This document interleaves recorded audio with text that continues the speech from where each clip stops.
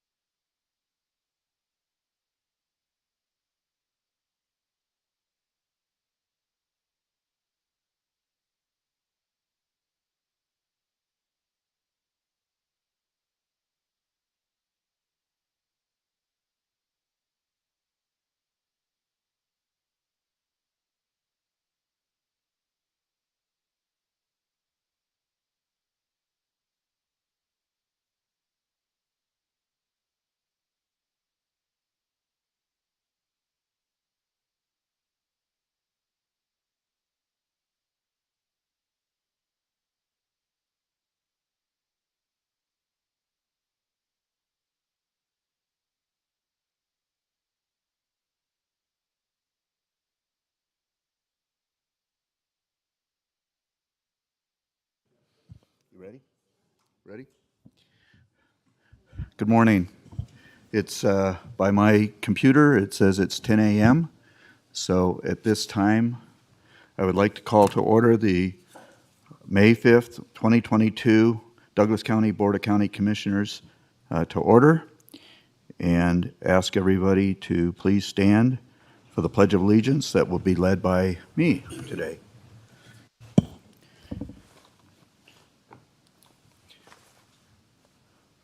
I pledge allegiance to the flag of the United States of America and to the republic for which it stands, one nation under God, indivisible, with liberty and justice for all.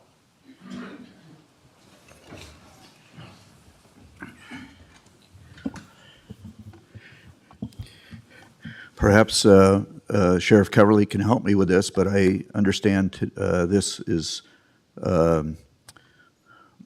something about Sheriff's Awareness Week or National Sheriff's Week or National Law Enforcement Week? So it's Law Enforcement Memorial Week. So Okay.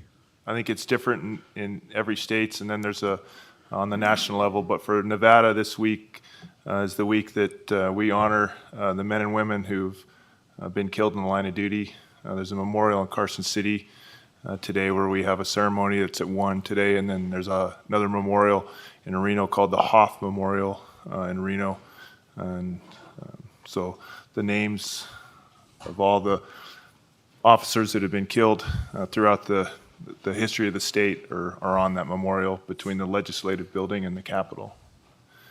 So yesterday, there's a run from Las Vegas to Carson City, and it's officers from each agency that the run goes through, and all over the state carries the names of all the fallen, and then it's delivered to Carson City. That happened yesterday, so apologize for the big traffic jam in town, but as we were running through Douglas County, we realize it's a inconvenience traffic-wise, but it's something that's important to us that we remember those men and women that have given the ultimate sacrifice and keeping our community safe.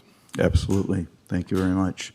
And so I did get questions about why the flags are flying at half-staff, and that's the reasoning behind that, a proclamation issued by Governor Sisolak in that regard. So is that going to be all week, I believe, right? I'm not sure if the flags will be at half-staff all week or just today, but the events, Okay. It's the entire week. There's something going on all over the state. Okay. I wanted to also indicate that today, I believe, is National Prayer Day also. So there will be a rally at noon in Minden Park, and so we'll be making every attempt. The commissioners have been asked to join in that, so we'll be making every attempt to break our agenda at that time, and those interested can go down and visit Minden Park to that National Day of Prayer thing. So at this time, public comment. Public comment is limited to 3 minutes per speaker unless additional time is granted by the chairperson. The Board of Commissioners uses timing lights to ensure that everyone has an opportunity to speak. You will see a green light when you begin, then a yellow light, which indicates that you have 30 seconds and should conclude your comments. Once the light turns red, we ask you to please sit down.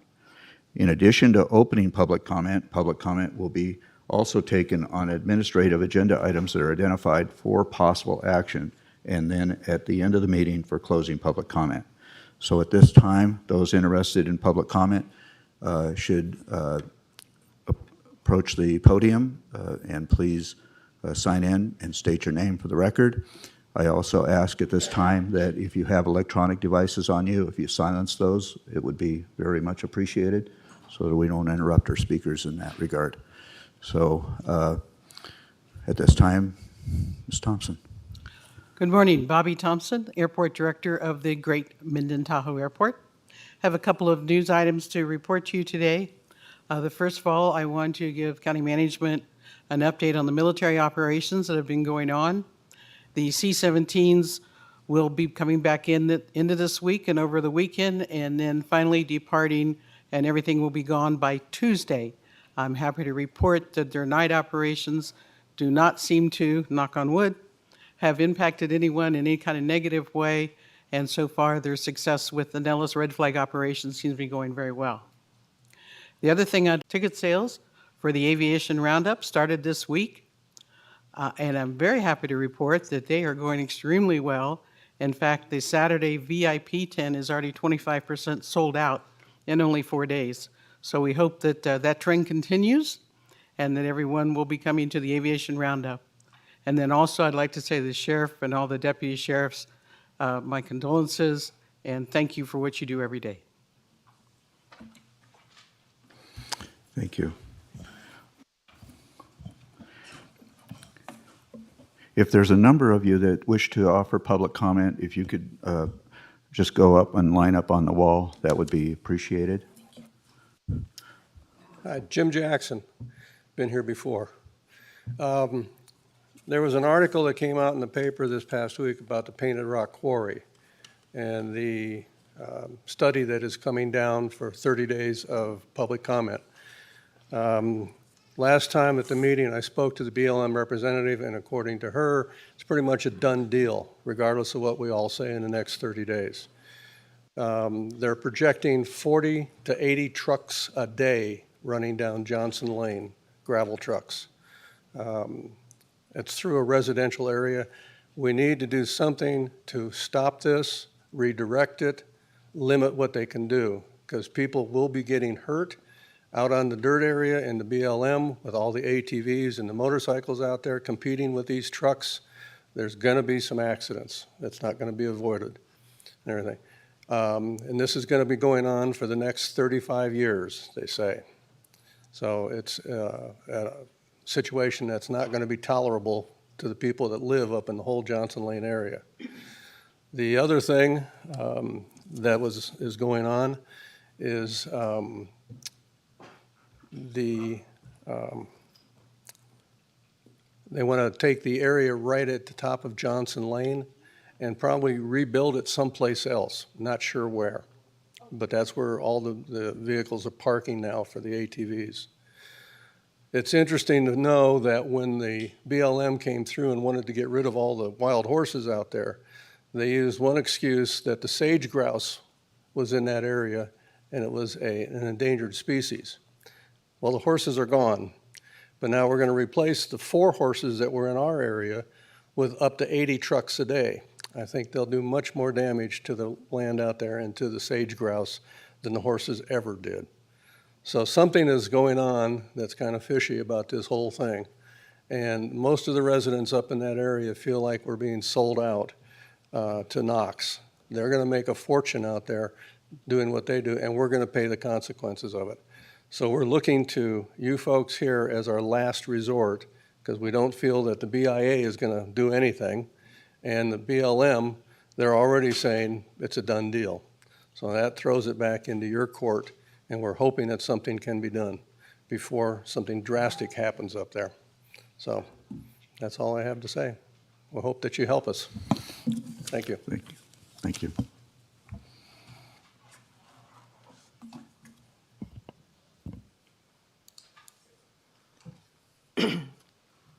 Good morning.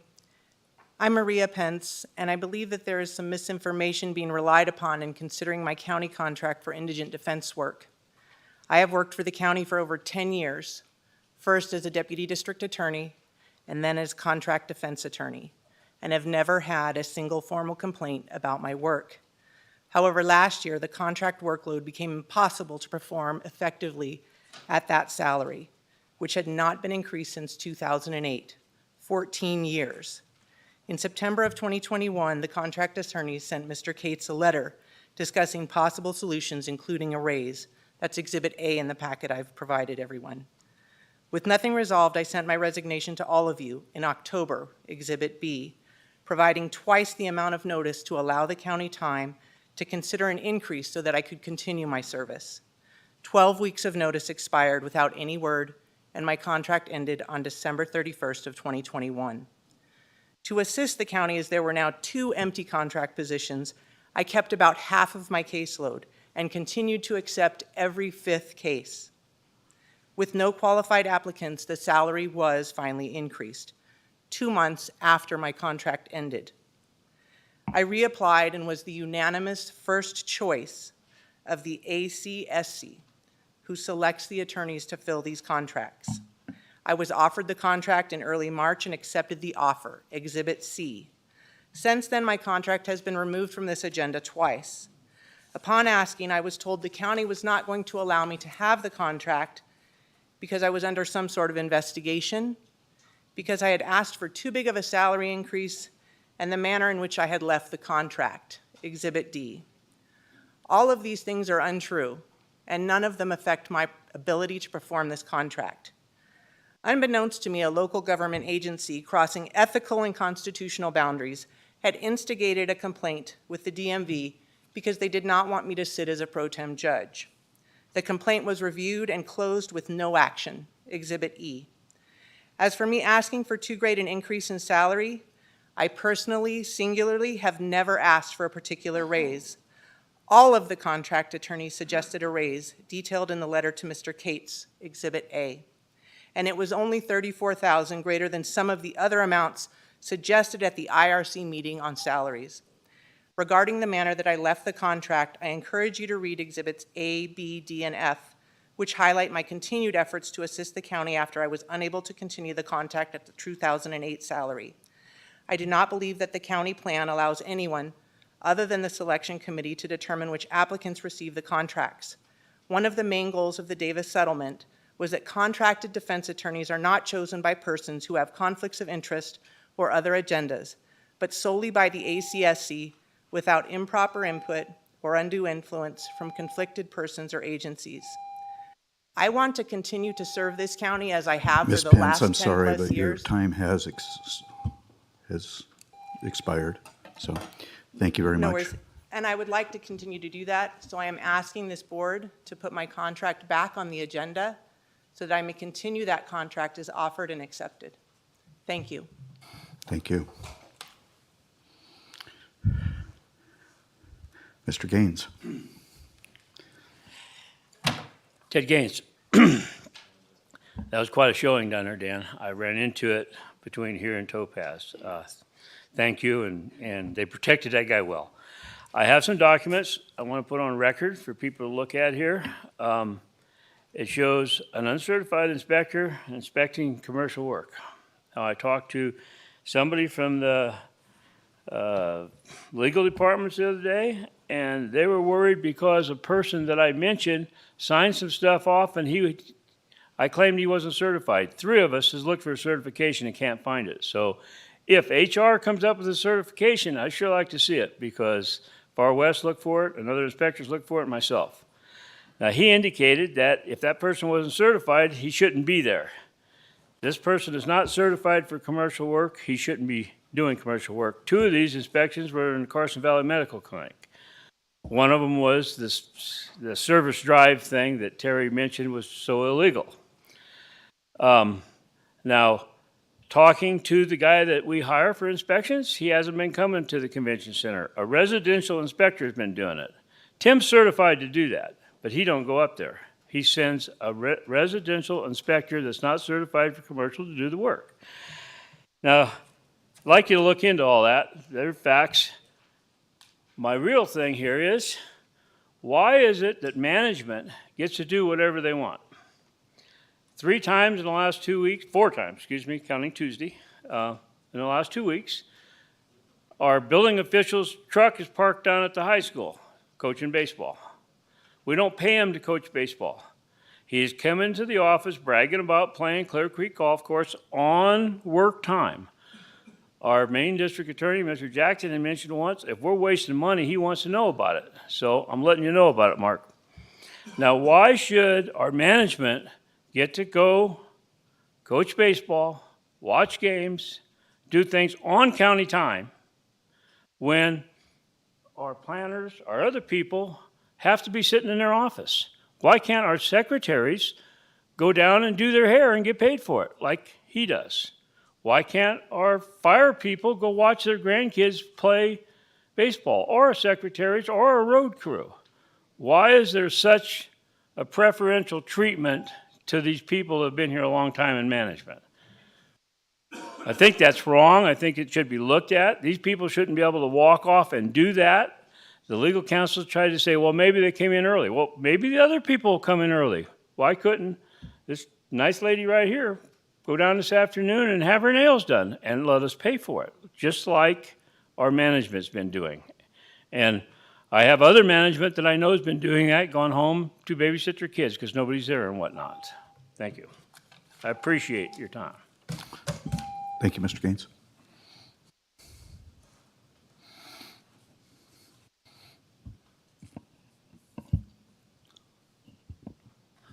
Jim Slade. I was appointed to the Planning Commission on April 7th, but there have been no meetings of the Planning Commission in the intervening 4 weeks, nor are there any scheduled for the next month, so I've never heard any items as a Planning Commissioner. When I was appointed, of course, I did not forfeit my First Amendment right to free speech, so I will continue to make public comments as a private individual to the Board of County Commissioners as I deem fit, just as I have done several hundred times over the last 20 years. I will say, however, that I do not plan to ever address the board on matters that have come before the Planning Commission when I am serving as a member. If I ever do that, which I don't think I will make it abundantly clear that I have heard that item as a Planning Commissioner. At your April 21st meeting, I commented on wildfire fuels reduction, on what I considered was an unfortunate name for a business requesting a liquor license, and on my opinion that the county manager deserved a 3% raise. I trust that none of you thought that I was commenting as a planning commissioner, as none of those items were related to planning matters at all. It has been suggested to me that every time I make a public comment to the board while I'm a planning commissioner that I should identify myself as such and indicate whether I am commenting as an individual or as a planning commissioner. I have not seen anything in the open meeting law or the ethics law that would indicate that that's required or even recommended. Since I never plan to comment on matters to the board that I have heard as a planning commissioner, it would be my preference that you assume that I am speaking as a private individual at all times unless I indicate otherwise. That would likely save the board and myself some time. If the board, however, would like me to indicate each and every time that I'm speaking as a private individual, I'm willing to do that if the chairman and deputy DA find that advisable. I did speak to Maureen Casey, the chairman of the Planning Commission, this morning, and she stated that after stating my name for the record, if I just added the 4 words, speaking as an individual, that would be sufficient. I'm willing to do that if that is your preference, and I would just ask that you let me know how you'd like to handle this at your earliest convenience. Thank you. Thank you, Mr. Slade. Are there any additional public comments here in chambers? Please.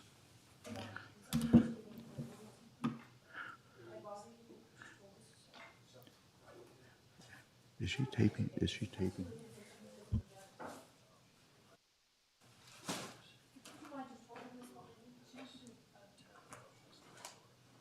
drove 2 hours, so I just want to make sure that the 3 minutes count, if that's okay.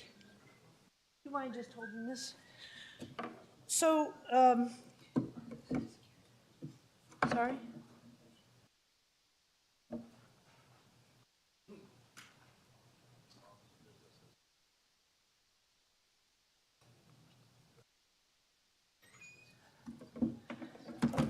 Is this?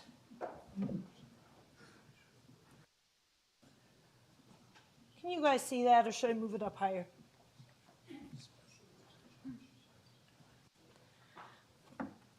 So, If you would please sign in and state your name, please. I'm Michelle Meller. And thank you. I would remind you that you have 3 minutes. Okay. And on items that are within the jurisdiction of the Board of County Commissioners. So, thank you. Okay. So the item that's coming up, we all know it's not about the parking. It's about the legacy you want to leave and secondhand anti-Semitism. So when the legacy that you want to leave, is it going to be about, when you look in 20 years back at your time as a commissioner, is it going to be about 2 failed businesses? Or is it going to be Can about... I ask you a real quick question? Sure. Is this in regards to item number, if I'm not mistaken, this might be in regards to item number 2 on our agenda? Well, it's related the, to the rising anti-Semitism in general in the United States. Right, okay. I would ask you to hold your comments until that time when that agenda item is before us, rather than public comment, unless you need to leave. And then, of course, we'll entertain that. So should I finish? I'm kind of exactly at do you want me to finish? If you're limited in time, yes, we'll go ahead and hear it now. Okay, just understand. Wait, repeat what you said, I'm sorry. Okay. I believe what you're talking about is the synagogue issue, if I'm not mistaken, Right. at Lake Tahoe. And in that regards, that's item number 2 on our agenda. Yeah. Now, we ask that you hold your public comment until that time when that agenda item is in front of us. Okay. However, if you're constrained by time and need to leave chambers, then you may proceed at this time, understanding that when that item does come up, you will not be allowed the 3 minutes at that time. So I think that's I'd all. I rather just want to do it now, understand, just in we case. all understand the ground rules, that's all. Okay, sure, Okay, sure. Thank you, and I didn't mean to go out of protocol. okay. Sure, sorry about that. So I'm just going to start over because I was a little bit derailed. So I think all of us in this room, I don't think there's any surprises. We all know it's not about the parking. Orthodox Jewish people don't use their cars on holidays when they typically go to pray. What this is about is the legacy that you guys want to leave as commissioners in secondhand anti-Semitism. Now, years from now, you're going to look back at your time. And the question is, do you want to look back at having helped 2 failed businesses or an organization that's known worldwide to do good deeds for the community? I'm not going to do anything to harm the 2 failed businesses, but the reality is they went up and are doing what they can to harm an organization that's known to do good in the community, and it's on public record. So the reality is, who's going to want to do business with them long term? Chabad, on the other hand, is there. Oh, here's on public record about the two organizations trying to hurt them.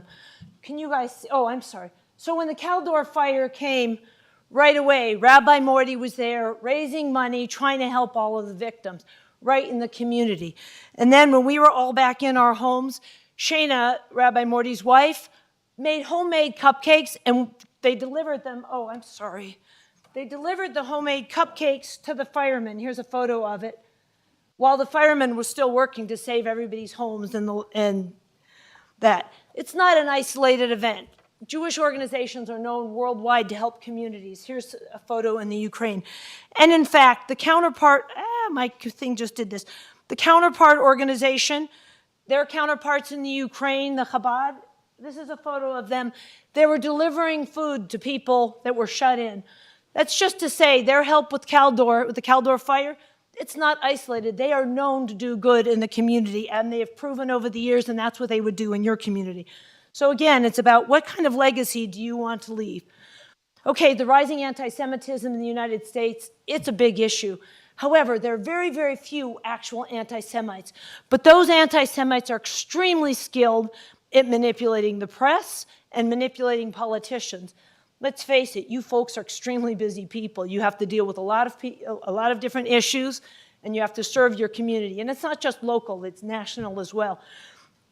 So this is just a photo last week. Oh, sorry that it's crooked. It was in the news that in North Carolina, people put swastikas all over a dormitory. But it's not like it's last week. It's every month. There's many incidents of such things. And when I'm saying that the few anti-Semites are extremely skilled at manipulating people, it's not that people are stupid. It's that people are very, very busy, and very intelligent people could be manipulated by these people. The point is, and this is the only part having to do with them directly, is that not permitting Chabad to do what they want in the community is nothing short of anti-Semitism. So please don't do anything to harm them in your community. I'm sure your community will appreciate all of the good deeds that they will do. It's not about the parking. Orthodox Jewish people rarely use their cars on holidays. Thank you. Thank you. Sorry about that. Thank you. Okay. Do we have any other further public comment here in chambers? Sensing none. Ms. Johnson, is there any public comment online? Thank you, Mr. Chair. Marcia Johnson for the record. I do have someone online who has indicated they would like to provide public comment. Ellie, do you have opening public comment at this time? Yes, I do. Thank you. Ellie Waller, I'd like to make a request for consideration for upcoming meetings that any information being provided that affects an approval be submitted at least 24 hours before an approval, so all in the public and you as decision makers have ample opportunity to prepare meaningful responses. Thank you.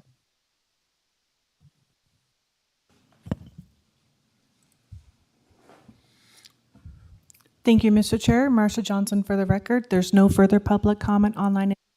Thank you. Mr. Ingalls, did you have public comment? Yes, April 30th was the official end of the Vietnam War. And I know we have several Vietnam vets in here, Dick Schwabe, Marine, and there's 3 of us up here on the board who are Vietnam vets. And I'd just like to comment on the Secretary of Defense back at that era, Robert McNamara, who was an absolute putz. This guy was a disaster. And but we got through it, 65,000 guys killed. So this is in memory of them. Thank you. Thank you, Mr. Ingalls. I additionally had 2 stepfathers and a brother that served in Vietnam. So anyways, I appreciate your comments, Mr. Ingalls. Sensing no other public comment at this time, we'll close public comment, and I will ask for the approval of the agenda. We have been notified that item 6 needs to be pulled from our agenda. So at this time, I would entertain a motion to approve the agenda minus item number 6. Mr. Chairman, I move that the agenda be approved with the removal of item number 6. Thank you. Okay. Motion by Commissioner Rice, seconded by Commissioner Noah Sad for the approval of the agenda minus item number 6. Sensing no discussion, all those in favor signify by saying aye. Aye. Motion passes 5-0.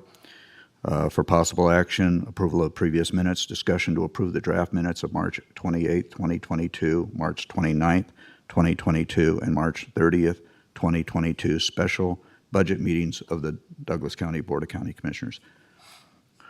I'll entertain a motion.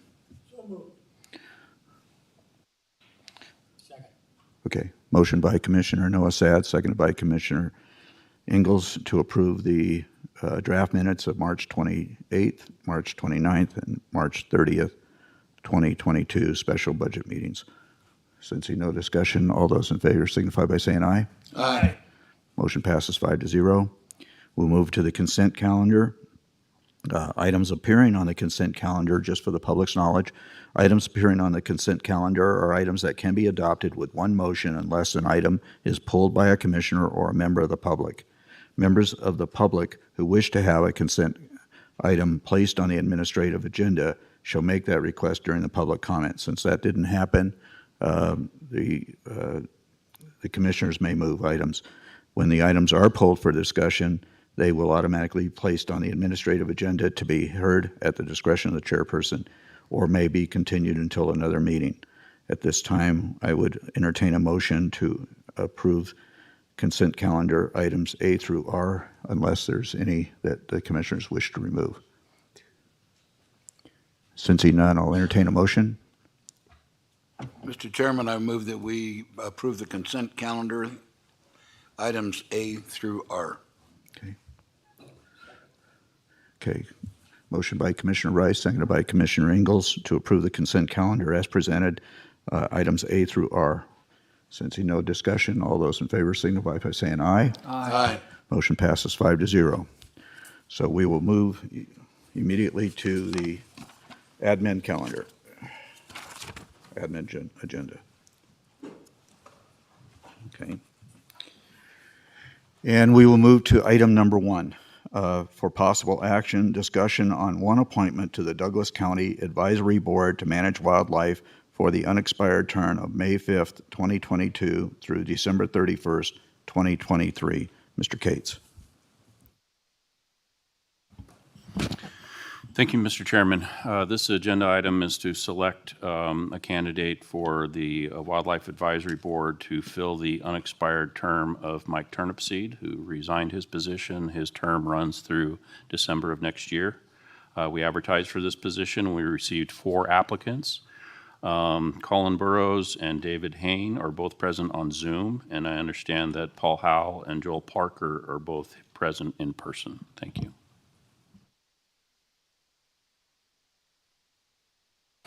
So we will ask each applicant to come to the microphone, provide us with 3 minutes if they wish, so we can entertain those. And do we have any, are either one online also? Both, 2 of them are 2 here. Okay, very good. I'm trying to look for my agenda item here on the, so I know, have the, which one are those first? 402, thank you. Okay, we're going to do this in alphabetical order, so I'm just trying to get to that page.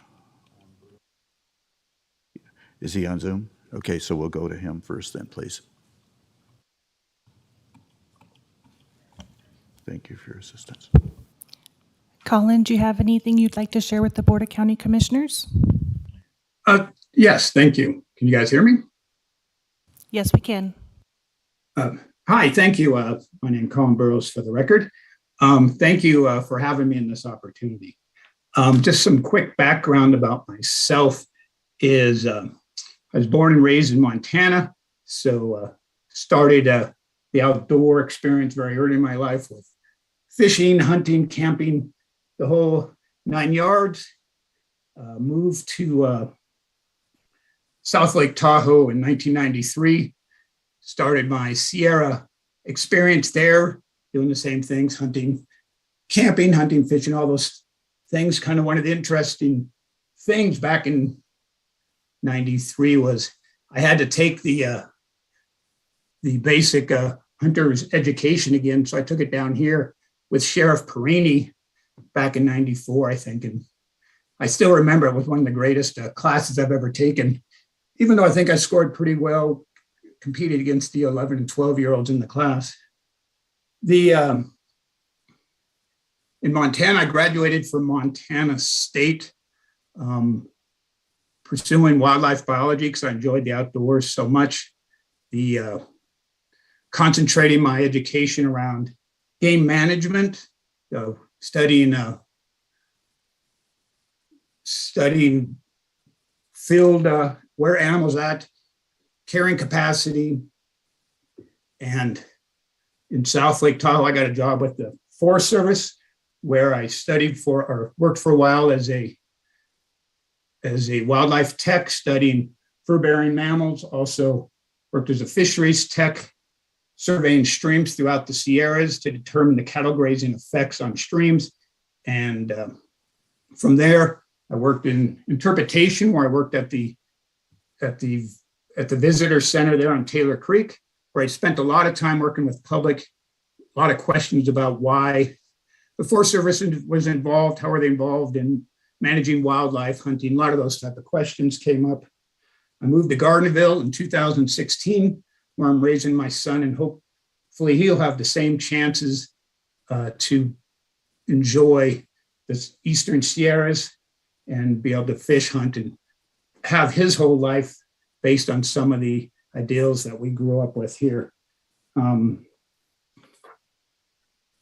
I think my goal of being on this committee is to have the future the same as I had for my son. So helping balance wildlife, nature, the public, dealing with the upcoming drought, the consequences of animals, where they're going, moving out of areas back into where things are green, such as we've seen animals already moving back into Genoa and Gardnerville with bears and lions, and we'd like to help support the wildlife management through the use of the tools that are with us, which is part of hunting and regulating what we're doing from that.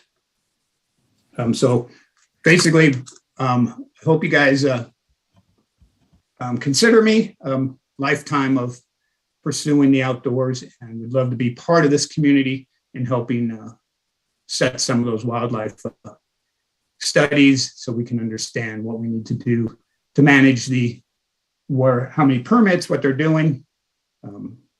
My last tag I got drawn was right in this area with chasing deer with a bow and arrow in zone 192. And let me tell you, it snowed all of December and I had to pull out snowshoes, but it was a great opportunity, and I'm very happy that Nevada offers those. Thank you very much. Thanks for your time. Okay. Thank you. The next one is, well, I should ask, Commissioners, do you have any questions of Mr. Burrows? Okay. Then we'll go to Mr. I'm not sure exactly how to pronounce this, so I'll take a shot at it. Obviously, the first name is easy, David, but Han, is it? It's David Hain, for the record. Okay. Mr. Hain. I just want to thank everyone for the opportunity to apply for this position. A little bit about myself. I grew up in Wisconsin and been hunting fishing since I was about 2 years old, could hold a fishing pole. And I moved out to Nevada into Douglas County back in 2006 and was lucky enough to draw a lot of tags over the last 16 years, where there's only a few years where I didn't have one, but I was able to go hunting and fishing with some of my friends in those years. And I put my boots on the ground in a lot of areas of the state, mostly the middle part of Nevada and northeastern Nevada and the Granite area. And I noticed like a lot of changes in the amounts of animals I used to see, especially like in the granites, where back in 2007, I had videos of like 27 mule deer bucks coming in on an antelope hunt. And then I drew the tag 10 years later, and the biggest buck we saw in 9 days was a little forky. And so I kind of wanted to help have a say in what goes on in Nevada, and hunting and fishing is really important to me. And I like to see what's best for the animals in the area. I went to school in University of Wisconsin, Platteville, became a environmental engineering degree, civil engineer in Nevada. So I like to do everything outside, and I just kind of want to have a say in the hunting and fishing rules in the area and do what's best for our native wildlife. Is there any other questions that you guys would have for me? Commissioners? Thank you, Mr. Hain. Apparently, there's no questions from the board right now. The next person is Mr. Paul Howell, and I believe he's here in person.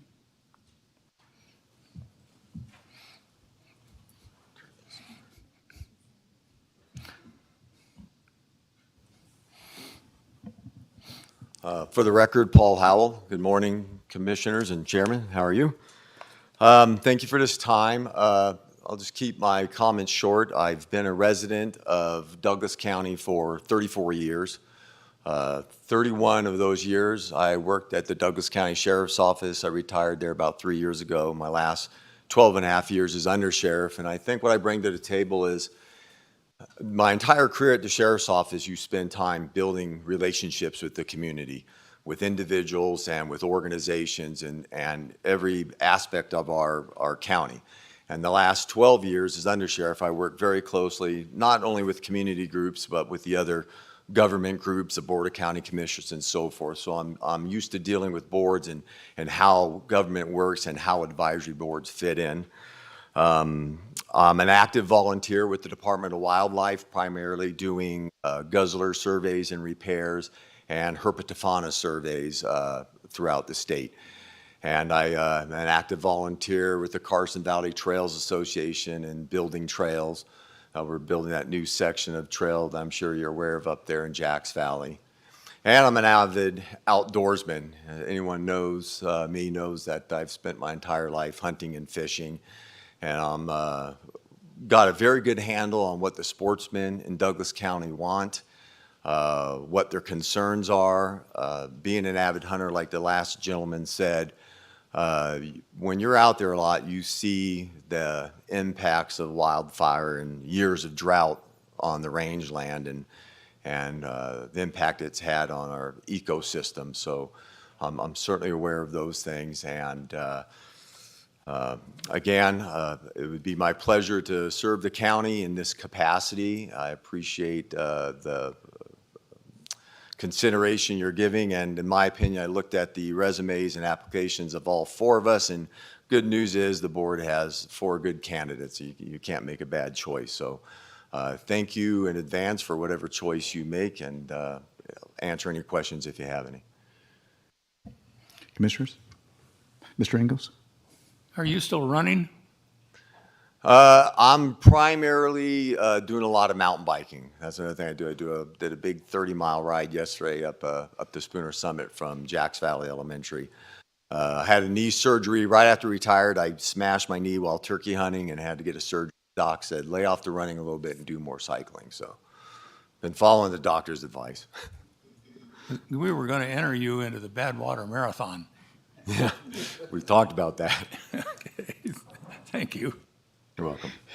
Any other questions, Commissioners? One question, have you ever had any more battery problems with your motorcycles? No, I haven't. I've been paying more attention to that. Thank you. Haven't got stranded. Okay.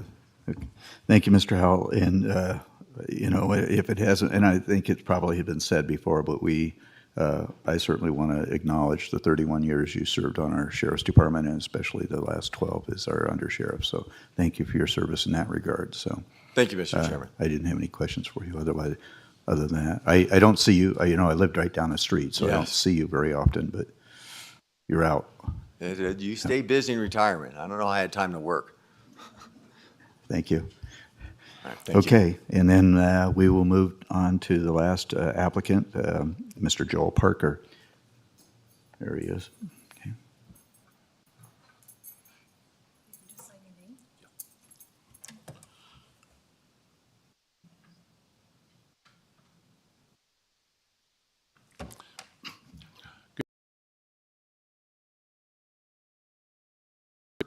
I'm a relatively newcomer here to Douglas County. We moved up here in October 2017. It was a little dicey. That was when they had the Slickard fire, and it burned within about a half a mile of our home at that time. So we felt quite fortunate to have a home to move to. Brief synopsis of my employment history. I graduated from California State College at Los Angeles with a degree in industrial arts. My thought was to be a high school teacher, but at that time it didn't fit. I spent 23 years as a firefighter medic with the city of Los Angeles. Concurrently, while I was doing that, I managed the Family Investment Trust and construction business. Following retirement, I went fly fishing with my wife for 5.5 to 6 years. Had a great time, but I felt the need to do something a little more. I got a teaching credential, and I used my industrial arts degree. I taught shop classes for 13 years in a, I don't want to use the word, let's see, in a deprived or a low-income area. And several of my students learned the skills to go on and do apprenticeships and move out of the ghetto with good paying jobs. I feel quite proud of that. Some of the qualifications that I have that would help in this job. I'm a lifelong hunter and fisherman. I got my hunter safety class in 1957 and have been hunting and fishing ever since. I worked for the National Forest Service as a volunteer in the San Bernardino National Forest in the late 80s, early 90s as a backcountry wilderness ranger in the winter. I would go in on either snowshoes or touring skis and assist the public in that way. I belong to the local Sierra Fly Fishing Club and am active in that. We support several conservation projects through it, and also Casting for Recovery, which is a program for women recovering from breast cancer primarily. And that pretty well sums up what I've done. Any questions, gentlemen? Commissioners? Seeing none? Thank you very much. Thank you. Okay, at this time, this is for possible action. So at this time, since there's been no questions from the board, we will go to public comment. Is there anybody in chambers which wishes to offer public comment in regards to any one of the four individuals?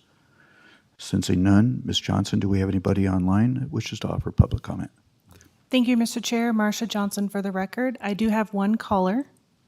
Caller ending in 5339. Do you have public comment on item number 1?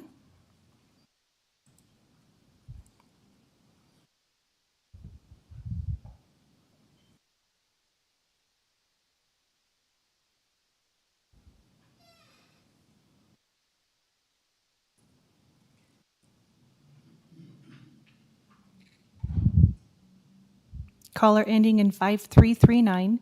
Do you have public comment on item number 1? No, it's actually the 246 Sierra Shadows. I came in late, so. Okay, we haven't gotten to that item yet. Okay. Thank you. Thank you. Mr. Chair, there's no further public comment online at this time. Thank you, Ms. Johnson. We'll bring it back to the board for further comment and action. Mr. Chairman. Mr. Rice. First of all, I have to make a disclosure. I've known Paul Howell for many years.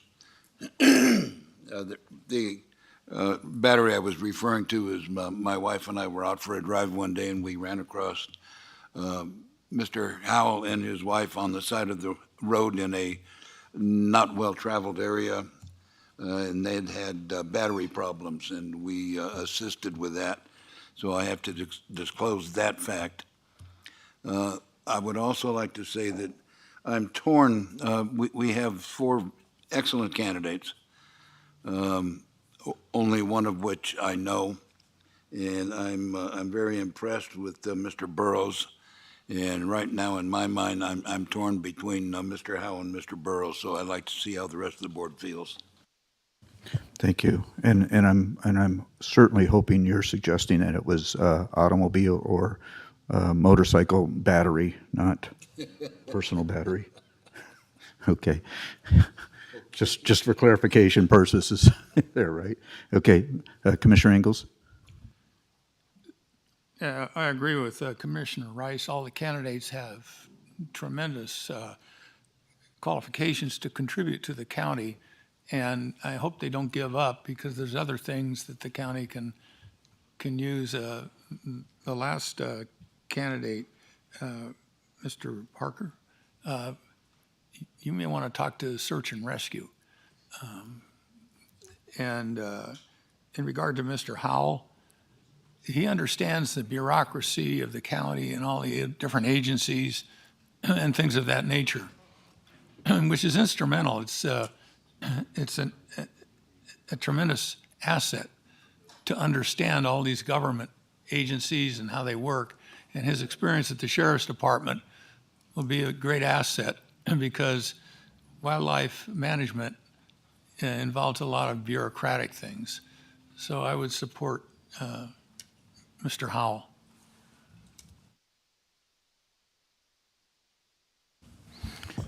Commissioner Nosad? And once again, Douglas County has offered a very serious choice to be made. Seems like every time we get people who want to run for these offices, we get the cream of the crop up here. But in looking at the background and the experience, I think I'm going to vote for Mr. Howell. Nothing to add, Commissioner Tarkanian? Okay, so anyways, at this time, I'll entertain and I concur with the feelings of my fellow commissioners that fortunately and unfortunately, we have a difficult choice, but at the same point in time, we don't have anybody, we can't go wrong on this decision, so that's good news. Anyways, I'll entertain a motion at this time. I believe we had 2 commissioners and possibly a third that indicated that they would be interested in seeing Mr. Paul Howell serve in this position. So can I Mr. Chairman, I'd like a motion to nominate Mr. Howell for the position of wildlife manager. Okay, so I have a motion by Commissioner Nosad, seconded by Commissioner Ingalls to appoint Mr. Paul Howell for the unexpired term on the Advisory Board to Manage Wildlife for the unexpired term of May 5th, 2022 through December 31st, 2023. Sensing no further discussion, all those in favor signify by saying aye. Aye. Okay, motion passes 5-0. Congratulations, Mr. Howell, and thank the other 3 candidates, Mr. Parker and Mr. Hain and Burrows, for applying, and look forward to perhaps having involvement by you folks in different capacities throughout our county. So thank you very much for applying.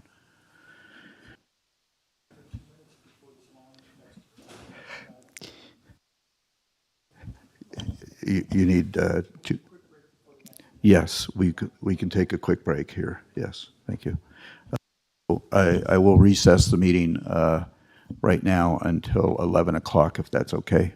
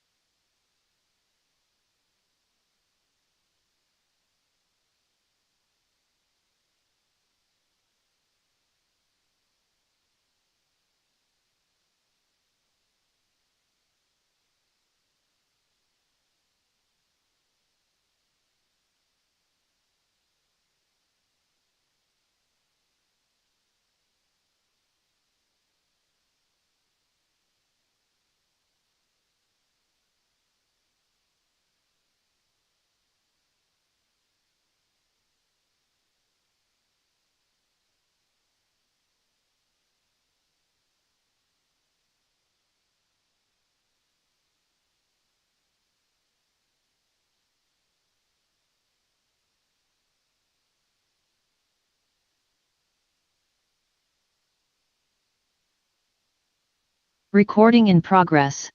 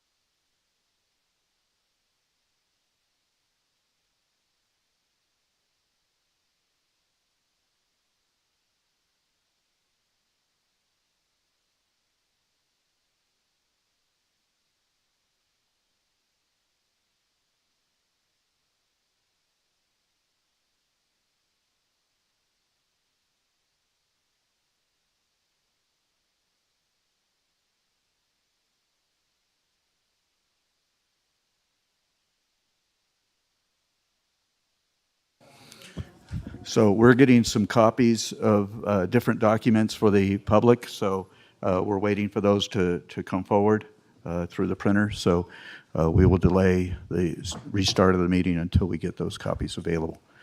Okay. Just so everybody understands.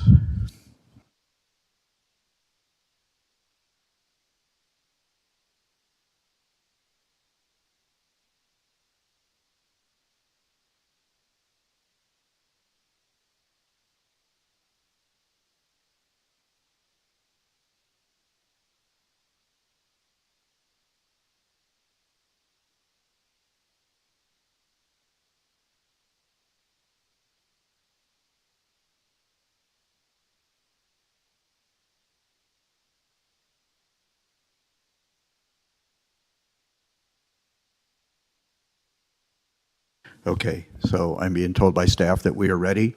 The copies of the documents that were requested are now on the public table outside the room, if you wish to have them.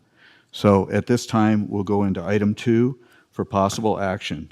Discussion on a request for a rehearing and possible rehearing of an appeal DP 22-0049 of the Planning Commission's decision to approve development application DP 21-0272, a special use permit for a synagogue, Shabbat Lake Tahoe, I hope I'm pronouncing that correct, located at 255 Kingsbury Grade in the T-MU/Town Center Tourist Mixed Use Town Center Overlay zoning district within the South Shore Area Plan of the Tahoe Region, APN 1318-26-101-009. This is being presented by Lucille Rao. I know that both councils in this regard have requested time to speak, and so at that time, and I've spoken with both of them, and when it's their time to speak, we will be allowing them 5 minutes each for their presentation. Okay. What's that? The presentation by the council, I'm talking, we'll still have public comment. Okay? And I believe they're in agreement with that, if I'm not mistaken.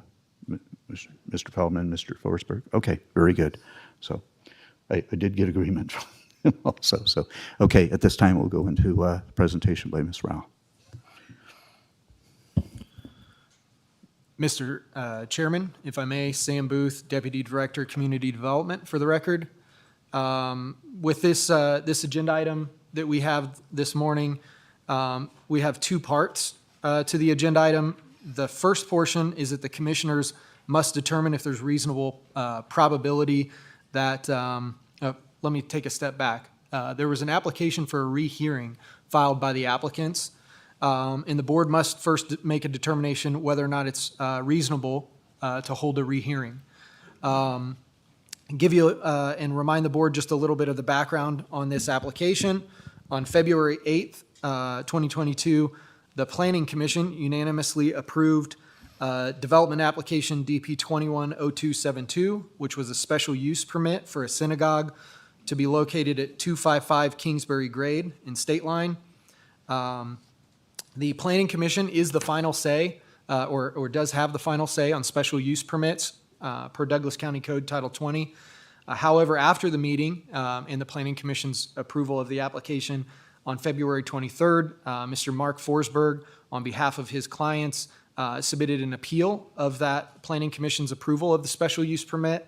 That appeal is heard by the Board of County Commissioners, and so on April 7th, the board heard the request for that appeal, found the appellant to have standing, heard a hearing, and voted 3-2 to rescind the Planning Commission's approval of the special use permit for that site at 255 Kingsbury Grade, for a synagogue to be located in the Tahoe Mixed-Use Town Center and the Town Center overlay within the South Shore Area Plan.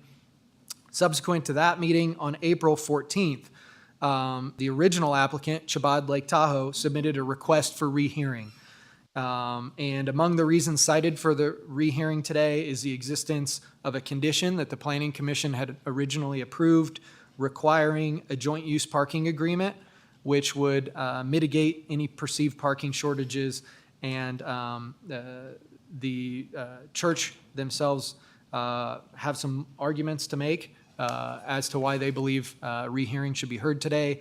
Would also note that since the last time the board has reviewed this item, just last night, staff was emailed by TRPA a copy of the joint use agreement that's proposed by Chabad and TRPA. I don't believe we have a signed copy, but that was submitted in supplemental materials to the board last night. And so just again, to circle back, the first item that we have to discuss today is if the board can determine that there's a reasonable probability that the evidence offered for presentation is material and may lead to a different decision, and the application for rehearing should be granted. With that, Lou Feldman is here to represent the applicant, and I think has some comments to make. Thank you, Mr. Booth. Mr. Chair. Deputy DA Sam Taylor? Yes, Sure. Mr. Chair, Sam Taylor on behalf of Douglas County DAs. In addition to what Mr. Booth stated, I believe there's some additional information that's pertinent to this, which I also believe the commissioners have notice of, and that is there's a letter of intent from TRPA indicating they have a desire to execute that agreement that you had been provided. I figured I wanted to supplement the record as to that point. Thank you. Okay. Mr. Feldman. So anyways, the way we expect this to work, I hope, is that Mr. Feldman will be speaking on behalf of the applicants for the special use permit. Mr. Forsberg would come forward as well. At that time, we will go into public comment in regards to the rehearing aspects of this, bring it back to the board for possible action in regards to the motion to rehear. That does take a supermajority vote of this board, so a minimum of 4-1 vote. And then if that particular action is granted, then we would go back into the rehearing of the item again. So we will be hearing public comment after Mr. Feldman and after Mr. Forsberg's comments, right? Okay, very good.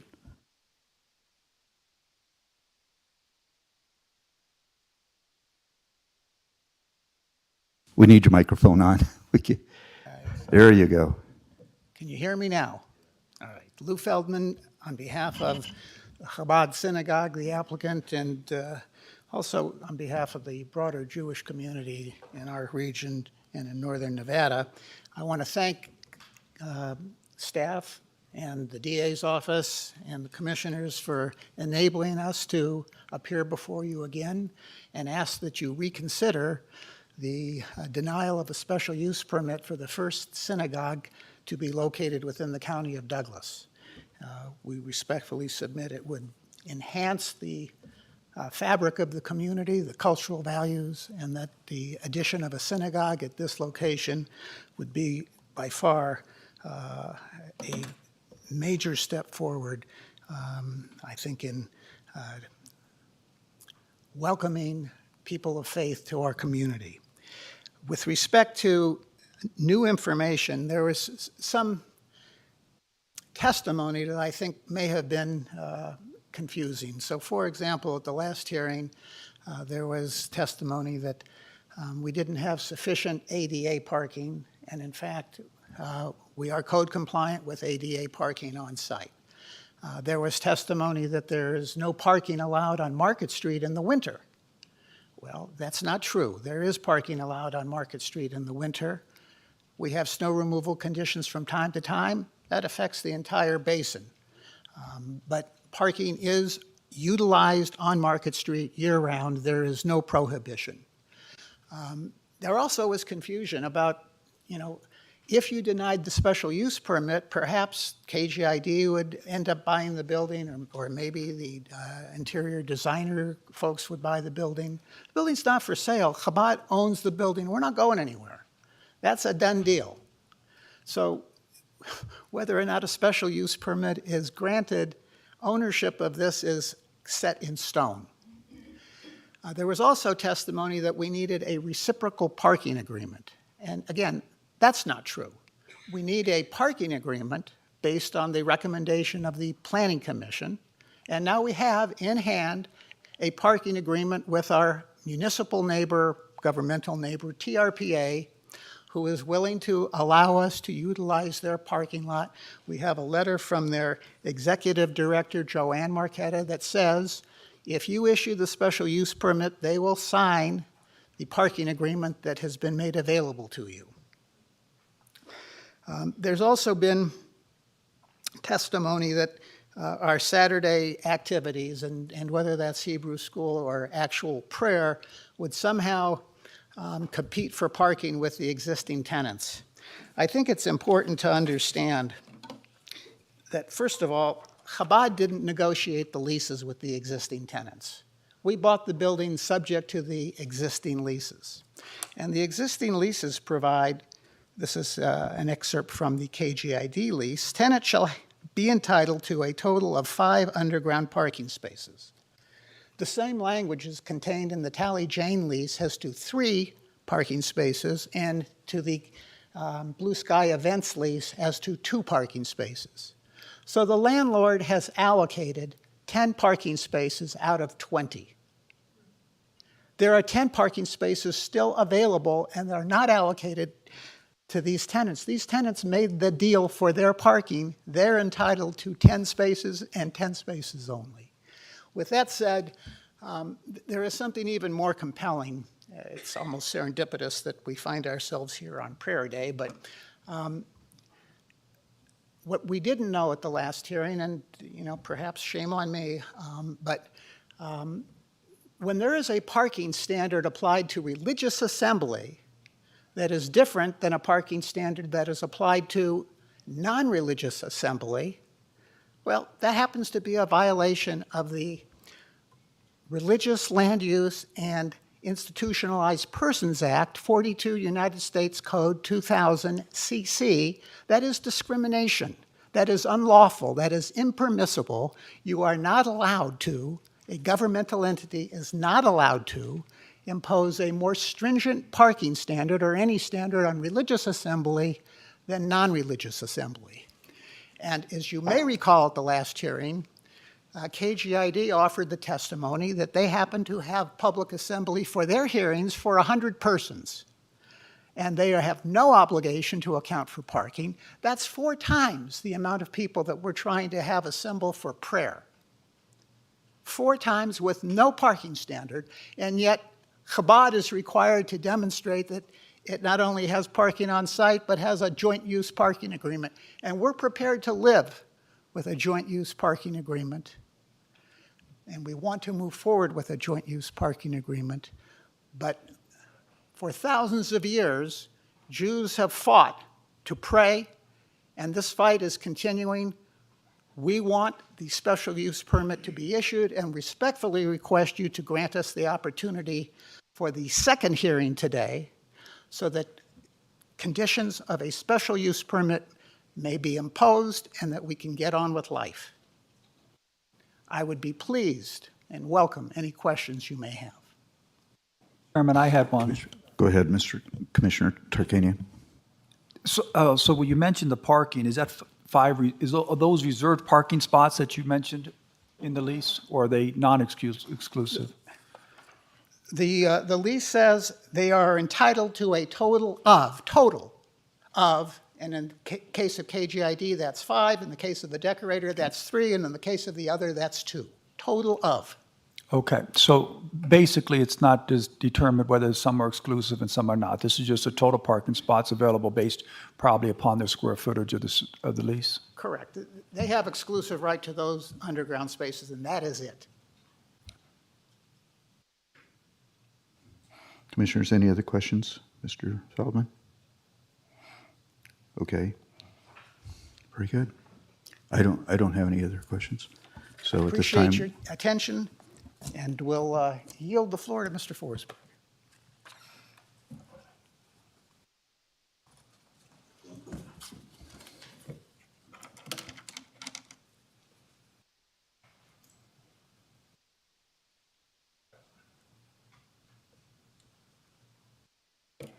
Good morning.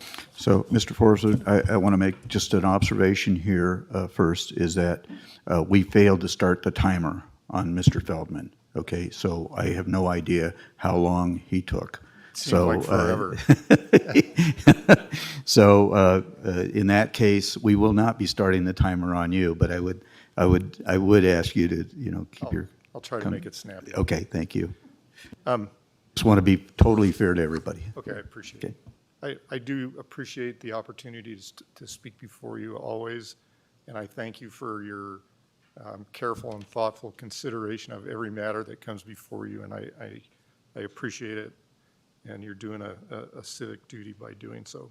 The last time I was here, I started my comments by saying, this is not a matter about culture or who delivers food to the poor or any of these other issues. This is a matter of what the Douglas County Code requires and what the evidence was at your prior hearing. And it disappoints me that the agenda, I don't know what you call it, but your like staff report, it's not attributed to anybody, but it talks about what you have to find in order to even grant a rehearing to start with. And these are legal standards, and there's 3 of them. And Mr. Booth talked about 2 of them, that that there's evidence that's material, but no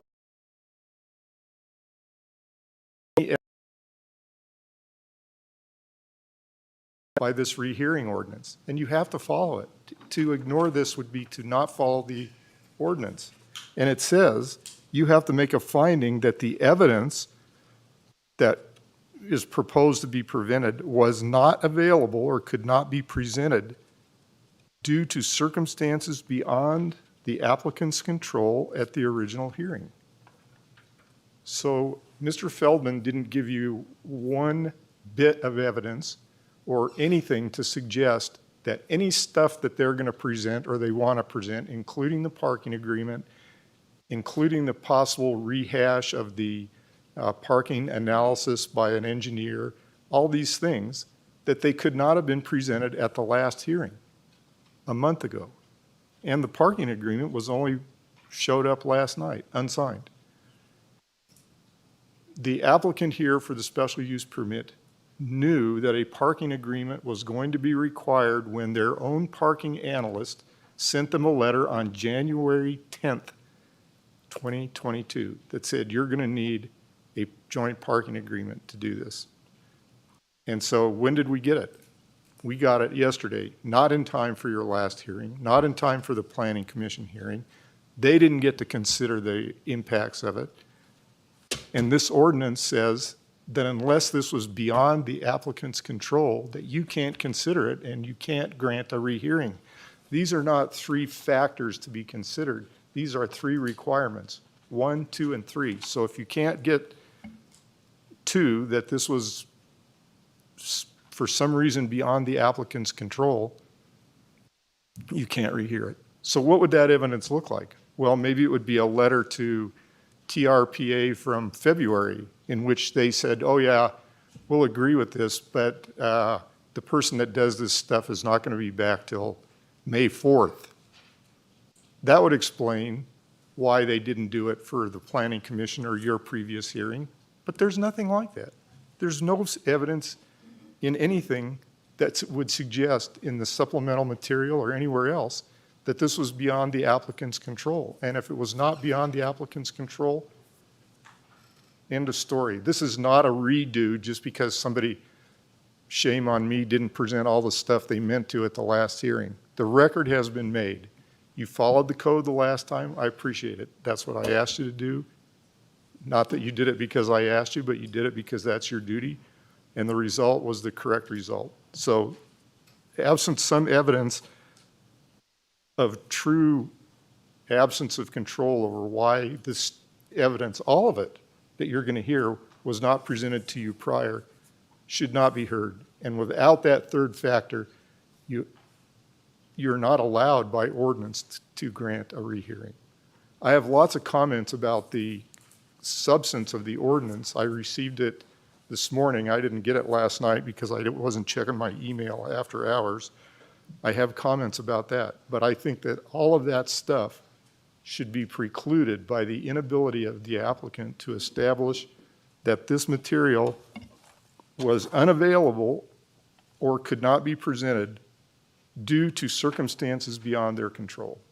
They had from January 10th to your previous meeting, your last meeting at which the appeal was heard, and really only until the Planning Commission meeting, I think, to present this evidence that they could get a parking agreement and that it would meet the requirements of the code. So that's what I'm asking you to do today, is to follow this provision of the code and say, there's no evidence before us at all, not one shred, not one sentence, not one word that says a reason why they could not present this evidence at your last hearing or present it to the Planning Commission when they knew on January 10th that they needed this agreement. And that'll put a quick end to this hearing, and you can move on to something else, which is what is intended by the ordinance, that this doesn't turn into a complete rehash and redo of a 2-hour-long hearing that you already did, unless there's something genuinely new and it was not available to them and they could not present it for reasons beyond their control. Questions? Thank you, Mr. Forsberg. Questions by the commissioners? I have a question for you, please. I'm not real good at remembering faces and stuff, but were you the attorney that presented at the last hearing? Yes, I was. Okay, and at the last hearing, didn't you testify that 1, they don't have an agreement, and 2, they can't get one because there's not one within 300 feet? I believe that that was the case, yes, because they hadn't. Okay, well, but the point is, that swayed me quite a bit. You testified that they could not get an agreement. Okay, so I guess my next question then is it your understanding that an agreement had to be signed before the meeting, or is it they had to have an agreement signed before they occupy the property for that use? Well, I think it needs to be signed. I don't think it's effective until it's signed. The agreement could be achieved after the planning commission meeting because they made it a condition.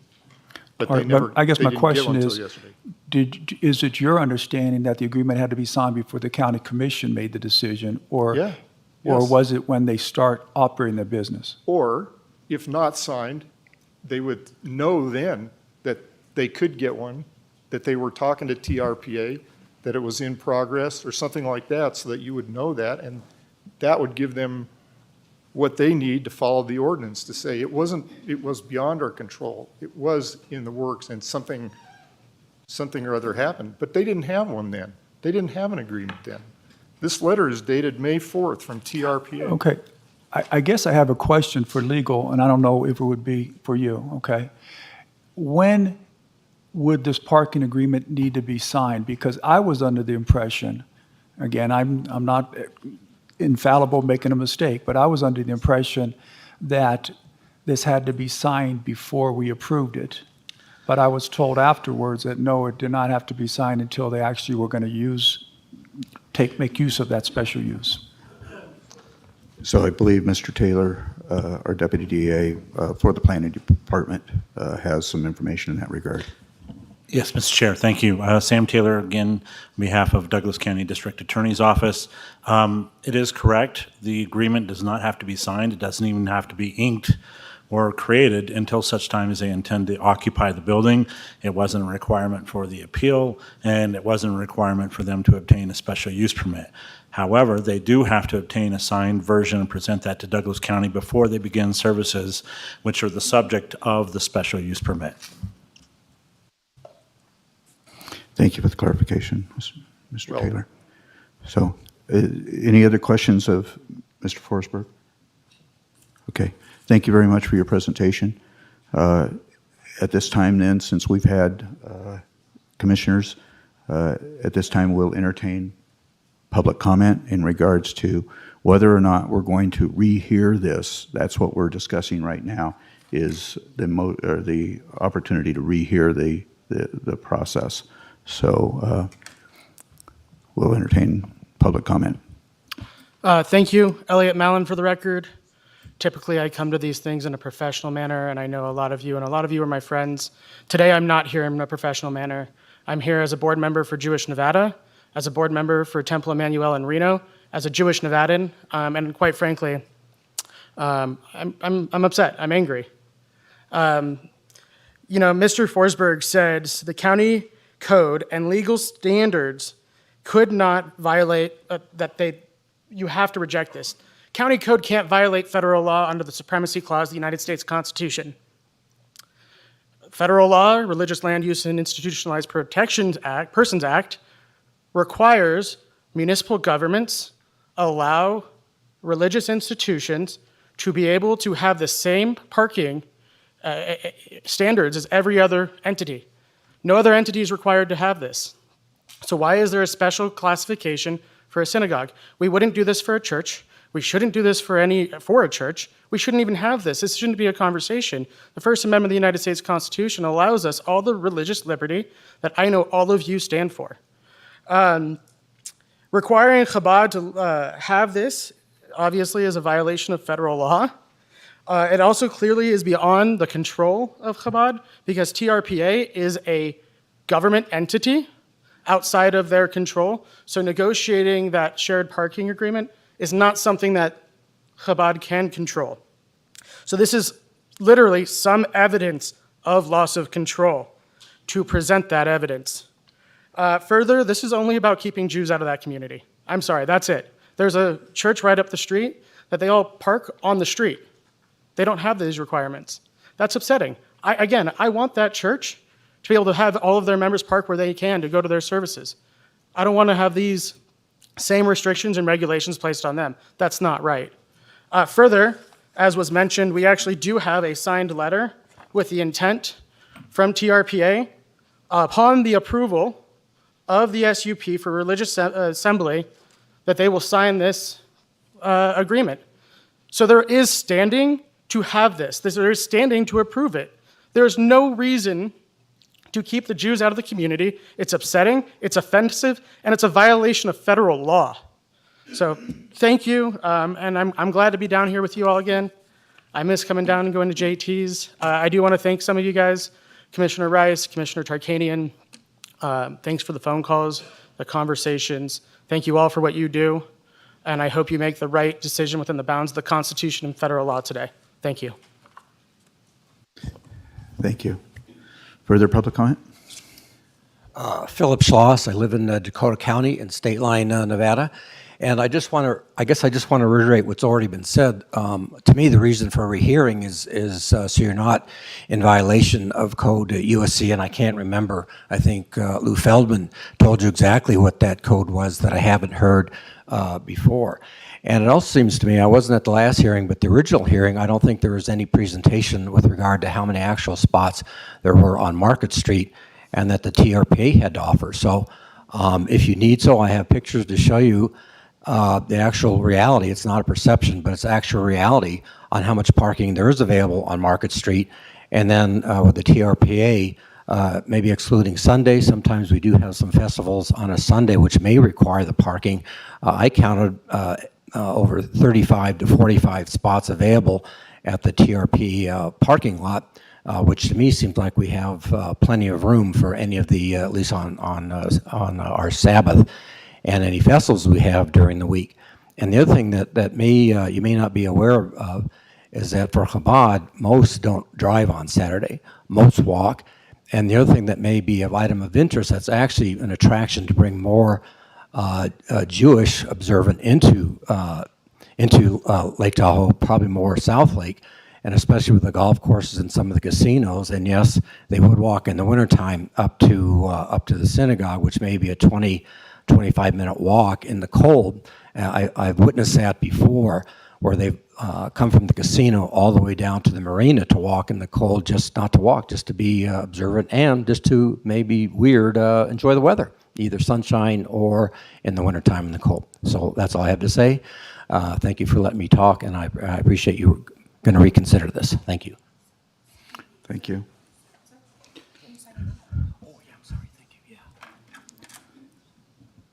Sign or print?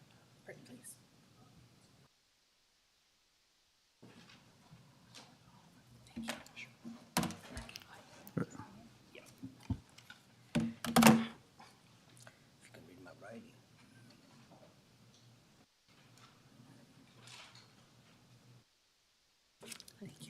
This is on? Yes. Okay. Good morning, everyone, Mr. Chairman and Commissioners. Mr. Chairman, I first would like to say thank you. You pointed out this is National Could you state Prayer your Week. name for the record? My name is Gerald Lassero. I'm sorry. You pointed out this is National Prayer Week.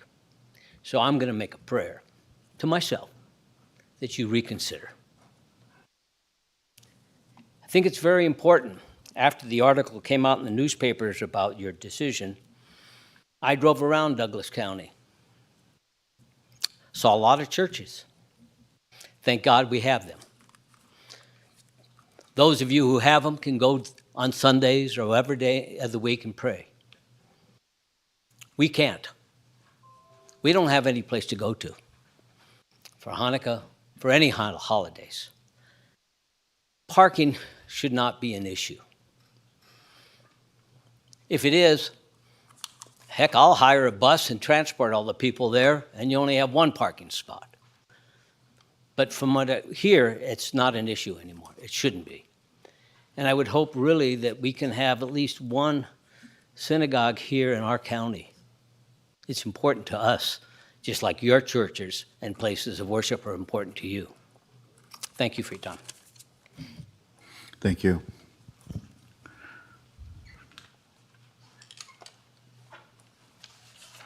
I did.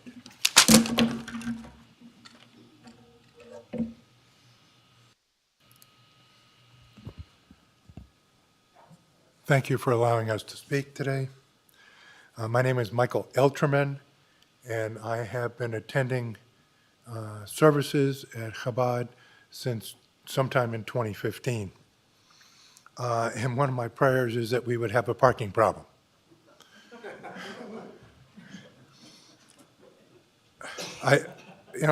I've seldom seen 10 men present at the services, unless it is the rabbi's family, who by themselves, make a minyan, from LA or New York, and they all walk. Other than that, what is called a minyan of 10 men through visitors who stay at the hotels. We are the light of Jewish welcoming and prayer in Lake Tahoe. And I'd like to add, I live in Gardnerville, on Shabbos, nothing during real business hours because most people walk. There'll be a few like me. Passover, nothing during business hours, but maybe one day there's some parking from people. Lag BaOmer, nothing during business hours, and I realize most of you don't know what these holidays may be, but I don't have time to explain them. Shavuot, at least most, one business day, 3 weeks, nothing, no special services. Rosh Hashanah, at most 2 business days for 4 hours. There's more than that, but it's after business hours. Yom Kippur, same thing, but 1 business day. Sukkot, nothing because we have to be under Sukkot, Sukkos, and that's at the rabbi's house. So Simchat Torah, 2 business days, and let me skip a little bit. There's a total business days of 8 business days a year, if all fell on weekdays. 260 work days, and there are 11 federal holidays, 249 business days per year. 8 days is 3.2%. I don't see a problem with the parking for religious services, and this is or would be the only Jewish religious site in Douglas County. And for 3% of possible parking issues, you want to turn away a place of worship? I don't understand. And I'll take 2 more seconds to thank you all for allowing me to speak. Thank you very much.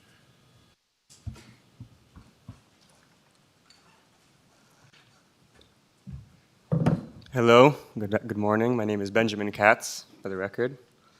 Just want to say thank you for giving me the opportunity to speak here. Like I said, my name is Benjamin Katz. I'm originally from Israel. I was actually born in the States and grew up in Israel my whole life. I just want to start off by saying I am a former military officer in the Israeli Defense Forces, so my condolences to everybody from the Vietnam War. Yesterday was actually Memorial Day in Israel, and today is Independence Day in Israel, so it's a lovely opportunity for this to actually happen. Everyone spoke a little bit about the parking. I'm going to focus my attention a little bit on me personally and what the rabbi does for people like me in this country. I'm a local business owner in South Lake Tahoe. I've been a resident for the past 4 years. I started a small travel agency that introduces skiing to Israeli families and foreigners alike who have never seen snow before. I'm grateful my parents taught me how to ski at a young age, and I'm happy I get to pass it on to foreigners who don't get to experience it like the rest of us did growing up in places like this.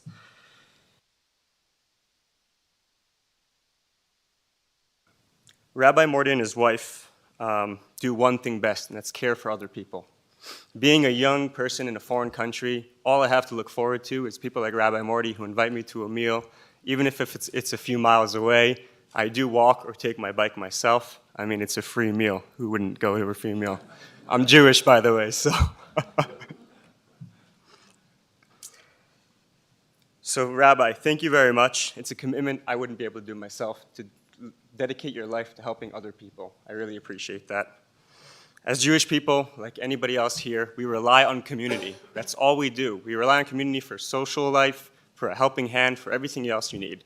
This center is not only a temple, not only a synagogue, but a community center for people like me to feel at home. It's a small spark in a big country that I am foreign to. Me, my Israeli employees and clients rely on Morty and this establishment for everything I need on a daily basis. I truly believe by accepting this appeal and opening your doors to Rabbi Morty and his wife, you're not only gaining a kind neighbor, but it's an added value to this community for people like me and for the rest of the people sitting here. So thank you very much for your time.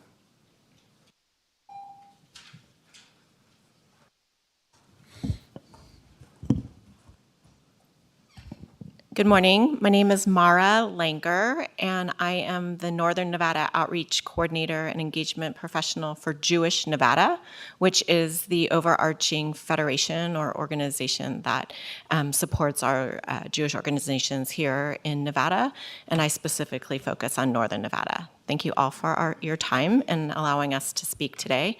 I want to echo what everybody has said before regarding the fact that the cost benefit, what we're looking at versus what the reality is a bit off-sided, that the place of gathering, the place of worship, the place of community building that Rabbi Morty and his wife Shana create within Chabad is significant to the growth and vitality of South Lake Tahoe, as well as this county as a whole.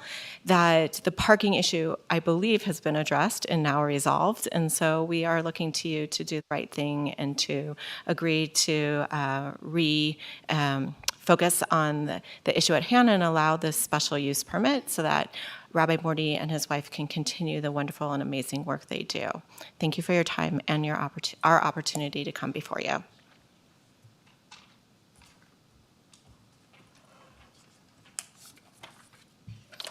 Good morning. My name is Leon Malmed. I am a full-time resident of South Lake Tahoe. My wife and I have owned a home in South Lake Tahoe since 1989. That is 58 years ago, mostly to get away from the growing anti-Semitism that happened in France when I left that country. I am a Holocaust survivor. My parents were taken away from my sister and me in 1942. They were exterminated in Auschwitz. A Christian family of 4 hid my sister and I for 3 years, 7 days a week, 24 hours a day, at the risk of their lives. In a time of misery, of famine, when the enemy rewarded people who denounced allied soldiers, Jews, and undesirables to the Nazis with food, religion were set aside.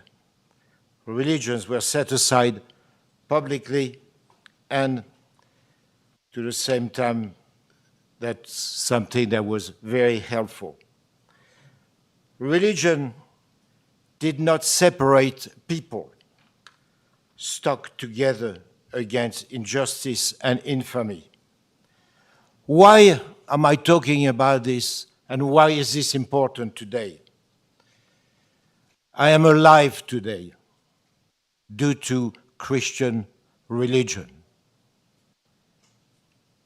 It proves that people are good in times of crisis.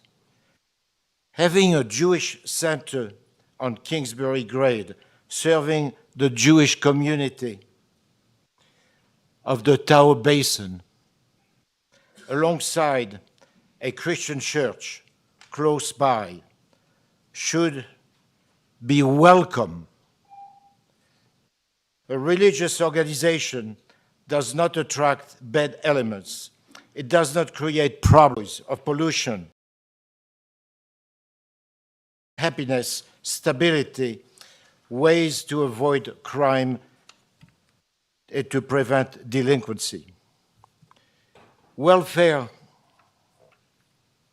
dependence, alcohol, stability, considering a world close to a potential nuclear catastrophe and thinking for the moment of the people on the other side of the Atlantic who would have nothing but to have a dispute with their invaders about 2 parking spaces 4 times a year.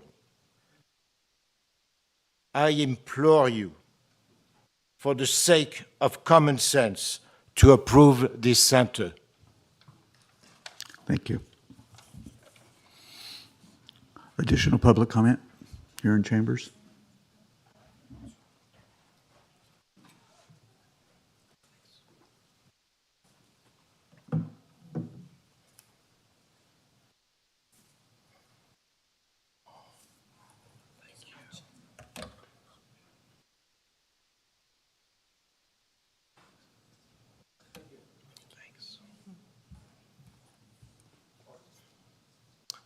My name is Noel Argent, and I don't have anything anywhere near as compelling as the last gentleman that just spoke to share with you. But I live in South Lake Tahoe. I'm a resident of California, so I take that with a grain of salt. And first, let me just say I really appreciate your service to the community and to the state of Nevada, and the discretion you guys have in making decisions like this that I know are not easy to make. So one of the things that's really interesting to me, this isn't where I wanted to talk specifically today, but I'm a pastor of a large church in South Lake Tahoe. Pre-COVID, we had about 500 people coming to our church. And even now, just with the restrictions being lifted, we're already back up over 200 people. We're in a residential area. And one of the things that's true about the basin that you probably are well aware of is there's no place that parking isn't an issue. It really, I mean, that's just something that comes with the territory. So one of the things you have to make a decision about is what kind of people do we want parking in our areas? Especially we have a mixed-use space available to us. It allows us to have the discretion as to what kind of communities, what kind of people we want to invite to inhabit those communities. And we're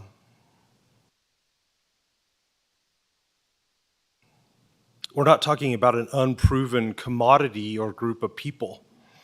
They have a well-established track record in our town.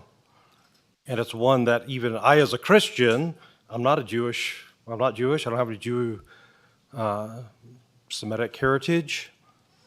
I would absolutely welcome Morty and the Chabad into my neighborhood.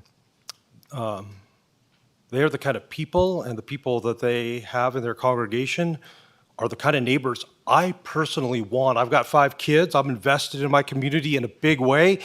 They're awesome people.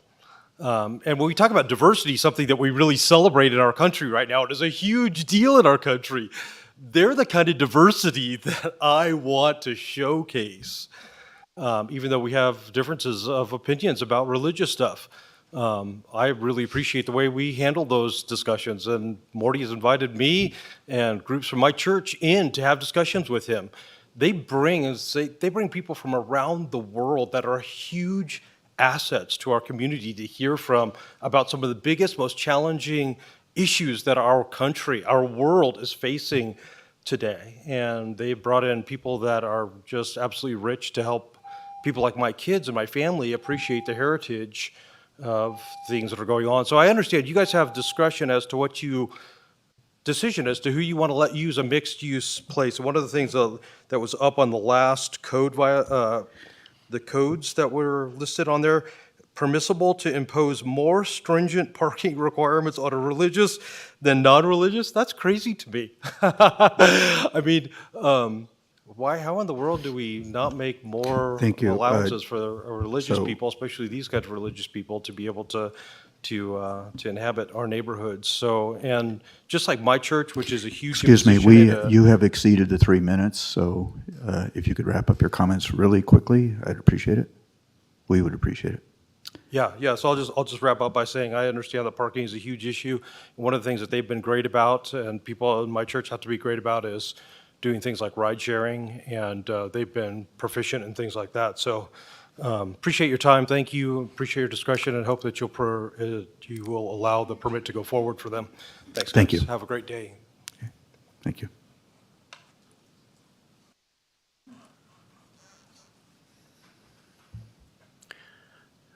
Jim Slade, I'm glad to see you're being generous with the time today. That's always good. Jim Slade, did I mention that? Yes. This item should have probably been two separate agenda items. Many of the comments so far have been on the merits of the underlying issue, not on whether you should agree to a rehearing, which I believe is the business at hand. And I trust you will allow a second period of public comment if you agree to a rehearing. But most of the discussion so far has not been about whether there should be a rehearing. So my comments at this point will be brief, and they are not really on the merits of whether you should have a rehearing or not. I just want to say how refreshing it is to hear Mr. Forsberg's spirited insistence that all the required findings must be met. I've been harping on that for years, the same insistence that all required findings be met for any approval. All too often that has seemed not to be the case, particularly with development projects, but always should be, to the letter and intent of all required findings. Thank you. Thank you, Mr. Slade. Hi there, my name is Nicholas Stewart. Thank you guys for the time. I am a resident of South Lake Tahoe. I was born and raised up there. I live down the street from Morty and his family. And I just want to encourage you guys to do a rehearing. Like the last gentleman said, I'd encourage you guys to go over that again. I think it'd be a mistake to not reconsider the value that they bring to our community in Tahoe. As a neighbor, they walk a lot. And when my wife and I had our first child, they brought us meals, and they continue to be an asset to our community. So I'd encourage you guys to rehear this. Thank you. Thank you very much.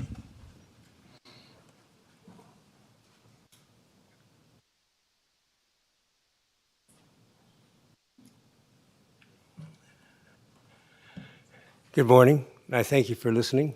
I think the last time I was here, it was court. I've been practicing law, well, since 1965. Excuse me, could you please state your name for the record? Melvin Laub. And my father came from Hungary, and my mother's family from Romania, to get away from anti-Semitism. I came up here, Douglas County, raised 4 children, 15 grandchildren, and 12 great-grandchildren. I know what anti-Semitism is, but of all the years I've practiced, I find Douglas County and Nevada not anti-Semitic. I think you're wonderful. I think you're just, and that's why I raised my family here. I'm sorry, I'm so emotional, but it's my life.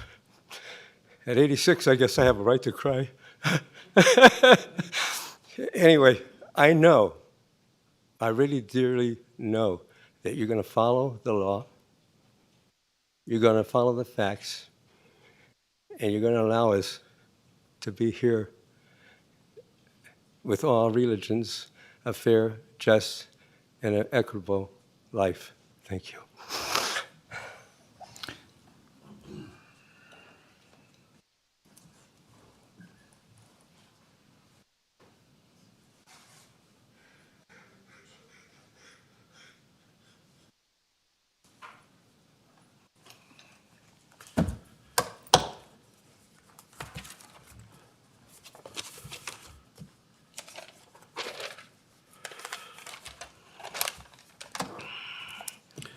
For the record, my name is Ryan Schiestel, Director of Tally Jane Interiors, the leaseholder, tenant in question.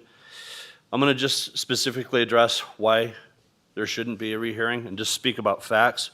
First fact I'd like to say is all the folks that have shared something nice about Rabbi and the community, I really do appreciate your stories and think there's a lot of merit to those, and you're all great people. This is about a business. This is about why there had to be a special use permit asked for in the beginning, okay? Nothing has changed to this point from the last time we were here, when you made the decision, and rightfully so, not to, or to actually uphold the appeal. There is not an actual contract at this time. There is not a signature for a contract, and there's a lot missing from what would be an official contract for a special use permit. Just a letter from TRPA stating that they may honor it if they go back and go back to the board and do what they need to do is how it reads. Just as a reminder, I was going to purchase that building. They own it now, but I was going to do that a year and a half ago. And I was turned down to do any parking changes to that building by the Planning and Board Commission when all I was trying to do was to build in a one parking space storage room. And the board, a person who at the Planning and Board Commission, the Planning and Building Commission said that place has been riddled with parking issues ever since it was built. It's not going to ever be approved. Somehow, after I decided not to buy the building based on that information, a year later, unanimously, the board itself gave them 6-0 to buy the building, withstanding the parking issues and that they need a lot more parking than I was looking for. The TRPA plans to close the parking on Market Street, which right now is used by shoulders, but by July they will have signs that state there's no parking on the road. That is in place. We're going to put up boulders, but now where all those cars are to be parking on the road, they are now going to put no parking signs. Fact. The letter provided by the TRPA is not a signed agreement and it is temporary. It only talks about offering it until 2024. But a special use permit based on parking needs to be permanent. So where's the permanence? And it doesn't even include the Saturdays that they say they really need, which if so, then great. But it doesn't even have that. It's not there. That the TRPA states that we're talking 10 to 2, 4 times a year.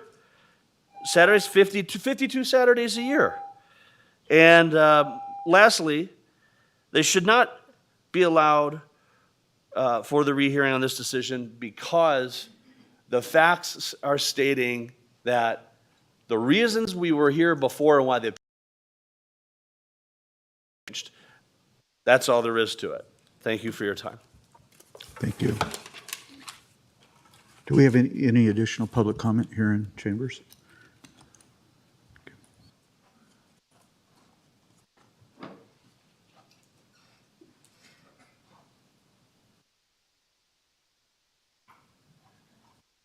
For the record, my name is Ryan Cates, and again, I have no relation to Mr. Patrick Cates.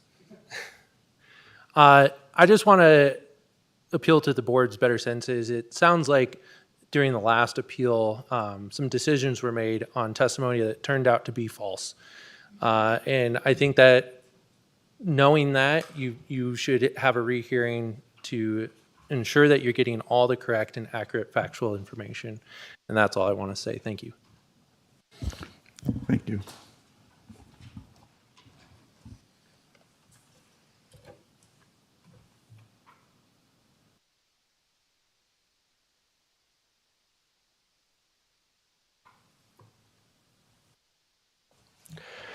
Good morning, Commissioners. My name is Rabbi Mordechai Richler. Our congregation recently purchased this beautiful building in a prime location that fits our community's needs. Together with my wife, Shana, we run the Chabad Jewish Center in Lake Tahoe. In 1951, the Rebbe, Rabbi Menachem Mendel Schneerson, transformed the Chabad movement into the most widespread Jewish organization in the world today, satisfying religious, social, and humanitarian needs. To honor the Rebbe, who is the founder and inspiration behind our Chabad centers, U.S. presidents designate annually Education and Sharing Day USA on the Rebbe's birthday, focusing on the very foundation and meaningful education, instructing us in ways of morality and ethics, and teaching and appreciation for divine values. There's an old Hasidic tale of two saintly brothers who lived in 18th century Poland, who were arrested for counter-revolutionary activity, i.e. celebrating and spreading Judaism. It's a packed cell with a pail in the corner that's served as a toilet. In the morning, one of the brothers was weeping. He said to his brother, "It is forbidden to pray in the cell. There is a pail with an awful smell, making the room not respectful for prayer. It will be the first day of my life with no prayer." "But why you weep," says his brother. "Don't you know that the same God who commanded you to pray also commanded you not to pray when the room is unfit for prayer? True, it's not the connection that you had sought. Yet if you truly want a divine connection, you would be happy that God has afforded you the opportunity to obey his law at this time, no matter what it is." "You are right, brother." Suddenly smiling, the feelings of dejection banished from his heart, and he took his brother's arm and began to dance from the joy as a result of performing the mitzvah of not praying in an inappropriate place. In the meantime, all the other cellmates saw these two Jews dancing. They had nothing else to do, so they all joined in. In a few minutes, it looked like a wedding celebration. The guards heard the commotion and come running in. They asked, "What's going on? What's this celebration?" He says, "We have no idea," they answered. "It's those two Jews. They were discussing the pail in the corner, and all of a sudden they come to some happy conclusion and began to dance." "Is that right?" says the guards. "They're happy because of the pail of human waste. We'll show them." He took the pail and threw it out of the cell. One brother looks at the next and says, "Now we can begin to pray." Dear commissioners, today I ask you to remove the pail of discrimination against the Jewish community and allow us to pray. To our dear tenants, we are looking forward to a friendly relationship where we could all grow. And as the new owners of the building, we're not looking to sell, we're not looking to trade, we're here to stay. If you're concerned about parking, why don't you use the parking that is assigned to you underground? And if you're also concerned about parking, would you rather us rent the space to a dentist, to a CBD shop, to a tattoo parlor, to a nightclub that doesn't need a special permit, that takes up weekday parking, or a Jewish center that may even bring you some business? So thank you very much. Thank you, Rabbi.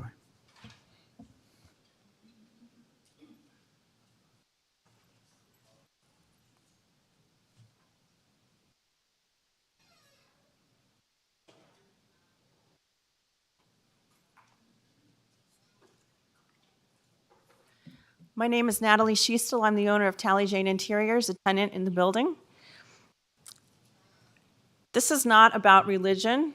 It's not about being anti-Semitic. It has nothing to do with religion at all. This is about a business and using a building for business purposes, which it is currently intended to be.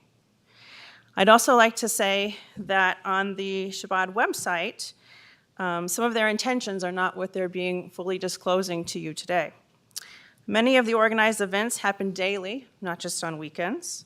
Although stated, their membership currently is 25 members, but as we can see today, they have a heck of a lot of people here. And described on their website with their permit application, they intend to more than double it. They have parking needs per their website, which will create parking issues for those in the Mountain Greenery building, as well as 300 feet per county code. I distributed images from their website of some of the dinners and events that they host. There are chairs here for more than 50 people. It's not for 20 to 25 people.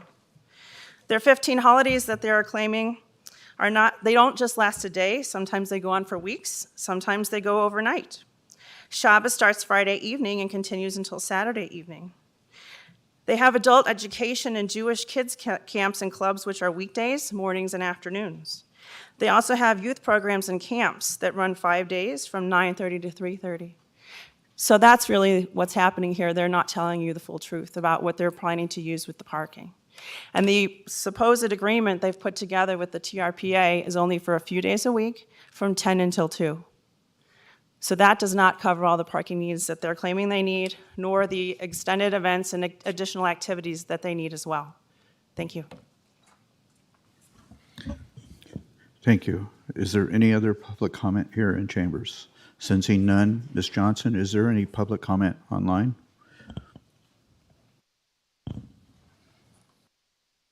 Thank you, Mr. Chair. Marsha Johnson for the record. I do have a few people online who have indicated they would like to provide public comment. Ellie, do you have public comment on item number 2? Yes, I do. Thank you. Ellie Waller, purchasing a building has restrictions, just like CC&Rs. They have bearing on decision-making. No guarantees are entitled. The parking ordinances are not an anti-Semitic act. It's an enforcement of ordinances. If our code is out of date per the quoted federal laws, then an update needs to come forward. I agree with Mr. Slade's and Mr. Forsberg's comments and have additional comment about the parking agreement with TRPA if the rehearing is granted. Thank you.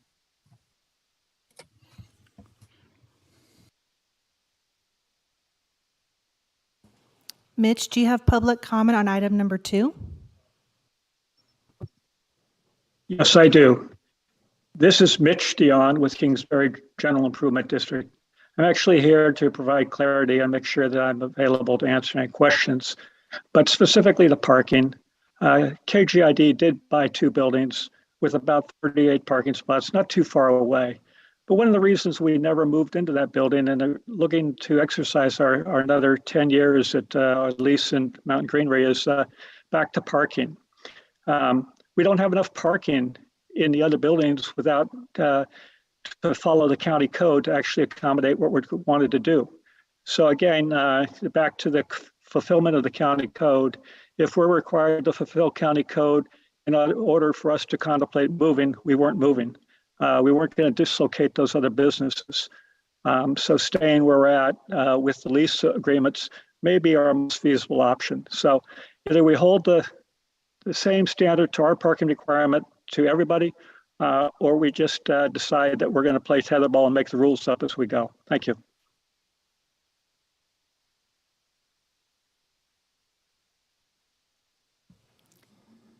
Natalie, do you have public comment on item number 2? I do. Am I coming through okay? Yes, you are. Please state your name for the record.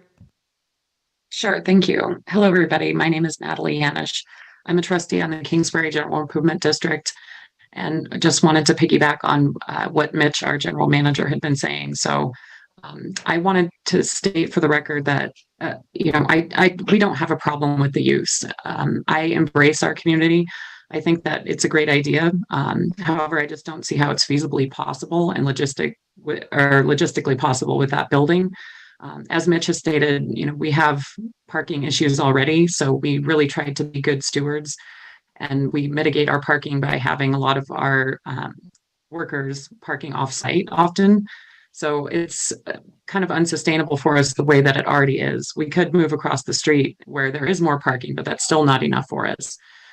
This brings up a larger issue that I wanted to state as well, is that Market Street, so there has been some confusion about if there's parking that's on street for Market Street.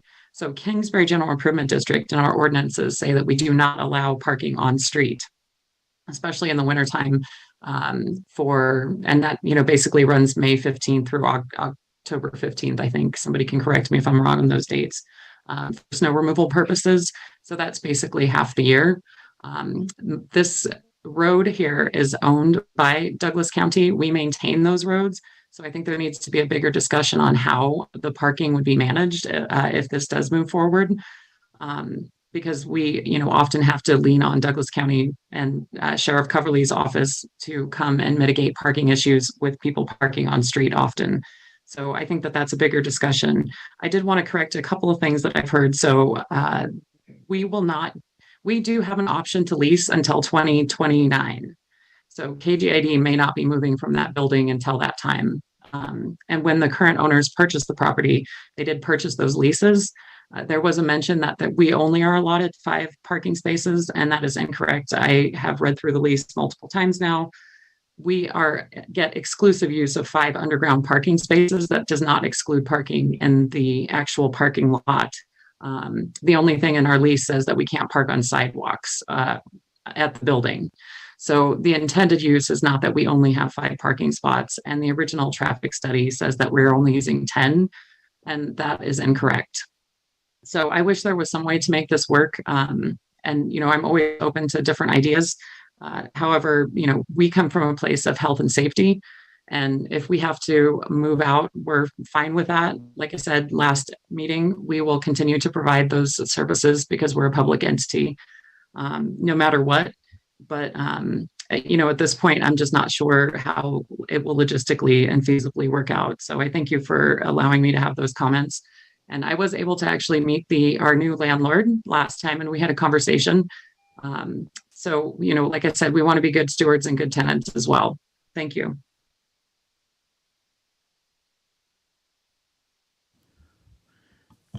Ms. Johnson, is there any additional public comment? Yes, Mr. Chair. Brenda, do you have public comment on item number 2? Yes, I do. Can you hear me? Yes, we can. Please state your name and we'll start your time. Hi there. My name is Brenda Harder, and I'm the manager at Lake Vista Apartments, Lake Vista 1 and 2, which occupy the south side of Market Street. I have a total of 64 apartments. 32 of those are going to be greatly affected by the potential parking situation. First of all, I would like to say that I think it is a blessing to have a religious organization such as these lovely people here and what they intend to do. I support it 100%. And I feel like they would be a great asset to our community. So I just wanted to make sure they knew that I support them. However, the truth is, TRPA is planning on putting no parking signs on the south side of the street, which is my side. And I already have parking issues. I have 32 spots for 32 apartments in the first parking lot where Lake Vista 1 shares 2 buildings with Lake Vista 2. And half of those people, half of my apartments have 2 vehicles. And because parking is so scarce here, I have even gone as far as put up no parking signs after 5 p.m. on my property for guests. So guests are not allowed to park on my property after 5 p.m. because I just don't have enough spots for my residents, who at least 15% of them are in their 70s and 80s. So I have a lot of seniors that live here. So I am very concerned with the things that are coupled here. One, TARPA is going to get rid of parking on my side, and now they have allowed or will potentially allow more parking on the other side. And if my residents have to park clear up at the other end of Market Street, or my senior guests have to park up there, it's just not feasible for them to walk approximately, it's about 500 steps to the end of Market Street. So whether you rehear their or redo the appeal or whatever, I'm not even sure this is appropriate for me to say all of these things now, but it is a concern for me, my seniors, the parking, and it could be potentially disastrous. But again, I support them and what their endeavor is and what they want to do for our community. Thank you so much.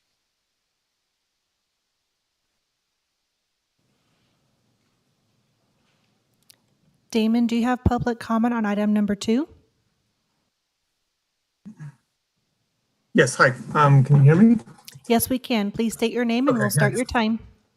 My name is Damon Kuzniar. I'm currently a resident of New Jersey. However, I was born and raised in Lake Tahoe on the California side. I graduated from South Tahoe High School in 1996. And I was born Jewish and was raised, I guess, in a very non-traditional secular home. I've since become more religious, and my mother still lives in Lake Tahoe. And when I go back to visit her, it's just a wonderful place to go visit, Rabbi Richler and his family. And, I see both sides are very kind of passionate. There's a lot of emotions on both sides.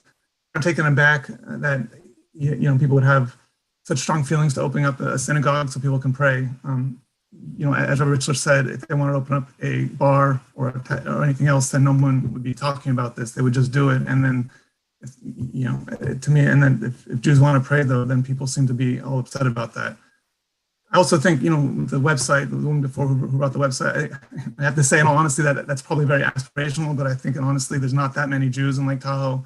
There's a lot of people who came out to support Rabbi Richler today because he's a wonderful person and he's a lot of fans, but people that are really going to be, using it day to day, I think those are unfounded, frankly. Maybe once or twice a year there'll be issues, but 360 days a year, I can't imagine there'll be much issue. So I think it's really blown way out of proportion, the parking. And that's all I have to say. Thank you.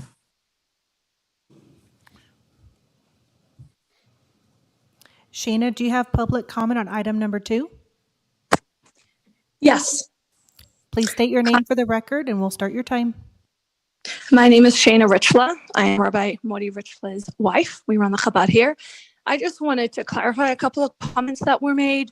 So Natalie was browsing our website, which is great, but to come out and make these assumptions of where we do our programs, I don't find very truthful. She mentioned a day camp that we have for kids, 9:30 to 3:30 for 2 weeks. That is correct. It is a tiny camp. We haven't about all the other businesses that could be opened without a permit that would be taking up parking spaces every single weekday during work hours. It sounds like it would be quite an issue, and it's maybe it's divine providence. We have to get this permit to pray, and maybe I think we seem like a perfect match because we're praying on the weekends. Imagine someone else bought the building, a dentist, and they're every weekday operating. I can imagine it would be quite a parking issue every day. And yeah, I've been multiple times the past couple of weeks to the building, and I was pretty dumbfounded to see the parking spaces down below that are assigned to the tenants completely empty and their cars parked outside. So I don't know if that was my business. If I wanted parking spots for my clients and I was truly concerned, I would park in my assigned spot and not take up 2 spots. So I'm just kind of questioning this whole parking issue. I'm very confused by it. And I thank you for hopefully reconsidering our special use permit. Thank you. Ms. Johnson, is there any additional public comment? Thank you, Mr. Chair. Marcia Johnson for the record. At this time, there's no further public comment online. Thank you.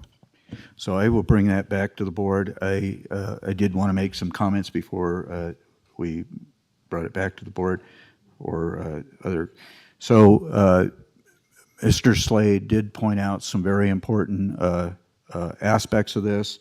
I would like to take a look and remind you of the hearing previous on, I believe it was was it April the 1st or when we heard this issue previously?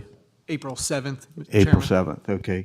So it's extremely difficult, as the public I'm sure can understand, it's extremely difficult to separate the two issues. It was then as to whether or not the plaintiffs had standing, so to speak, and then we had to hear whether or not the special use permit should be upheld. So we had a difficult time at that time distinguishing between the two issues. And so this time, as chair, I've allowed, as you, I hope you recognize, a tremendous amount of latitude in regards to the fact that most of the folks that you spoke, that spoke during public comment, spoke to the issue of whether or not the special use permit, the SUP, should have been issued or not, versus the issue of whether or not this board should even entertain the possibility of taking a look at the issue again. So when we get into that particular area, if we get into that area, of course, then I would hope that the public would restrain themselves and understand that they have already spoken pretty much to the issue of whether or not the special use permit should be issued. So, and I've also tried to recognize, as I'm sure the board has, it's an extremely emotional issue, and so we understand the difficulty in separating the two issues. So the first action we have before us is going to be whether or not we want to entertain the idea of rehearing the issue, and then secondly, if we entertain that idea, then we would have to also take a look at upholding the Planning Commission on whether or not their issuance of the SUP was justified or not. So anyways, with that, I'll bring it back to the board for further discussion and a possible motion of whether or not we want to reconsider. Mr. Commissioner Novosad. I've detected a lot of emotion here, as was pointed out earlier. But just to begin with, I want everybody to turn around and look at that back wall. In God we trust. That's our motto. Now,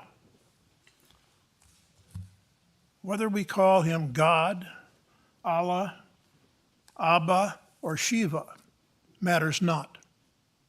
If your particular religion accedes to those names or others, but you're agreeing to a supreme being. Now, in 1620, there was a bunch of folks in England that were getting religiously persecuted. And they took it on themselves to jump on that boat called the Mayflower and land on our shores. It's from that movement, to begin with, was the birth. I look at it as the birth of our nation, the beginnings of our nation, which has led us to a constitutional republic. We have laws that we have to uphold the laws because we should. I mean, it's a moral thing to do. Now, with respect to our case here, the issue of parking and an agreement was not present at the previous April 7th meeting, and that's why you got turned down. Now, do you have standing now to readdress this thing? Apparently not, because number 3, as pointed out by Mr. Fosberg, is not there. So that's my take now, but I want to refer you to that back wall. In God we trust.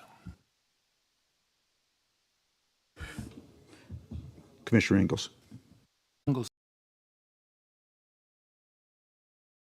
Guys who wore the Star of David. I take umbrage with any of these insinuations today that there may be somebody in this chamber who is anti-Semitic.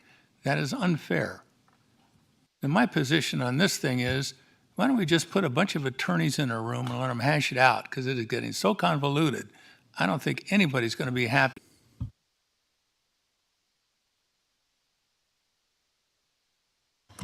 Mr. Chairman, I respectfully disagree with my colleagues. I believe that all 3 requirements have been met. There is information that was not available and has been brought forward. And unless Mr. Tarkanian objects, I would like a motion that we reconsider. Okay. Okay, I got a lot to say. I guess we don't have, so we don't have a second on the motion yet. So There should be there shouldn't be any motion to all get a chance to speak. So I'd like my opportunity this time. I'm sorry, Mr. Okay, so there's a lot I want to say here. First of all, I agree with what Ryan, the first Ryan that got up and talked, where you said every one of these stories are heartbreaking, heartwarming. In fact, I had another bladder moment. I had to walk to the restroom. I walked by and one of our employees was crying in the back room listening to one of these stories. They're all very heartbreaking. My grandmother escaped the Armenian genocide.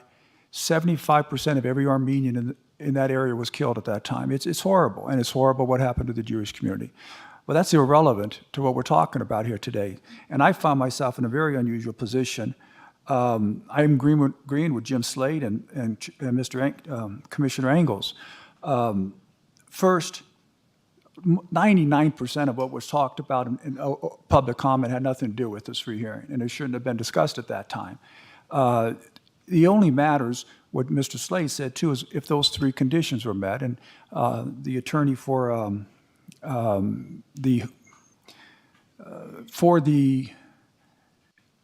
again, to overrule the SPU had stated that the first 2 were met, and this is the third one that the question whether there was some evidence that was not available at the last hearing, and that's what we need to focus on. In the last hearing, and that's why I asked the attorney for that same group, did you testify that there was no agreement made and that one could not be signed because there was no available space within 300 feet? And he said, and that's the case. They couldn't do it. I believed him. That was a testimony. I believed that they couldn't find one. He testified he said that. That's not true. They have an agreement. Now, whether that agreement satisfies all the requirements we want, we can determine that in the rehearing. But how do you say you're not going to have a rehearing and discuss this matter when it was testified that that the testimony that came before us in the last hearing was false? That this agreement couldn't be achieved, and now is one that's achieved. Second of all, I was under the misunderstanding, and this is my fault, but again, I'm still learning, that we had to have the agreement in place before we voted for the SPU. And I was told that no, we didn't. So again, I asked legal counsel here in the meeting, did you have to have this agreement in place when we voted on this? And he said, absolutely not. It has to be in place before this activity takes place. Well, how is that not then evidence that was not available to me at the time of the hearing at no fault of the, I'm not sure, an applicant or whatever, what do you call them, the synagogue? Chairman, if I may, Doug Ritchie with the District Attorney's Office. In this case, they're the appellant for the rehearing. Okay, They're so the original appellant and the applicant. respondent, is that what we got? Okay, so the appellant didn't have that information because he didn't know that I didn't know it was necessary.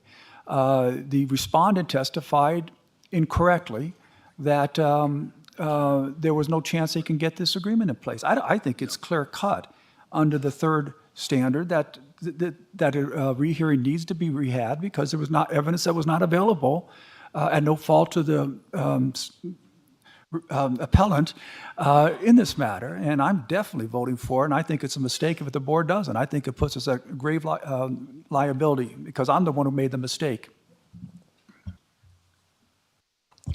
Thank you. Since there are no other comments, I would entertain a motion. Second my motion. If you have the motion that's still on the table, then yes, I will second it. Okay. So we have a motion by Commissioner Rice, seconded by Commissioner Tarkanian to approve the rehearing of the development application DP 21-0272 for the special use permit. This requires a minimum of 4 commissioners to agree. So since no other discussion, all those in favor of the rehearing signify by saying aye. Aye. Those against? Okay, so that passes 5. Pardon me? Nay. Nay. Okay, so that passes 4-1, as I understand it.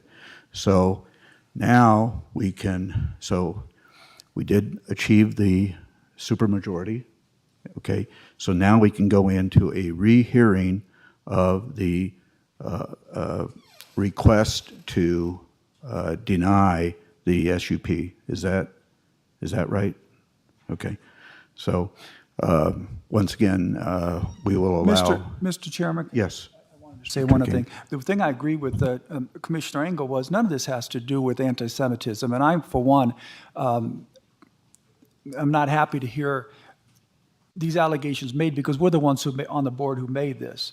So when we go through, this has nothing to do with anti-Semitism. It has everything to do with parking, and I think that taking care of the tenants that are there and making sure that we don't violate the ordinance is paramount too.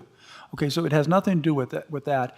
I would ask that this, when we have this rehearing, we focus on the issue at hand, which is parking, and that's it, and not get into all the religious tendencies, because it has no swaying on this board. Thank you, Mr. Tarkanian. So what we'll now hear is a presentation, again, by Ms. Rao. Is that correct? And then we'll bring it to the board for questions. Then we will once again go to the public for public comment, and then bring it back to the board for action.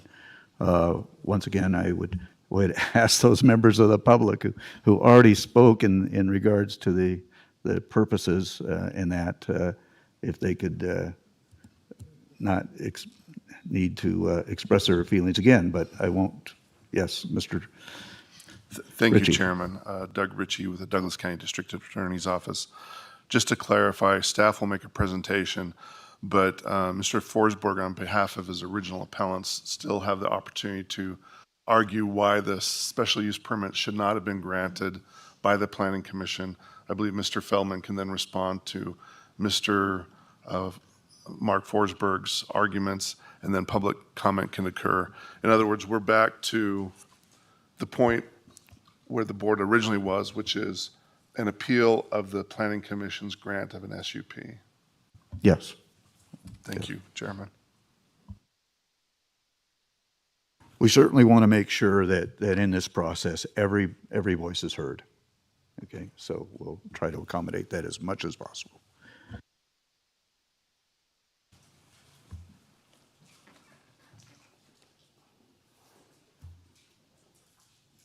Yes, you may proceed. I'm sorry.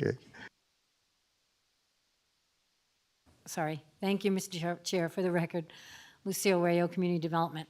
So as you may remember, at the last meeting, you voted to allow the appeal, that the appeal had standing, so we can move forward. We don't have to go over that again. So the appellant does have standing, and so this is on the SUP. And I'm just going to kind of go through, because we all know, we pretty much all know the history here. So again, as Sam said, February 8th, Planning Commission approved its 6 ayes for the special use permit. And then on February 23rd, we received a appeal from Mr. Mark Forsberg for his clients. And then on April 7th, the Board of Commissioners voted to rescind the Planning Commission's decision. So now we're at the position of, do you want to uphold the Planning Commission's decision, or do you want to reverse the Planning Commission's decision? So I won't go through all the background again. I think we're all familiar with that. Sorry, am I not on full screen? I don't have my glasses on. Sorry, guys. Okay, there we go. So the applicant, which is the Synagogue, is looking for approval. The appellants apparently are looking for you to uphold the Planning Commission. So I'm just going to move ahead. Sam's going to go over the parking again, because that seems to be the matter at hand. And so with that, do you want me to just move ahead to the? Is this good? Yeah, sure. All right, here we go. Okay, thank you, Mr. Chairman. Sam Booth with Community Development. As Commissioner Tarkanian mentioned, I think the focus of the discussion today is on the parking and the parking analysis for the site. As we've already been over, this is a request for a special use permit per Douglas County Code and our table of uses. Religious assembly requires a special use permit within the Tahoe Mixed Use and Tourist Commercial Zoning District, which triggered the application by Chabad for the special use permit and the hearing by the Planning Commission. So under what is being discussed is whether or not the site is suitable for religious assembly at this location. The Planning Commission reviewed that and felt that it was. In Mr. Forsberg's initial appeal, I think one of the points that he had discussed was there was information presented to the Planning Commission during the hearing that the parking analysis that was originally presented was incorrect, and that there were not 23 spaces as originally presented. There were only 20 spaces. During the hearing, we were unable to confirm or deny that. I told you at the last discussion we had on April 7th that was indeed correct. And between the two hearings, we investigated that.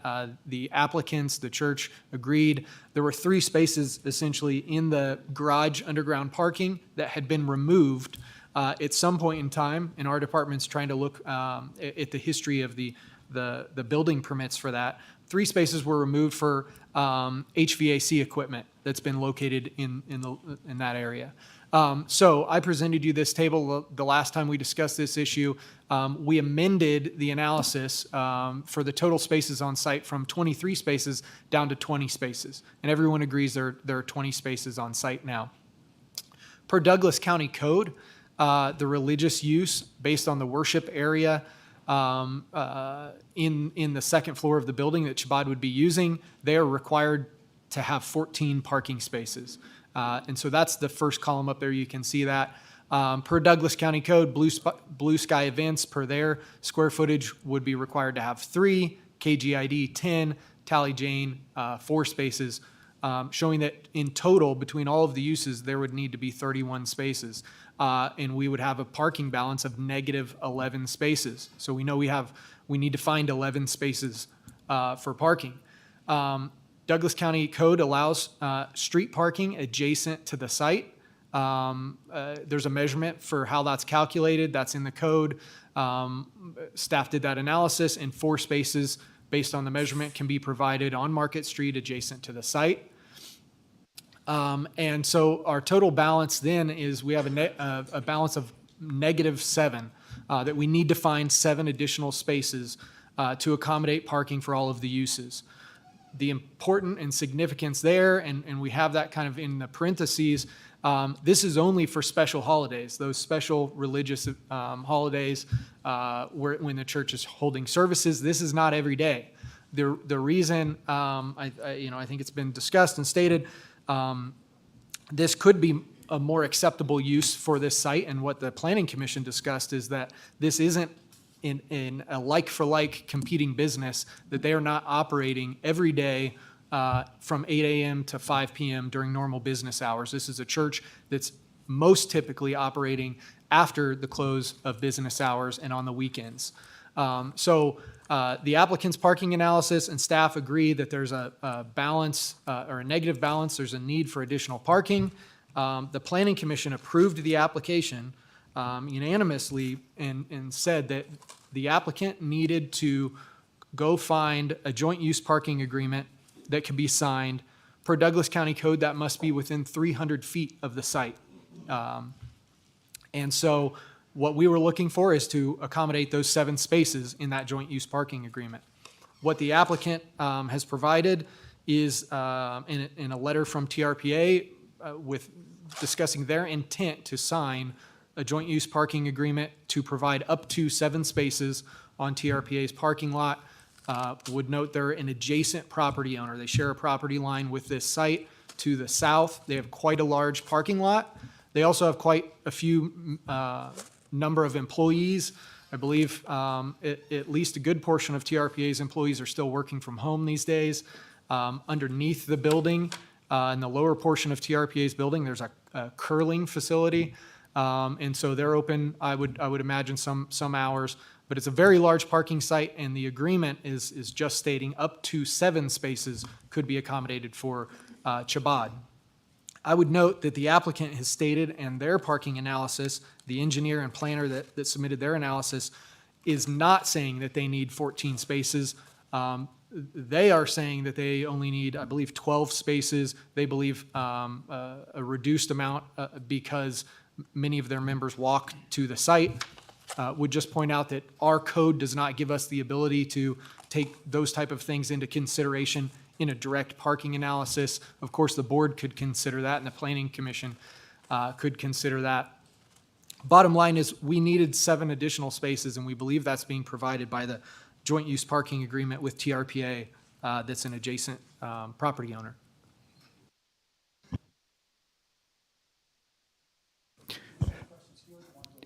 No. Yes, this is the time where you would ask questions before we take it to public comment. Yes, Well, the attorneys are going to talk too, I assume, right? if they wish to. I had a couple questions. Is there any evidence that street parking is going to be eliminated on the street that was mentioned, Market Street? Yeah, thank you, Mr. Chairman. If I may, Sam Booth for the record. Commissioner Tarkanian wondered that myself when I heard some of the public comments. To my knowledge, Douglas County staff has not been put on notice about that change. Lucille and I were questioning, we're not sure the legality that TRPA has to be able to limit parking on the street. You heard from KGID that they are the purveyor in charge of maintaining the streets. In our research about the street, what Public Works and our engineering department have shown us is that there's a 60-foot easement that says for public access. Obviously, these parcels were created a long time ago. We wish there was more detail there that described whether it's public right-of-way, but it says that there's public access. There's a 30-foot easement on each parcel on either side of the street. So the only thing that I can assume there is that TRPA may have the ability to limit the parking within their easement, which is only adjacent or on their parcel. I do not believe TRPA would be able to limit parking off of their site. And Chabad has the 30-foot easement for public access on their property, and if they feel to keep that open and for parking, that it could be. We've shown images in our presentation at the previous hearing and to the Planning Commission. It's currently being used for public parking.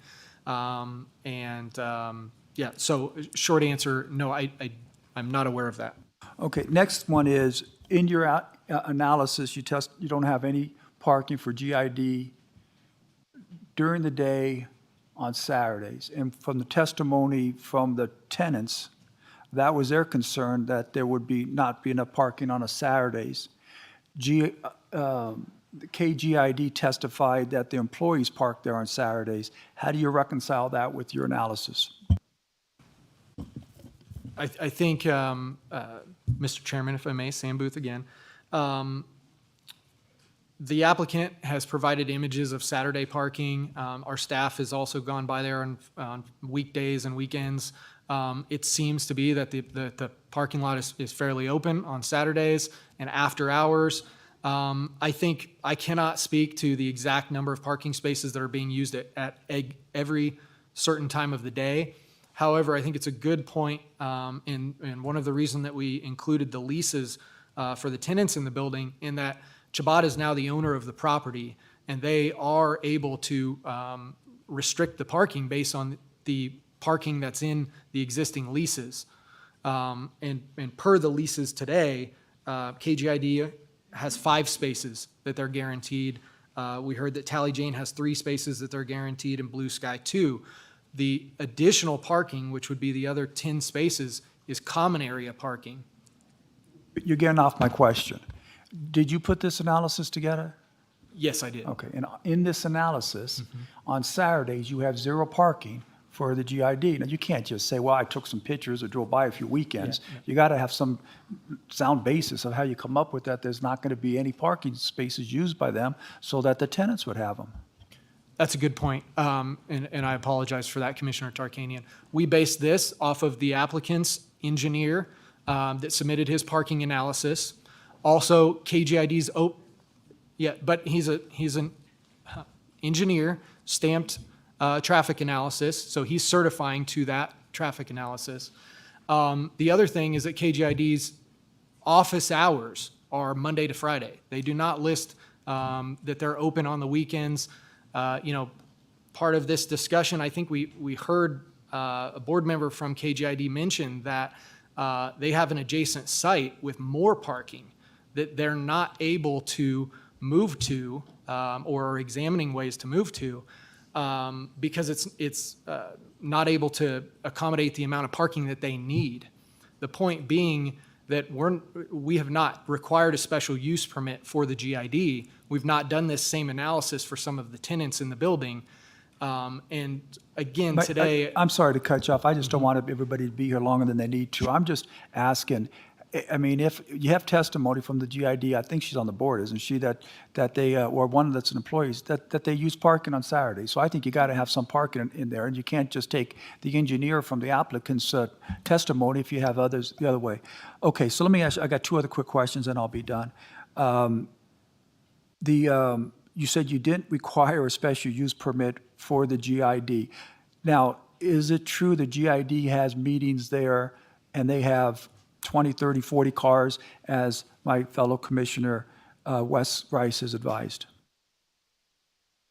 Commissioner, I can't speak to the accuracy of that, but I would take the GID at their word. They've mentioned that they hold after-hours public hearings, and I would believe that. And why are they allowed to do so, but a religious organization can't? Yeah, I think just very simply, the GID has been in the building for quite some time, and I don't know that staff has required a permit of them. But I don't believe we've ever done a design review or analysis, but that's something that we may need to look into. So my last question, and I'll let the other commissioners go. Then, listening to the testimony earlier from the attorney for the applicant, with the federal law, and that they can't be treated differently. How do we as a county and us as a commissioners, that we're going to vote on an issue, how do we rationalize the fact that we're going to put a restriction on the church service? Oh, well, first of all, it's only the only SPU is for the religious assembly, not their other activities, correct? That's correct, Commissioner Tarkanian. So we're talking about then requiring an SPU and this parking analysis just for religious activities, but not for any other activities of theirs, plus not for another tenant who has other large events that take up a lot of parking. How do you reconcile to the board that we can do this without being sued? I don't think that's for me to speak to. I defer to Deputy District Attorney Doug Ritchie. But what I can speak to, Commissioner, is there are other uses that we do require a special use permit for. So I don't think it's entirely true that this is the only use that requires a special use permit. Just glancing at the table here, publicly owned assembly and entertainment requires a special use permit. Hospitals require a special use permit. Daycare centers and collection stations, I assume that would be like a recycling station, something like that. So there are some other uses that require special use permit in this public hearing. However, government offices and facilities is permitted by right. So if a government office were to move into the second floor in this space, that would require no permit. So government offices are permitted by right, but religious organizations aren't permitted by right. I mean, a religious assembly. That I find that hard to reconcile. Thank you, Mr. Tarkanian. So I had a couple of questions here, Mr. Booth.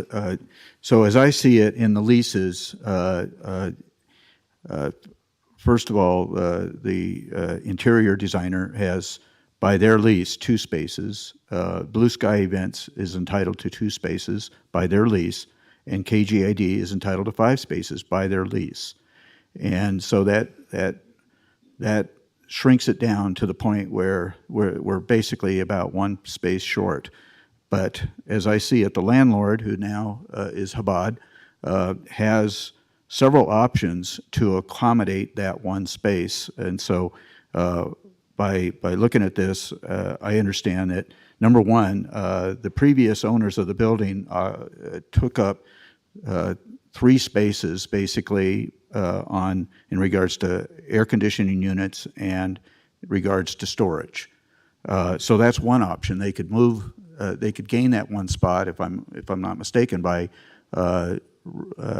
repositioning their air conditioning units and also reacquiring that 1 particular space they're using for storage. Or, and this is an or, and this is an important or, in my opinion, is they could acquire the street parking. But if there is no street parking, then it doesn't matter. That's just one of the options. And so if the street parking goes away, then they still have the option here to move their air conditioning units and reacquire that storage space. Or a third option would be to get a parking agreement with TRPA that would give them the 7 spaces. So they have multiple options in order to accomplish this process of gaining the additional parking spaces that are required.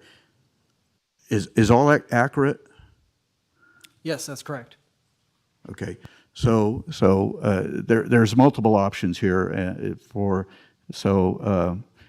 of course I didn't see I found the same questions in my mind on the previous time when we discussed this, Mr. Tarkanian, is that I have a difficult time reconciling in my mind why a religious operation should require more parking than others. So in my mind, that was almost an infringement on First Amendment rights, but I was on the losing end of that argument. So anyways, Commissioner Noasad, you had some comments? Yes. Being a guy from a quality assurance background, I work with numbers, exact numbers. Your chart leaves a lot to be desired. It's a little too fluid for my take. Number two, we shouldn't be discussing whether or not the SUP should be there or not.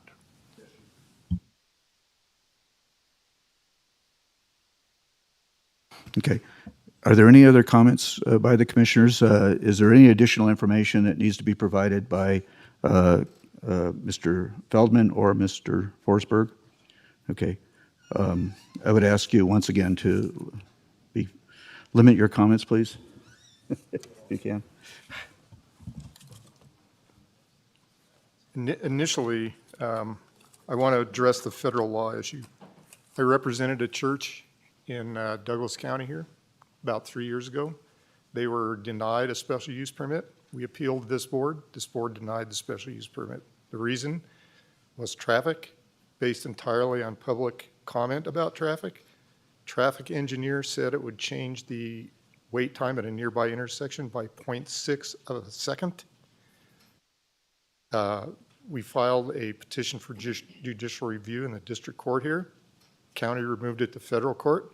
Federal court denied our appeal of the denial of the special use permit, appealed it to the Ninth Circuit Court of Appeals, argued it down there, summarily lost that appeal too. So what I'm telling you is this was all based on the Religious Land Use and Institutionalized Persons Act. That was the issue, and it didn't hold up. Our appeal failed because the Ninth Circuit on down said that there was substantial evidence in the record to support the Board of County Commissioners' decision based on somebody saying that they thought it was going to increase parking on public streets, even though they had parking and all the other stuff. So I'm not worried about the federal lawsuit. If somebody else has argued a case in the Ninth Circuit on this subject, they can speak to you during public comment. As to the agreement that was submitted last night, I think if you carefully read it, you'll find out that it doesn't qualify as an agreement under the county's ordinance. Again, I got to go back to the ordinances. That's what we live with, we live by.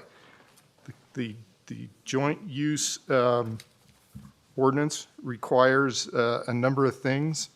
It requires that it continue to exist as long as the building exists and the parking spaces exist. As you've already heard, this proposed joint agreement, which is not signed by anybody, expires in 19 months when these uses will be continuing on. So it doesn't meet the ordinance in that regard.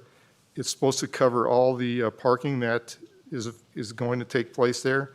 The joint use agreement that was submitted does not cover any of the Sabbath worship times, and we know that both of my clients have business that time. The joint use agreement only covers weekdays. I didn't write it. I just read it. The joint use ordinance requires that the applicant file establish that there is no substantial conflict with the other uses. Not true. On the weekdays, there's a substantial conflict if they're having worship or celebrations or whatever in that room on weekdays. Clearly, those conflict with KGID, Tally Jane, Blue Sky. No question about it. Clearly, there's also a conflict on Saturdays because you've heard testimony from all of those entities, these other tenants, that they also operate on those in those time periods. So again, per the ordinance, we must apply. The applicant has failed to show that there's no substantial conflict between these two joint uses. I question the authority of anybody at TRPA, director or otherwise, to sign an agreement with anybody allowing a private entity to park on a taxpayer's property, purchased with taxpayers' money, paid with taxpayer money, maintained with taxpayer money, snow plowed with taxpayer money. And did TRPA get anything back for it? No. It's a gratuitous agreement. It fails for lack of consideration, which is a prerequisite to formation of a contract. They just gave it away. You give people wrong information, they make wrong decisions. We don't know what information. I called TRPA last week and I sent them an email. I said, I want to know what's going on with this agreement. and I want to hear what the authority is for TRPA to enter into an agreement with a private entity.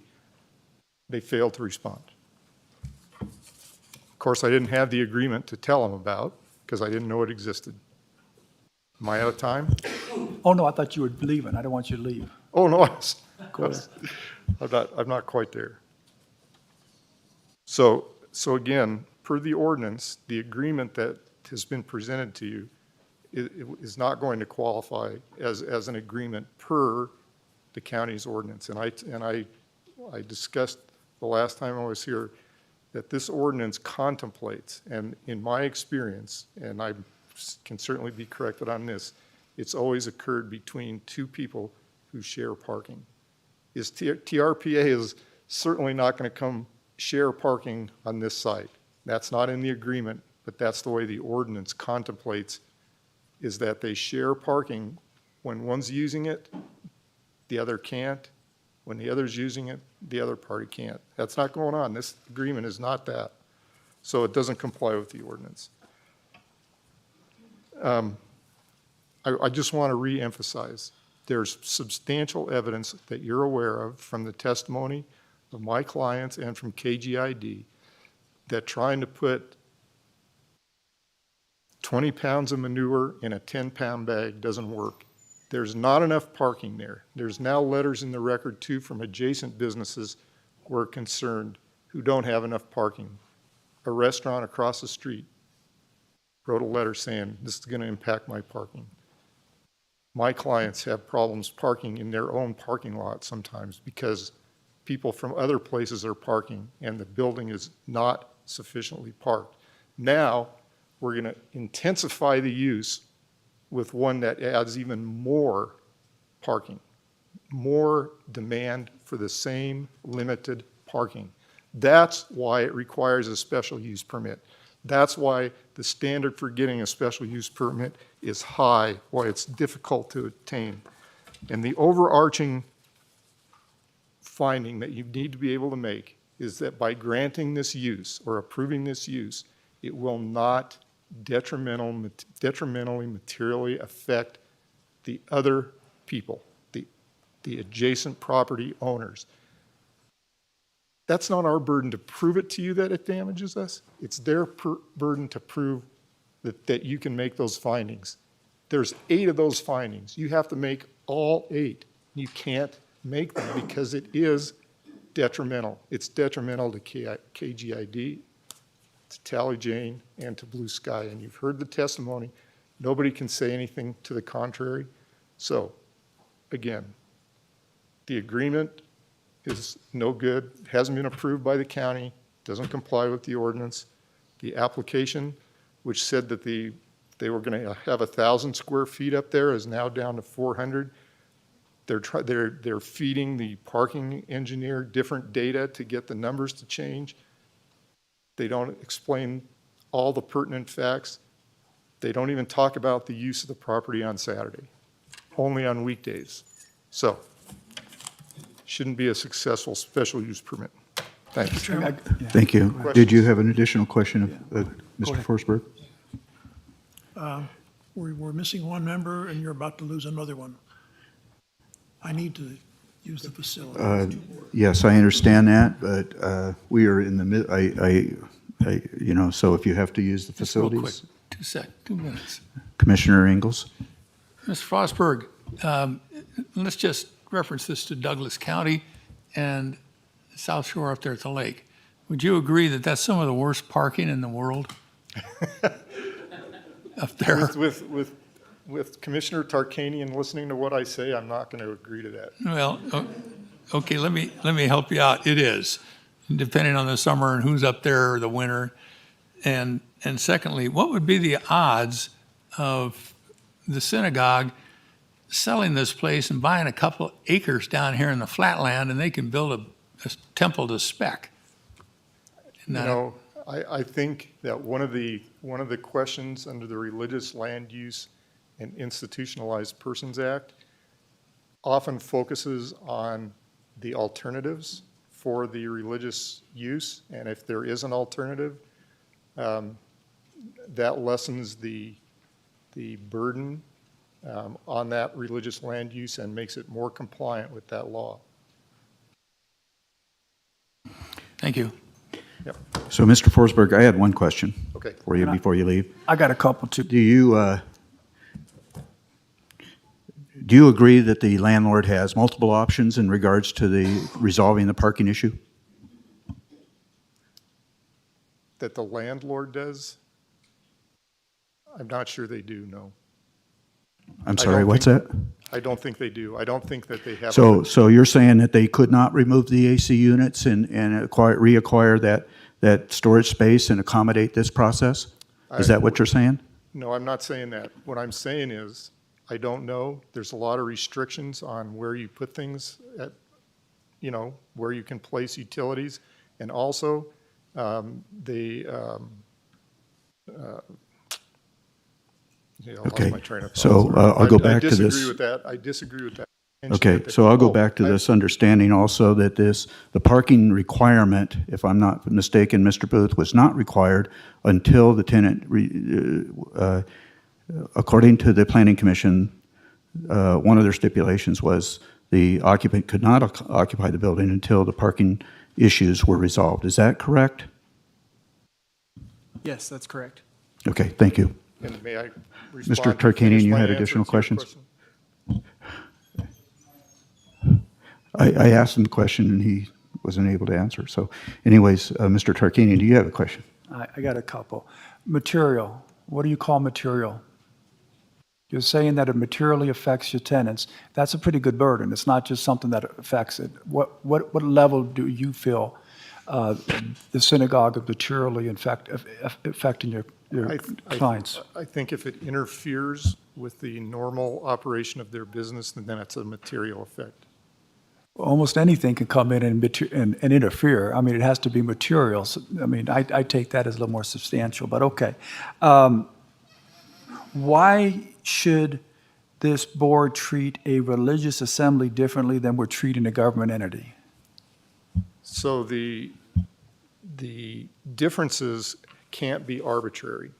If there's a substantial government interest and it's being advanced by the regulation and it's the least restrictive way of doing it, then the government can treat people differently. You don't have to treat everyone the same. No, I'm sorry. I'm saying, why should this board treat the religious assembly, which is all that is being applied here from the synagogue, differently than they're treating KGID, which is a government entity? I mean, why would we treat one differently than the other? Well, because the religious use interferes with the current occupants of the building. It's back to my point. How does it interfere?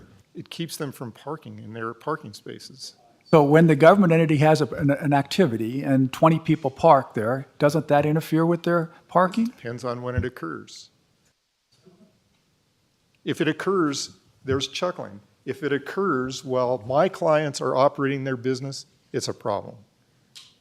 Just like the religious entity. But we right now, under our special use permit ordinance, do not require this government entity to get an SPU, even though they're materially affecting tenants' businesses when they have these activities, is what I'm trying to get at. And I mean, you got to help me here if you want to win this argument. Why would we treat KGID differently, a government entity, because they have activities, than a religious assembly? And we're not even talking about religious activities because they can do all their other activities. Just they're worshiping differently. And I mean, to me, this is a big answer. Well, it is a big answer. There's a couple of aspects to it. One is the code is what it is today. We're operating under the code. You uniquely, as a group, have the ability to change it, and if it needs changing, great. I don't think that KGI, and the other answer I have for you is I don't think KGID has ever had to apply for a special use permit because they don't have to under the code.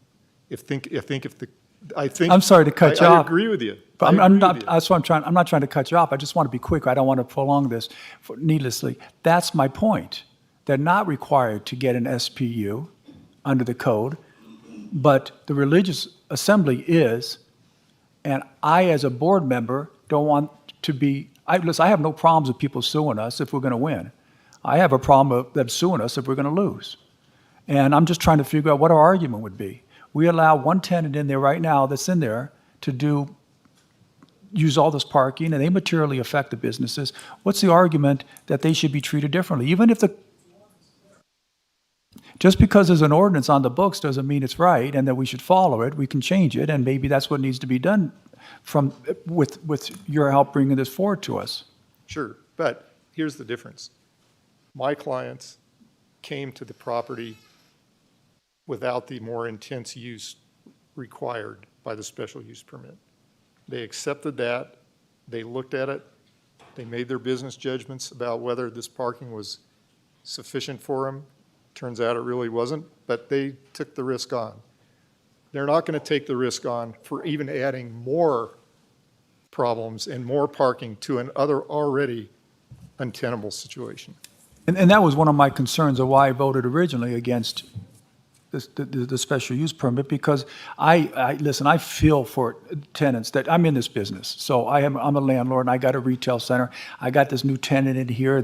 They rent out little spaces for a hair salon and they take up all the parking from other tenants. Some other tenants are really, really upset and they don't have the parking available to them. So I understand and I feel for that, but we got to have some legal basis too, where we can feel comfortable that we're not going to lose a federal lawsuit. I had three other quick questions, maybe two. Your tenants testified that KGID is going to be moving out very soon. Is it in a year or something like that? There was testimony, but that was, I think, refuted by the board member for KGID, who last time said, news to us that we're moving, we're not planning to move. And they have 2 extensions built into their lease, 5 years each. So if they move out, though, you lose one intensive use and it's replaced with another. That would Okay. be correct. All right, so then the other question I have, and it's been brought to my attention, I'd like to ask the tenants, if you're the representative, I assume we can do it here. You have a certain number of parking spots based upon your lease. Do you use those all the time, or do you park up in the open parking area and not utilize your underground parking?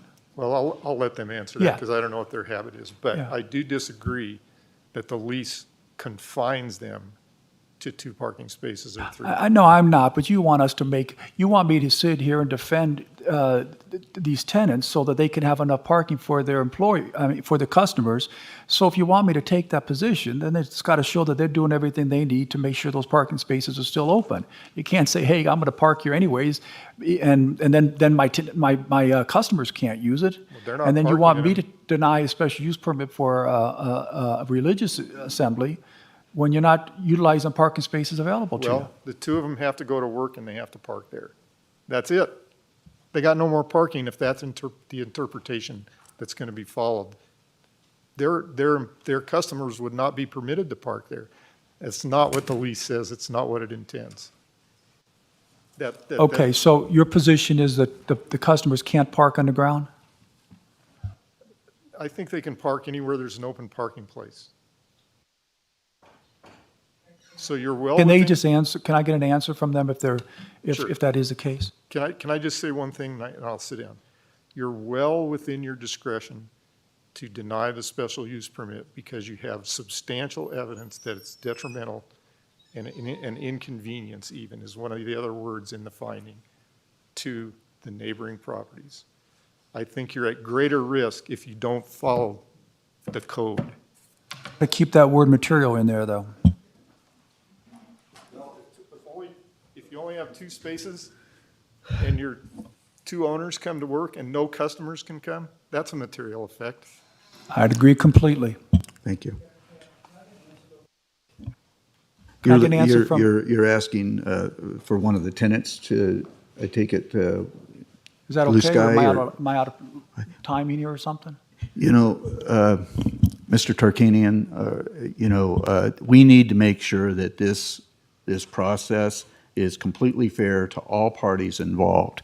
I did want to indicate that under normal circumstances, we've gone for 2 hours here on this, and under normal circumstances, I know that several commissioners, including myself, have a need to use the facilities. However, I did talk with my counterpart in Lyon County, and they were having a very contentious issue as well. And so in that process, he recessed the meeting so that the board could use the facilities. And then there was questions about whether or not the board had somehow met in an open meeting law violation while they were still discussing the issue. So I am extremely reluctant to go through that process. So that's why we're going to sit. Okay, folks, we're not going to take a break until we get this issue decided. And if that means that a commissioner needs to leave to use the facilities at some point in time in this process, or if you need to do so, please do so as well. But I'm not going to interrupt the process to do that. Okay? So we did want to hear, Commissioner Tarkanian did want to hear from one of the tenants in regards to parking, I suppose. Just a quick question. I'm hearing some testimony that you guys aren't utilizing the parking underground, you parking above ground. And if you guys are arguing that this SPU should be denied because there's not enough parking above ground, I'm asking why would that be the case? Hello? We have 7 employees, many of which there's usually about 4 to 5 there on a regular basis. And we do use the downstairs parking on a regular basis as well. You use it first and foremost. I mean, that's Yes. my question. Okay, so you don't leave those So- open and park upstairs, above ground. If someone is running in and to get out, there's a gate that's activated to get in the basement or the lower level. It's very time consuming. It's very cumbersome. If someone's parking there to drop something off or pick something up, I'm assuming they park in the front just to get in and get out, and that's a typical thing. But generally, the plan is to go down there. We've also ordered 6 gate mechanisms to be able to utilize that gate since we were never given one, to be able to get down to have the access in the basement other than getting out of our car and punching in the code, getting back in before this 30-foot wide gate closes. So that's best I have for you. So as long as you're here, number one, can we get you to state your name again for the record, please? Ryan Schiestel with Okay. Intelligent Interiors and Okay. Director. And so I have a question here for you. Your lease entitles you to 2 spaces, is that correct? No, in fact, our lease shows that we have 4. I'm looking at a lease that does, so that's a problem. Two spaces 2 spaces. is what it says. That's where I'm, now, Then we must be that's not looking to at say that different you might need more spaces, but No. right now your lease says 2 spaces, Yeah, so. we must be looking at different. anyways, I okay. have a letter from the original owner that we were to be given 6. So I don't have that with me today because I didn't know if that was going to be necessary. But the fact that of the original owner of the building, the one that the rabbi has purchased it from, promised us 6 spaces. So based on what the county code shows, is that based on our square footage, we have 4. Okay, so let me ask you a question, as long as you're there, also. Would you agree that the landlord has many options in regards to their accommodating the parking? I think there's options available. I believe that the Okay. opportunity with TRPA, there's a property that divides TRPA and where we're at. Okay. That could be a parking garage. This could be a very simple solution and all of us would go away. Do you If acknowledge TRPA the, would like to donate that to them and they could build a parking garage, there's no more hearing, this is over, everybody's happy. This would be a great thing for our community and it would also solve parking problems for multiple businesses around. Why not we go down that road? so do you acknowledge the idea that the Planning Commission determined that in order for them to occupy the building as a synagogue, that they would first have to come forward with these parking agreements? I'm sorry, can you repeat that, please? The Planning Commission, by voting 6-0 to approve the SUP originally, indicated that before the tenants could occupy the building, they had to come through with additional parking spaces. And there's many options for them to do so. Would you acknowledge that? I don't know what their agreement was. I didn't get the information or the literature for any parking agreements until yesterday, and I personally don't think there's a lot of options. No, what I'm saying is that the Planning Commission approved the SUP, the special use permit, based on their need to bring forward the additional parking spaces before they could occupy. Were you aware of that? I was aware of that. Okay. And is that a And I'm problem for sh- you? I'm shocked because the same board denied our option to try to get Okay. the parking Hey, spaces below. yeah. And you cannot move these air conditioning units. They're permanent, and there's spaces that have to be done co-permitting on the building side that they have to have space for that. There's no getting rid of them unless you remove air conditioning altogether. I understand that. That's just one option. I understand that. That's just one option.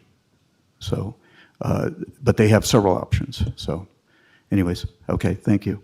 And then I think Mr. Tarkanian had the same question for the other tenant, the interior designer. I don't know how to pronounce that. Is it Tali? No, I'm Curry Hawk with Blue Sky Events. Okay. Oh, but you're speaking on behalf of Blue Sky, and we've already gotten that answer because. Well, you asked about the tenants parking. Yeah. Okay. Would you like to know about our parking situation? And do we park underground or above? So we have 2 parking spaces underground. We have 1 in the upper parking lot. We have 3 employees right now. 2 of us carpool most of the time, and we both park underground all the time. The other day, my husband and I did not carpool. I had to park on the street. There was not enough parking. We used to have 5 full-time employees in 2020, but in 2020, our business was shut down for a year and a half.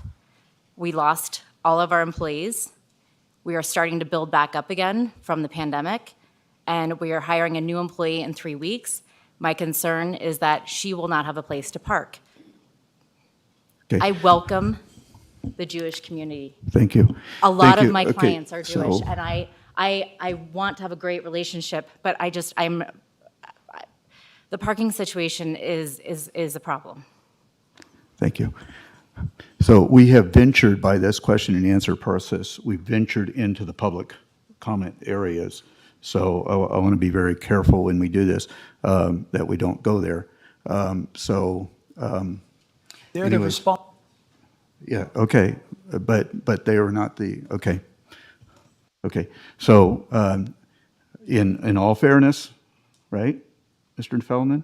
In all fairness, we need to allow opposing counsel here to. And I got a question for his. Okay. Okay.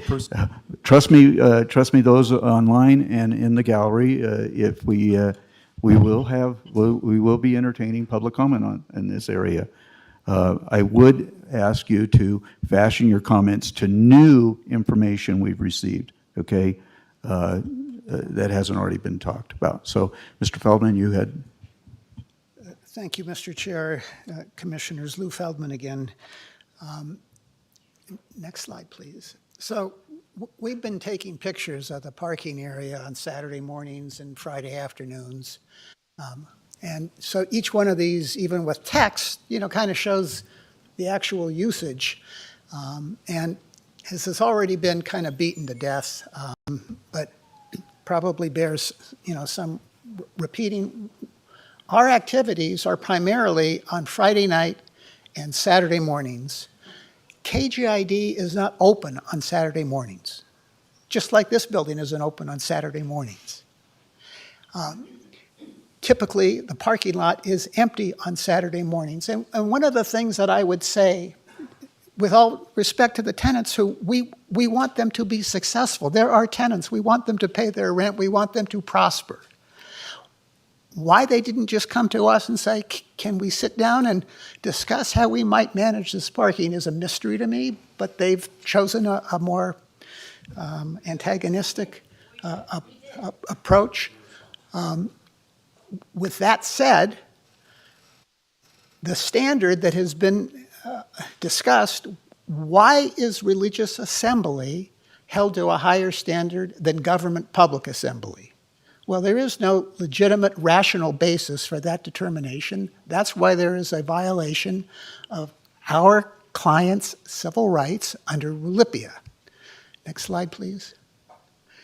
And what we're really talking about is, again, this is Market Street, typical Friday afternoon, very little utilization. Next slide, please. KGID can have 100 people whenever they hold a public hearing. no requirement for a special use permit, no requirement to account for parking. With 25 members, we have this obligation to account for parking. We've accepted it. Without waiving our rights under Rulipia, we're imploring you to affirm the decision of the Planning Commission and authorize the special use permit, and we will comply with the terms and conditions, and we will park off-site if that need ever arises, which I could tell you with some high degree of confidence is highly unlikely. And what we're really talking about, and this is the heart of this deal, is on the high holidays, which are a handful of times a year, next slide please, there may be some daytime conflict, possibly, and that's when the 7 spaces at TRPA would be required. Next slide, please.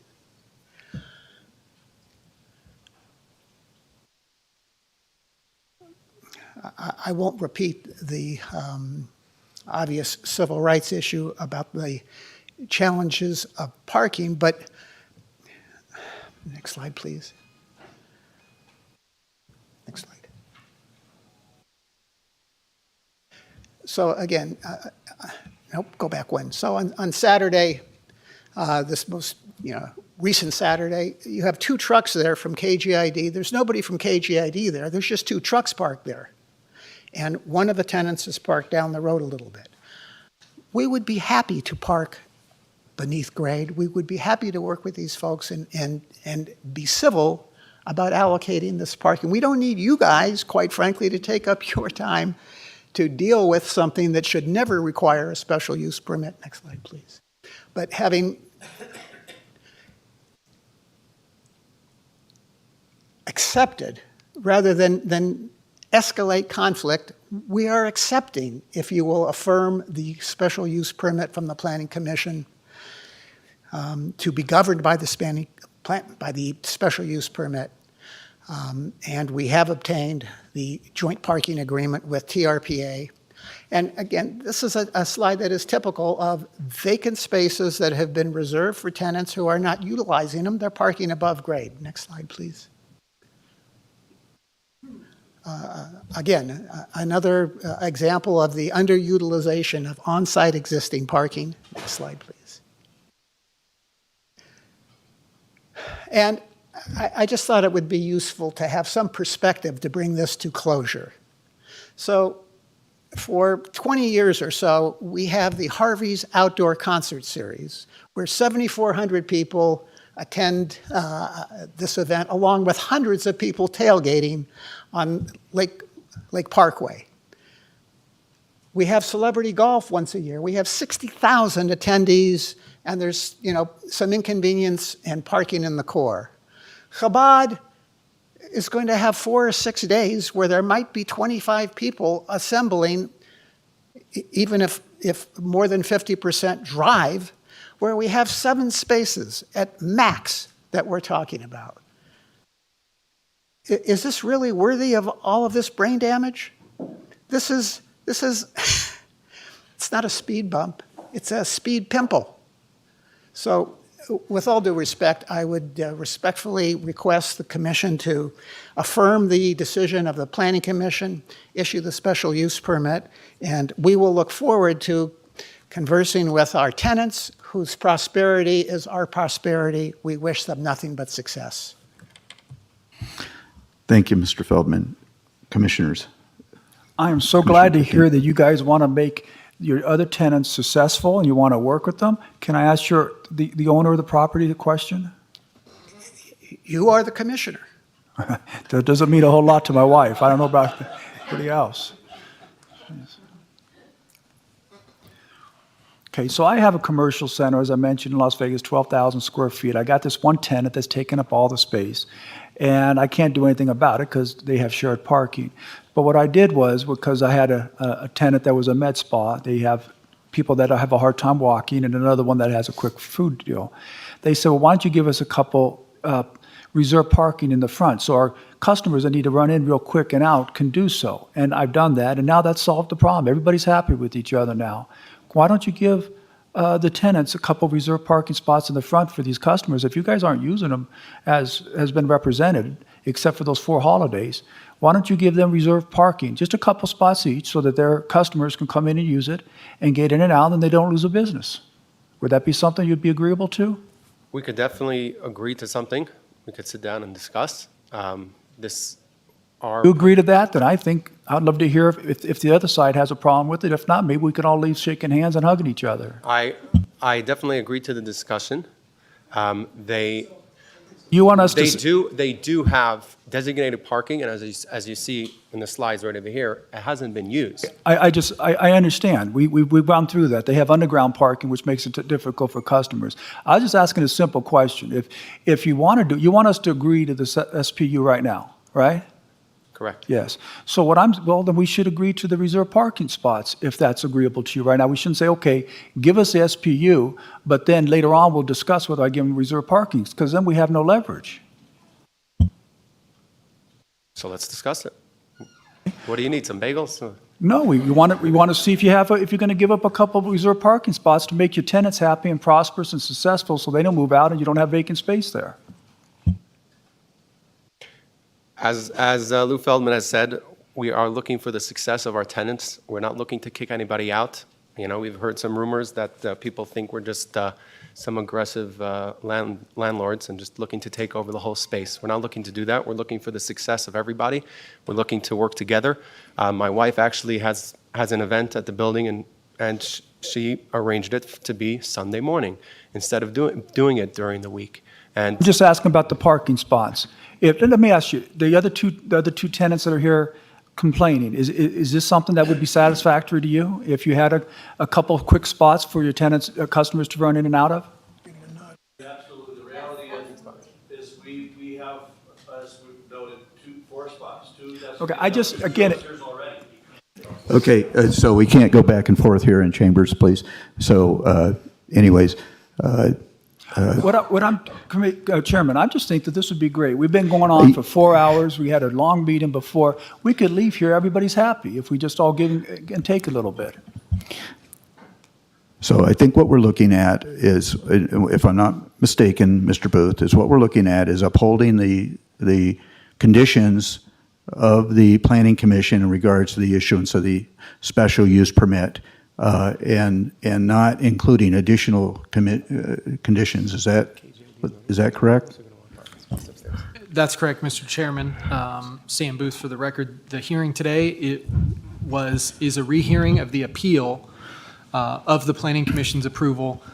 The only other thing I would add, just for the commission, is that this is a conditional use permit, a special use permit, but it's conditional. The Planning Commission issues the permit. We have some conditions here that talk about if the use is enlarged, extended, or increased in any way that violates the permit could be revoked by the Planning Commission, or it would require a new permit if the space is changed in any way or those type of things. Mr. Chairman, I'm not sure why I didn't get an answer to that from the applicant, because it might solve all this stuff. Instead, we went to another issue and you had them sit down. Maybe we can solve this thing. Everybody could be happy. Can we get an answer, please? Mr. Chairman. I would ask for some clarification from our Deputy DA, Doug Ritchie, in this regard. Thank you. Doug Ritchie with the Douglas County District Attorney's Office. Commissioner Tarkanian's idea is laudable. However, the commissioners can't condition a permit on them reaching some separate agreement regarding. Due respect, I never said we were going to condition it. What I asked was, are they willing to agree to it? And then we could leave here happy. If not, then one of us we're going to have to take a vote, and one of them is going to be unhappy. It's not a condition. What I'm hoping is that I hear them say they want to have happy tenants. They want to help their tenants succeed. The tenants are very happy if they have some parking stuff. We don't have to make a decision except to agree to the special use permit if this happens. If not, then we have to make a tough decision. And believe me, it's a tough decision for me. Well, Chairman, if I may. Thank you, Commissioner Doug Ritchie with the District Attorney's Office. Just to further elaborate on what Sam Booth has said is the condition is related to parking. And the parking agreement is, again, a condition that would have to be met when they want to start using the property. all the arguments that Mr. Forsberg has raised are valid arguments, but those would become ripe once they started to use it and the agreement was actually approved or not approved by TRPA, or his clients felt that the agreement did not resolve the issues that they are facing.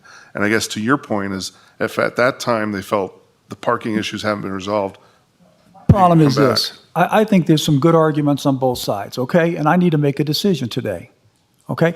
I don't think, in all due respect, that the numbers that you're talking about parking spaces are adequate. I mean, you're hearing people say they got 5 employees or 7 employees, and you're telling them they only have 2 parking spots or 4 parking spots. That doesn't even count the people that are coming in as customers. Look, I know that we have a limited ability to make regulations and to make rules. And in fact, this may be out of our hands because of maybe the Planning Commission's decision. We can't deign over this. But that's for a whole other part.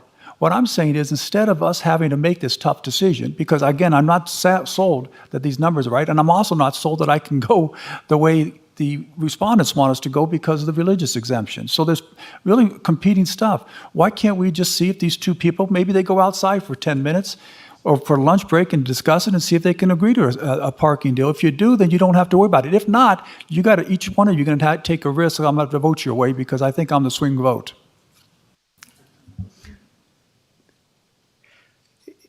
I didn't quite finish my comments, Mr. Chair, may I? So one of the things that I think is compelling with respect to your issue, Mr. Tarkanian, is Chabad can undertake everything they want to do at this site without a special use permit except pray.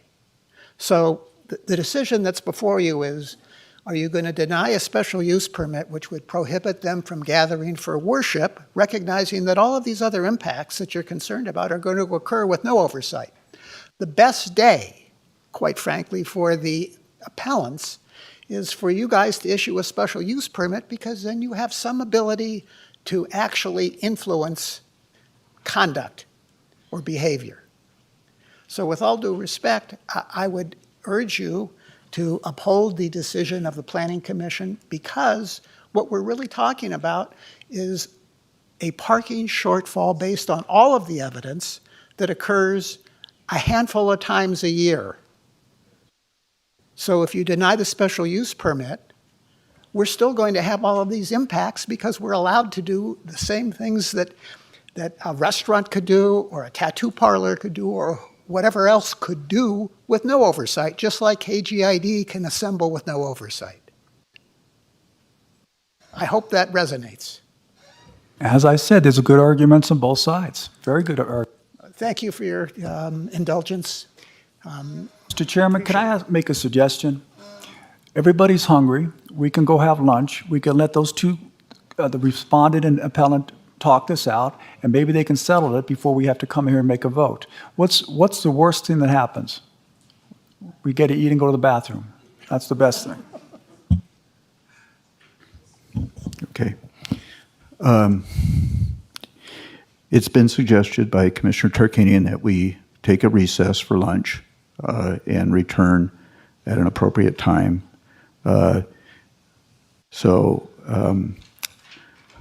I think that's probably an appropriate thing to do.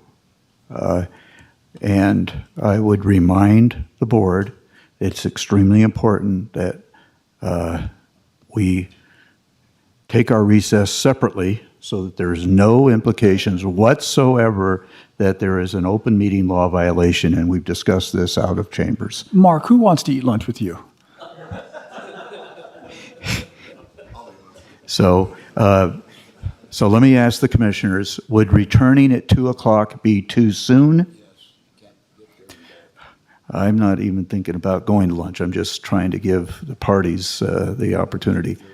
2:30? Okay. So we will recess until 2:30, and my apologies to all those others in this room who came for other issues that are very important to them as well. But we need to make sure as a commission that we respect the First Amendment rights of every citizen to be heard in this regard. So anyways, thank you. We will recess until 2:30. And at Mr. Tarkanian's suggestion, maybe the parties can chat. We don't have any restrictions over that. Thank you.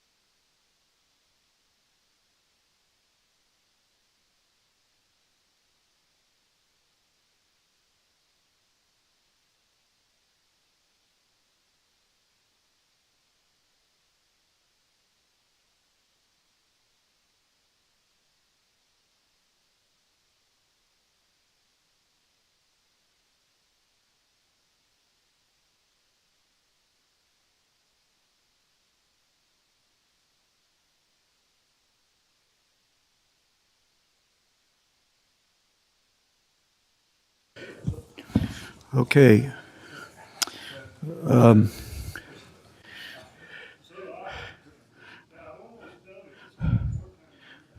My computer is reporting that it's 2:31, and so at this time, I'd like to call the Board of Commissioners, what's the date? 5/5, May 5th, 2022, back into order. We have 4 commissioners that are in attendance. I am going to make an assumption that Mr. Weiss is on his way back, hopefully. Ms. Marcia, could you reach out to Wes and see if he's on his way?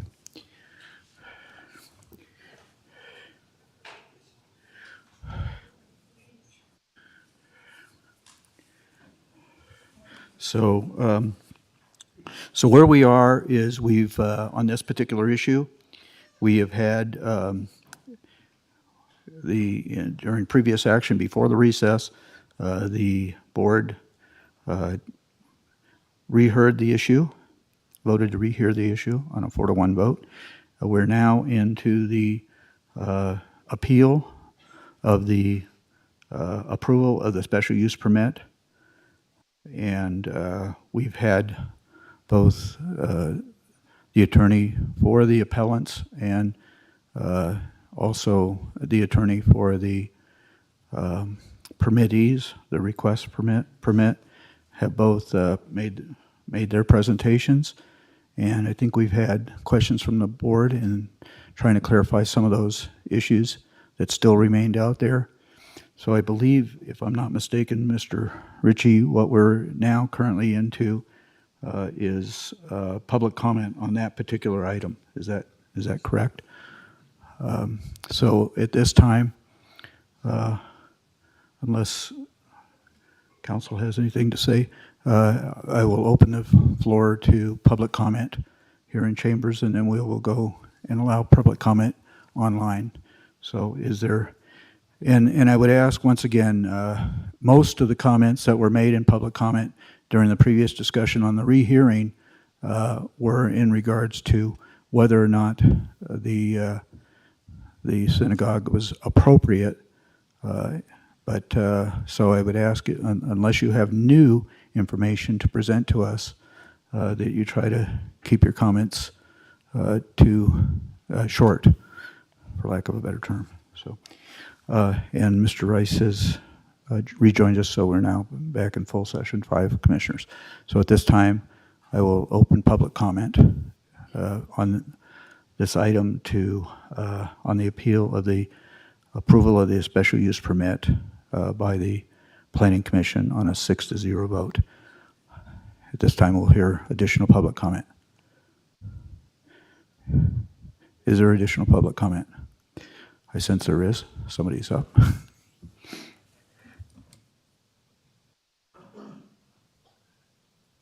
Hi, I'm Curry with Blue Sky Events.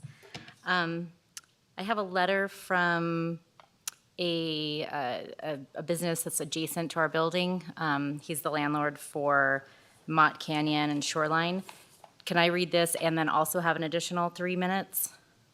I don't think I can talk that long anyway, but just making sure. 3 minutes, including that. Or now, you don't have to read that. You can enter that into the record and not read it, and then I'll have your read 3 it minutes. just so you guys hear Okay, it. thank Yeah. you. So first of all, my name's Carrie Hawk with Blue Sky Events. We've been in business for 20 years here in Lake Tahoe. We've been a tenant of 255 Kingsbury Grade for 6 years. And I'd like to note that we're great tenants because even though our business was shut down for 1.5 years over the pandemic, we continue to pay rent because we love our building and we love what we do. We had 5 full-time employees at the time in March of 2020. And at this point, we have 3 full-time employees and 1 more is hired this month. And we are hoping to grow back our business that we took a huge hit over the last few years. This letter that I want to read is from Mega Mountain Management. It says, "To the Douglas County Commissioners, thank you all for your service to our community. I assume it can be a very thankless job at times, like having to decide on the parking variant regarding for the Shabab Synagogue. I don't know how the cart got before the horse on this. The fact that these beautiful people of faith ended up purchasing this building before getting their parking secured seemed to be a big mistake. I don't know all the facts regarding their purchase. It's Tahoe Real Estate in Nevada, so it is of great value regardless. Please take a serious look at the parking issues. It in no way fits the business parking models that have been in place for years. There are way too many cars going to be drawn to these events for the available parking. There really isn't much more to be said on the matter. From all other previous rulings, it seems like the answer is no. Sorry you don't have the correct amount of parking for the activity you want to do. Being well, never mind, that doesn't really matter. But anyway, this is the landlord of Mega Mountain Management, and they're right across the street, and they have concerns about parking as well. Thank you.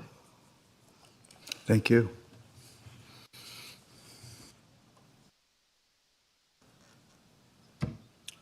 Already on there. Elliot Mallon for the record. I'll keep this very brief because I'm tired and hungry still.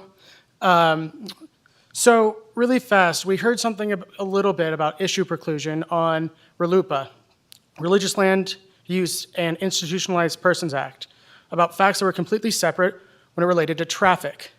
This is not that.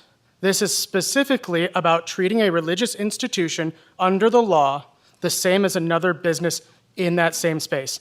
By federal law, you must treat them the same. So if you don't require an SUP for these other businesses, by federal law, you should not be requiring that here. We now have a parking agreement because we want to work with everybody. I think that the Jewish community here wants all of the businesses, all of them, to be successful and to continue to be successful. We're talking about parking only for our religious observances. So when we have, say, Passover, which was about 2 weeks ago now, a week and a half ago, it's a cultural event. We don't need a special use permit to do that. We can have all the people in the world there as long as it's within the fire code. So the double standard within these two things is a little bit questionable. And so I would urge you all to allow the SUP to move forward as federal law under RLUIPA says, and then let all of the parties negotiate in good faith and continue to negotiate in good faith. I think the rabbi would love to keep all of those tenants there. Personally, I think that's because there's also income, so it helps pay the bills in the building, but also to see everybody be successful. So I thank you all for doing this. I thank you for having the rehearing, and let's hopefully do this soon so we can all go home. At least I can. Thank you. Thank you. My son has been trying to call in. He said the web conference isn't working. Okay, we'll look into that issue.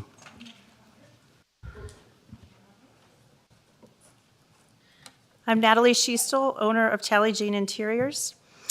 We're here today to uphold the law. It's not about religion. It's not about emotion. It's about parking and meeting the needs of the current tenants, our customers, and employees.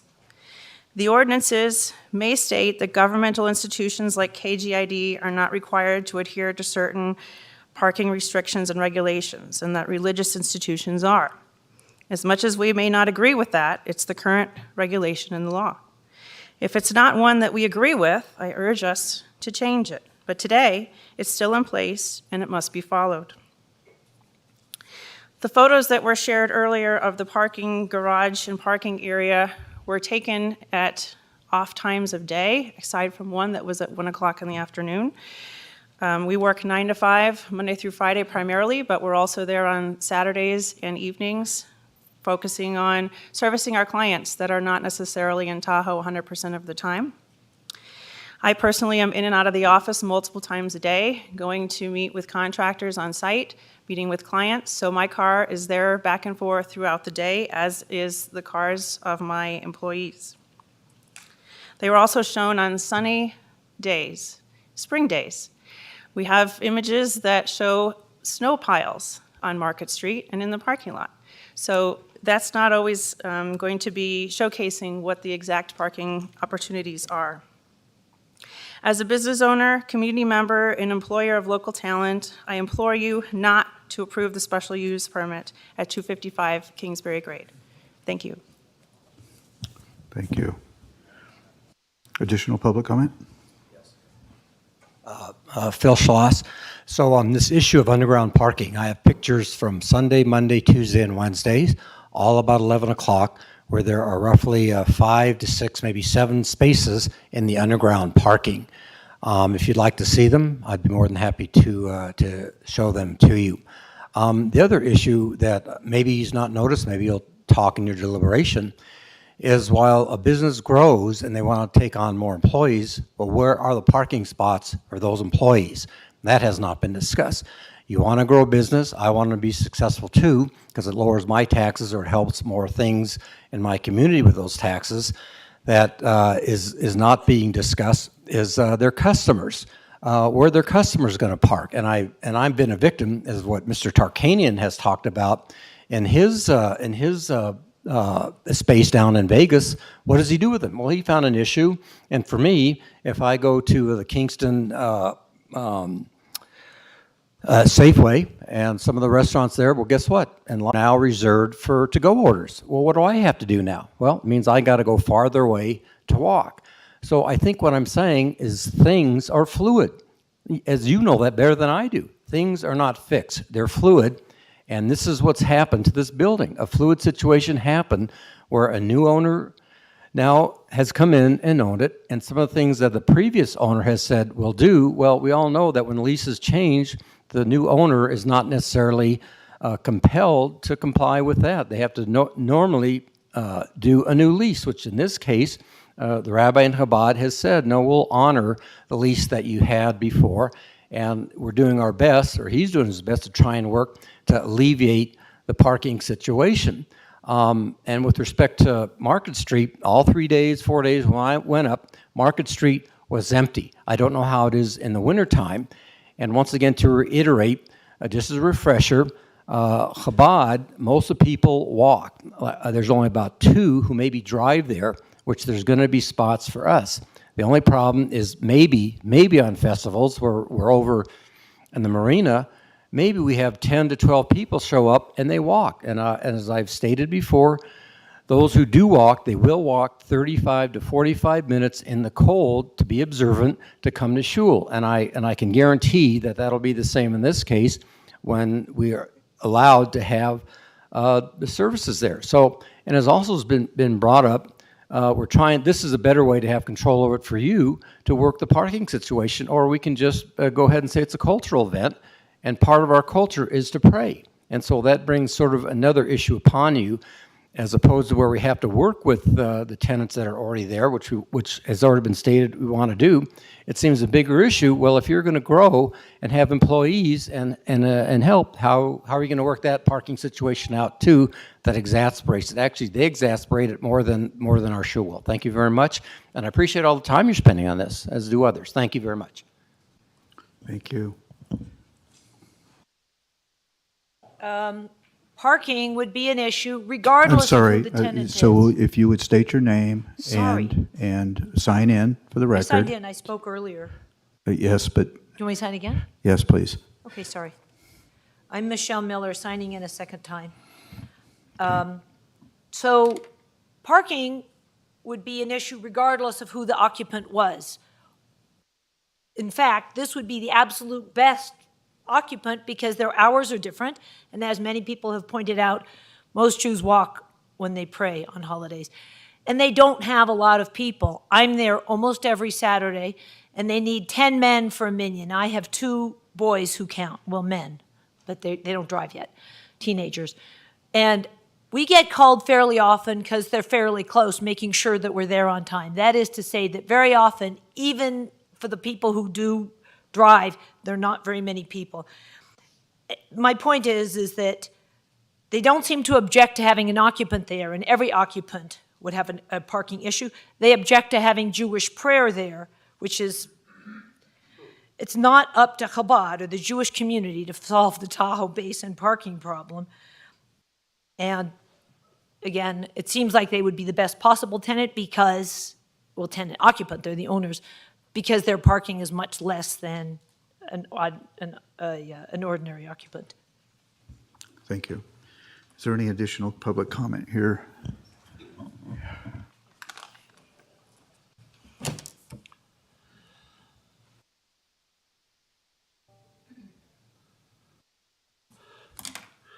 For the record, Ryan Schiestel, Intelligent Interiors Director. I want to start off by saying again, I don't know why I consistently keep hearing this is a Jewish thing, or it's the people in this audience or the commissioners are anti-Semitic. I don't feel that anybody has been. I don't feel anybody is. I could be wrong, but at least I haven't heard of anything like that at this point.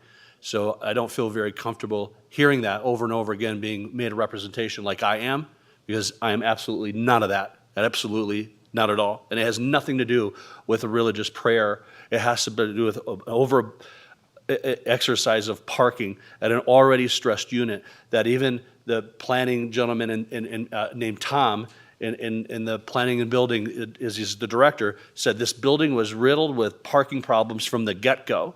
This should have never been approved from the beginning, and I'm upset that he's not here because I would have loved to ask him and put him on the board for that. But he even knew it and has said it, and that is a fact. Okay. The other testimony you've heard in here makes it sound like they don't have anywhere to go. They have an absolutely stunning place that's above Riva Grill in South Lake Tahoe, and is a beautiful place, and they have expanded, so they've had to move. That means that they are increasing their membership size, which I would assume that they should, just like we are going to assume that our business is going to grow too. But we are going to be restricted from any business growth with this approval. The assimilation of what we had to try to do with KGID, a public utility, during their events where there's massive, it's like when they have an issue, it's like a hornet's nest got kicked. People mobilize there at that building by the dozens, and I'm talking even well over 20, I think I counted almost 30 vehicles at one time. To add that to what this approval is going to do is just absolutely bananas. There should be absolutely no conversation on this. We are already at our max numbers, and it's been proven there. That number that we have on that graph is for 7. If they increase by 1 member, we are now over that number because there is no room for error. Can you tell me that there is a room for error if they double the size of the membership? If we improve on our 7 employees that we have had to request not come to work and work from home because of the parking issue, are you going to tell me that one more hire isn't going to feel affected by this decision or the businesses next door? Come on, put yourself in our shoes. I didn't ask for this.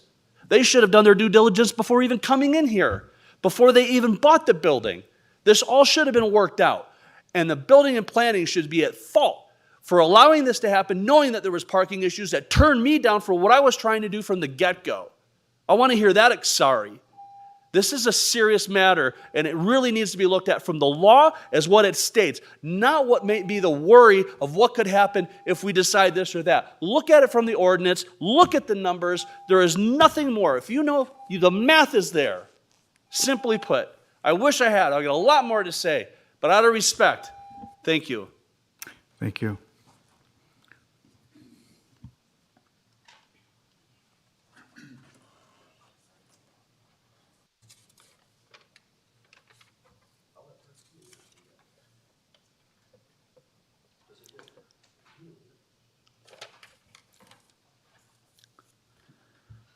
Jim Slade, speaking as an individual, of course. I spent 3 weeks in Israel a few years ago and have great respect for Judaism. And I have not spoken on this issue before today. And I really have no dog in this fight. It doesn't particularly matter to me whether the synagogue goes in as proposed or not. I would hope that your previous decision would be the same whether this house of worship was for Muslims, Hindus, Scientologists, evangelicals, or any other religion.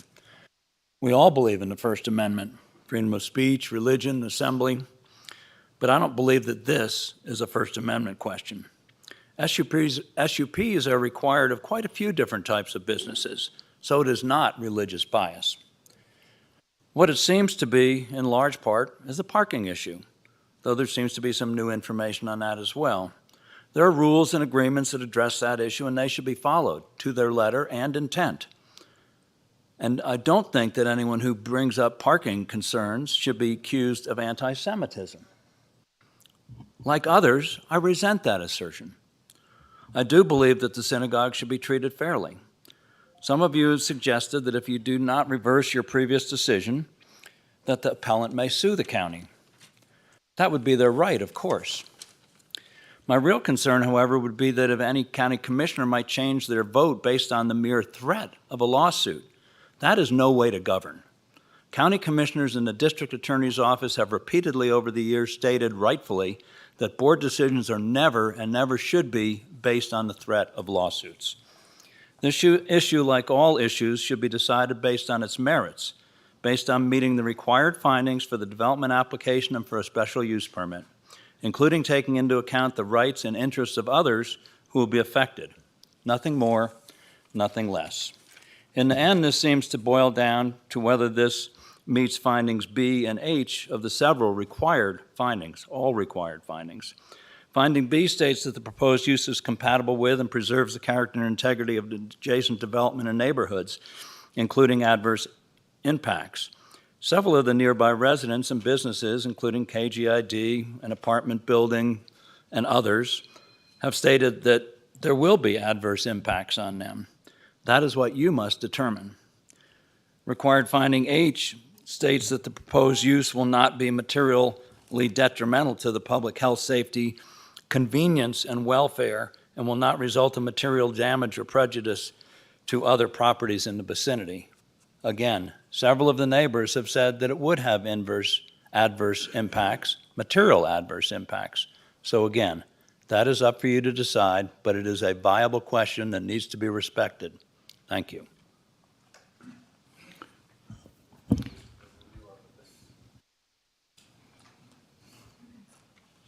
Good afternoon, Jason Hawk with Blue Sky Events.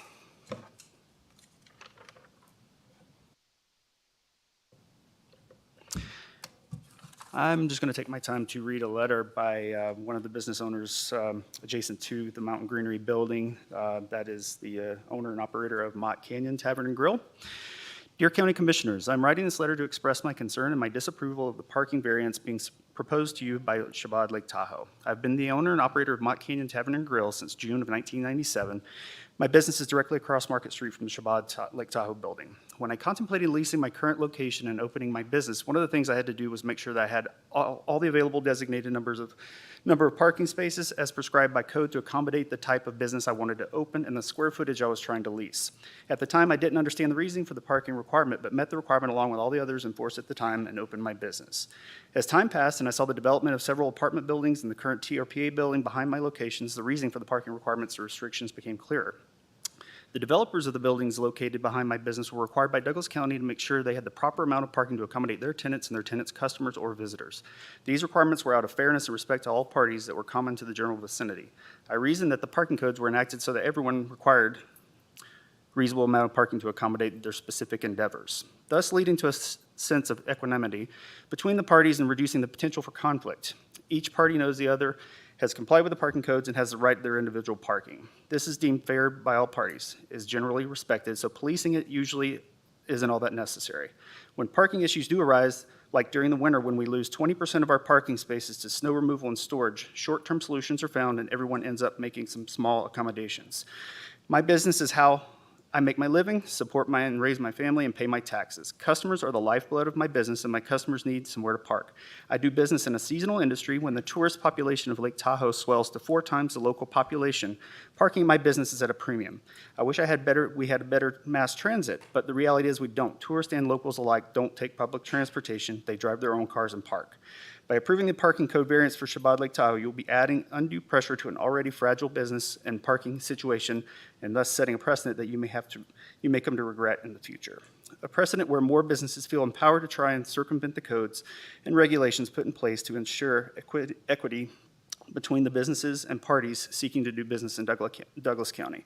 Thank you for your time and to read this letter. I wish you, I wish I could have been there to speak in person today, but I'm shorthanded and have to work my business.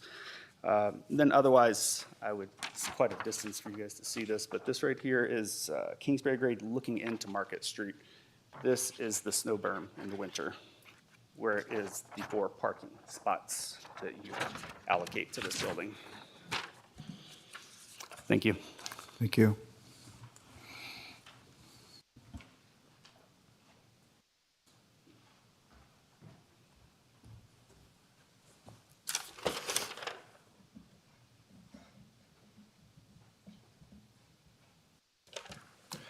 Mordechai Richler, the rabbi of the congregation and the building that we're all talking about. Just a few comments. Again, I just want to reiterate what Lou Feldman has said. We absolutely want to see the success and the growth and our tenants prosper with their businesses. We're here and we want to figure out a solution, the best solution that's going to work for everybody. That's number one. Another point is that, ironically, as a Chabad, as an Orthodox outreach center, the services and what we need a SUP for is to pray. Our prayers attract the smallest crowd of what we have to offer. Our Passover Seder that was shown as a picture to try to show how large of a people we have. Yes, we could have up to 100 people our Passover Seder, but we have never did the Passover Seder at our location, and we don't plan on doing it at our new location. We usually do it at hotels. This past year and the year before, we did it at our home. We could have up to 60 people, whatever it is. So those cultural events we could do without the SUP. The SUP is merely to help us, allow us to pray. Our prayers, most of the crowd are Orthodox visitors walking. They can walk up to an hour. I mentioned this last time. I don't want to bore anybody. I myself walk. On Passover, we had large services. 90% of the people all walked anywhere from next door to 45 minutes away. I think that's it. I want to thank the TRPA for being such kind neighbors and understanding the dilemma and coming into agreement. I want to thank all the commissioners for all their... Additional public comment here in chambers? Sensing none. Ms. Johnson, is there any public comment online?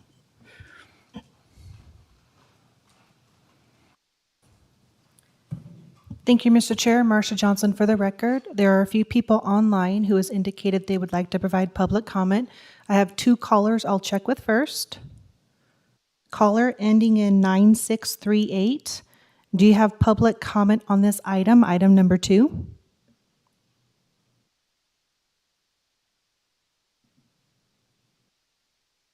Hello.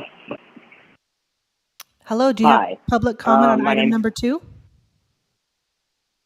I believe so. Please state your name for the record. My name is Nick Miller. And I would like to say that the parking issue would exist regardless of the occupant, not just Chabad. In fact, Chabad would use less parking than other occupants since they walk. So the companies, the people who are appealing, don't have to object that Chabad is saying, since there will be less people, and therefore there wouldn't be a parking issue as of any other business. So why are they only complaining about having Jewish use as a tenant, whereas other business use? Because, as I may have already said, that Jews walk during holidays. They walk as much as they can, unless people cannot walk, which will only be a handful of people, about maybe 2-3 cars. And they should be welcoming Chabad, since the parking use is less than nearly any other tenant that would occupy the space. Thank you.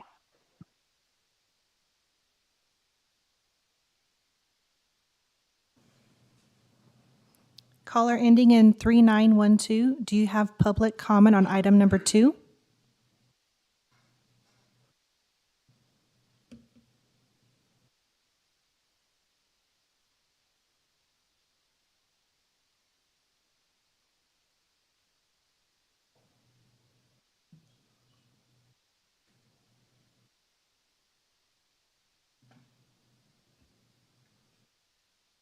Caller,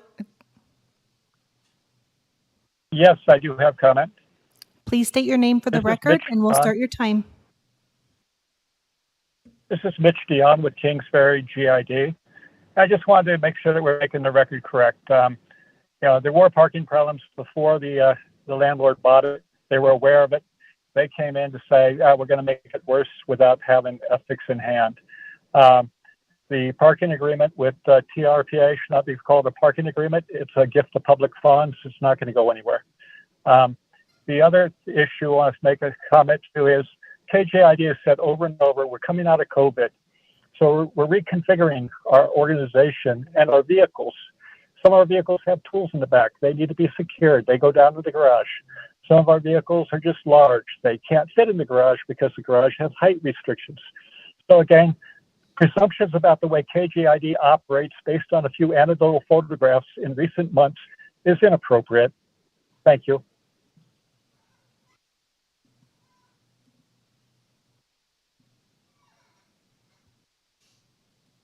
Ellie Waller, do you have public comment on item number 2? Yes, I do. Please state your name and we'll start your time. Ellie Waller, a special use permit with a condition for adequate parking today is it what is at hand. I'm concerned that occupancy has not been brought forward in the special use permit because it may be a fire issue. Back to what is at hand today. To Attorney Feldman's comment, sorry to disappoint you, but code as regulated today has not been met. As I previously stated, purchasing a building comes with restrictions and no guarantees are entitled, such as a special permit. Findings like laws are written in such a way that proof of burden that needs to be established. Mr. Forsberg stated the site contains only 20 parking spaces that staff confirmed. The question is, are there enough spaces to accommodate the additional parking required off-site by Douglas County Code? Repeat, Douglas County existing code, which you are approving today.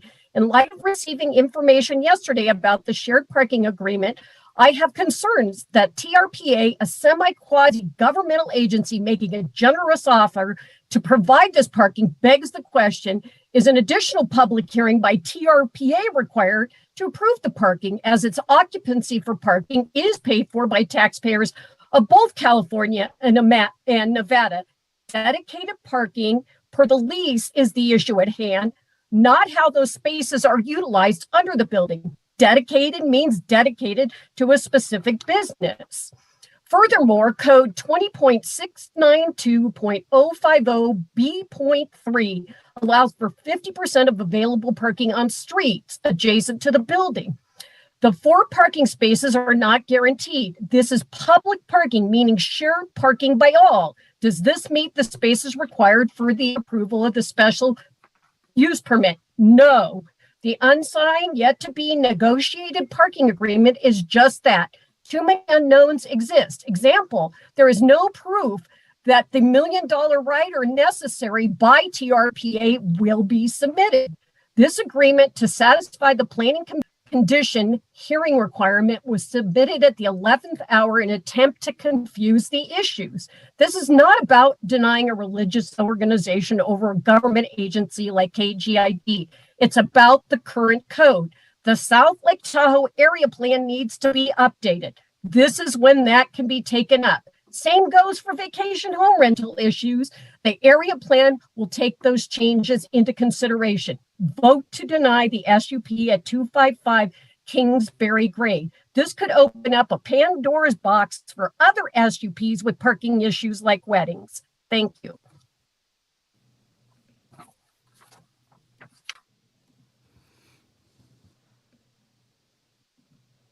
Sarah, do you have public comment on item number 2?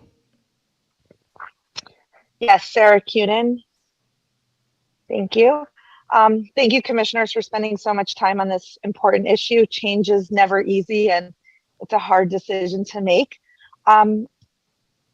It's been brought up that is this a Jewish issue or not? But when comments are made like, why don't they just find a place that they can, customize for themselves somewhere in the valley? That becomes a Jewish issue, as the few members that are part of this congregation are Hasidic Orthodox Jews who only, as you heard many times, walk. They're Sabbath observers. They walk on their holidays and their Sabbath every Friday night and Saturday. And what that means is that by saying, let's have them go somewhere else, that's not in driving distance, we're really saying, not in my backyard, that we don't want this minority within a minority in our community. And that becomes a Jewish issue, and that's quite offensive. So I would hope that this is based on the law, and it's not a Jewish issue, as I know the Richlers have lived there many years and are good neighbors in the community, well liked, and may they live there many, many more years and be welcomed within the South Lake Tahoe community. Thank you.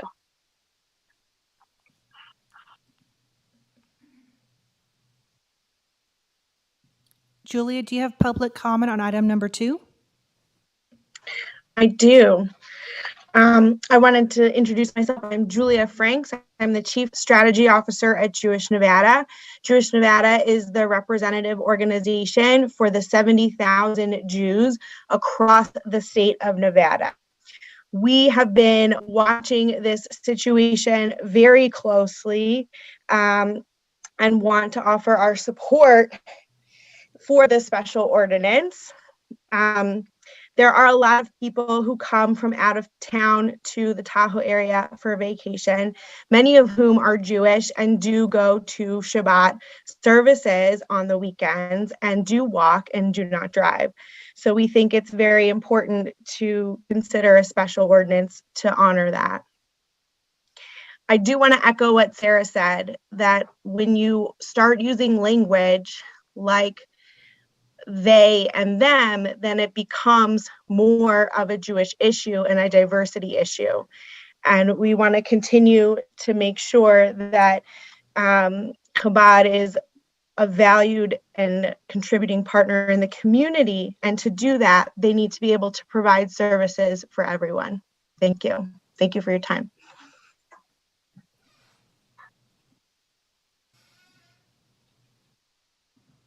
Natalie, do you have public comment on item number 2? I do, thank you. Just Kingsbury General Improvement District does have with the current owners. So there was some question as if to the current owners did not have to perform on that lease, but they did purchase the property and they purchased the lease with that property. So they are beholden to that lease and to perform on it. We do have 2 extensions for an option, so we could be in the building until 2029 at this point if we decide to renew our lease with them. So I just wanted to make that very clear. And then I also wanted to say in our lease, there was some question about we are only allocated 5 spaces. That is incorrect, in my opinion. The 5 spaces are for underground parking. So we are guaranteed to have 5 underground parking spaces. That does not preclude us in the lease from having other parking spaces for our business. As you all are held to be accountable by your constituents, I am as well. So that's where I'm coming from here, because I would have to, explain why we have to move trucks around or shuffle staff, or the public would not be able to come in to visit the KGAD office based on the lease that we had negotiated with the previous owner. So I just wanted to make that very clear. We also do pay common area maintenance fees on the property. And I did say this before and I don't want to repeat it, but the only thing in the lease says that we cannot park on the sidewalk or the entrance of the building. It doesn't say anything else about us not being able to have that access. So I just wanted to make it clear that it's not just 5 parking spaces that we are limited to. That was not what was negotiated. So hopefully that helps you in your decision. I'm just here to provide some facts and I appreciate your time. Thank you.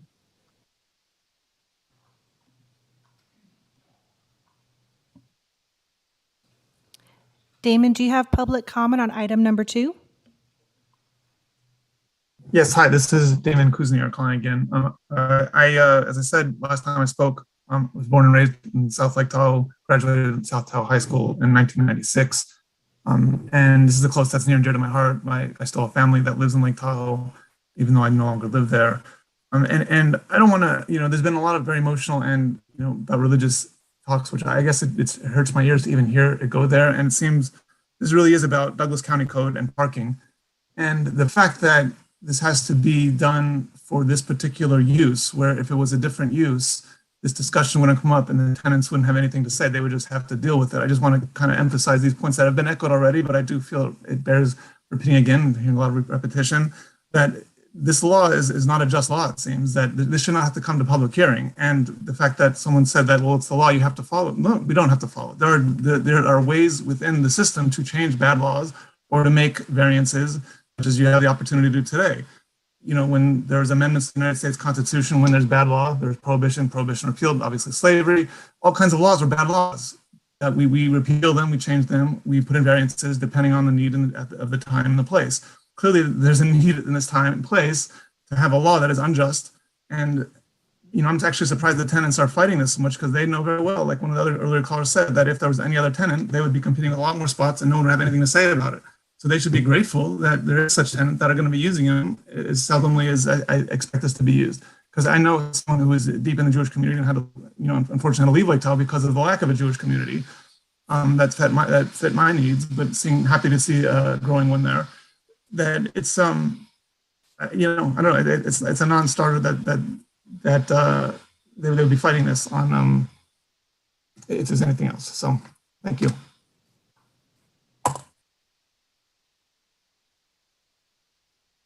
Eric, do you have public comment on item number 2?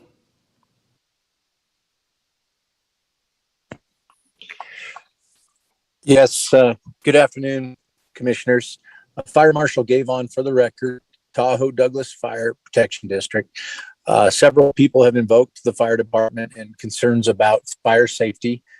Currently, we don't have issues with the property, and we don't have issues with this occupancy. Their maximum occupancy right now would be 49 because they have one exit. And if they wanted to go more, they could certainly, as the property owner, could pursue another emergency exit to that area of the structure. But anyways, it's a non-issue for us at the fire department, and I wanted to make that clear.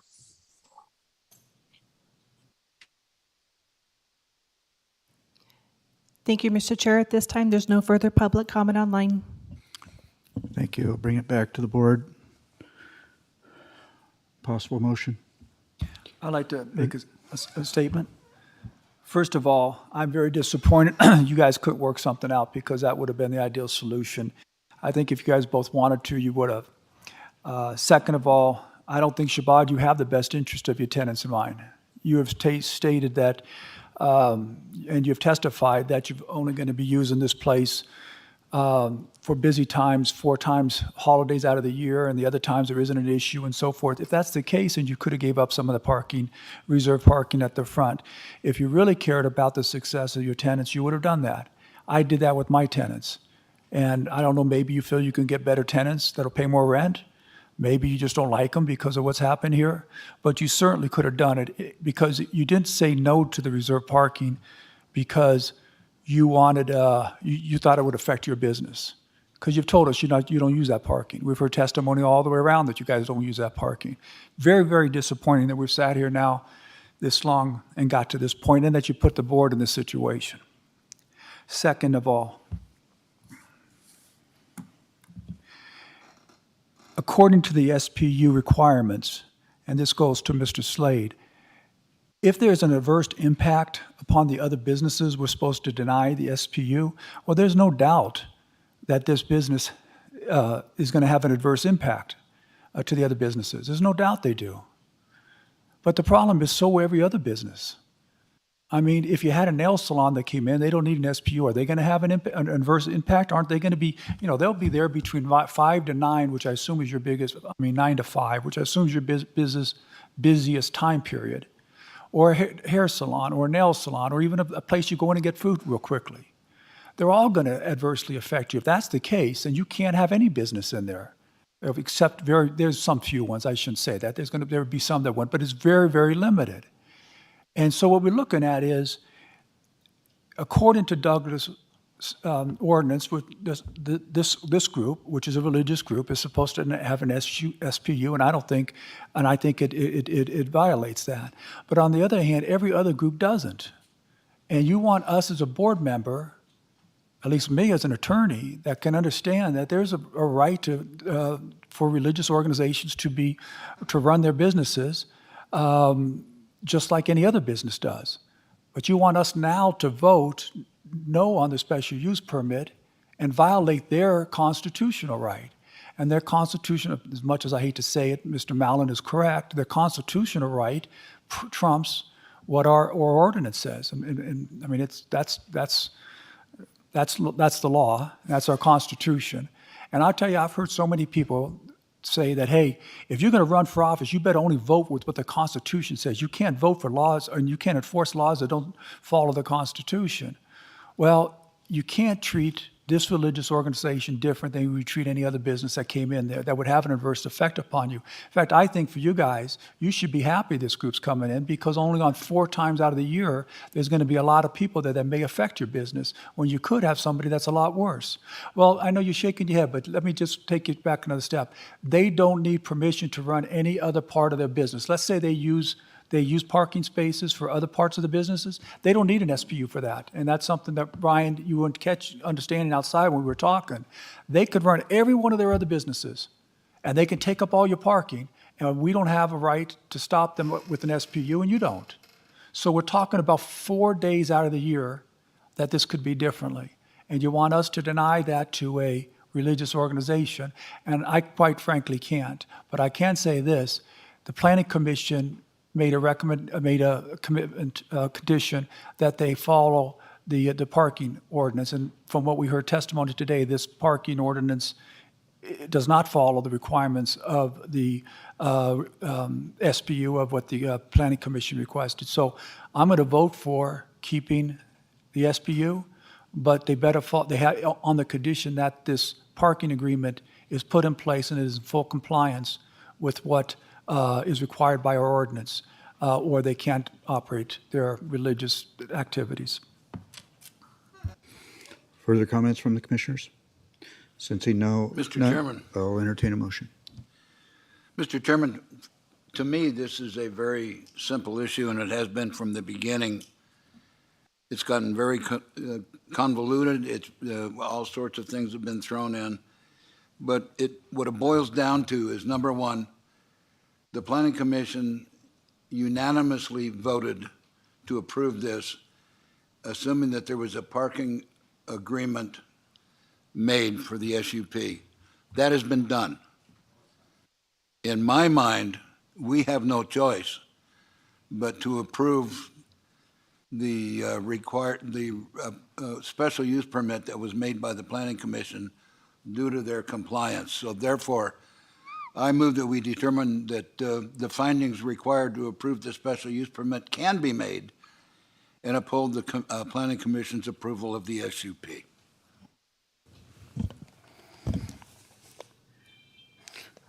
Motion by Commissioner Rice. Do I have a second? No, sir, we're in the middle of a motion. I will second that motion then. So we have a motion by Commissioner Rice, seconded by Commissioner Gardner, to approve the findings required to approve the special use permit can be made and uphold the Planning Commission's approval of the SUP. Are there questions in that regard into the motion? Mr. Ingles? How long is this SUP in effect?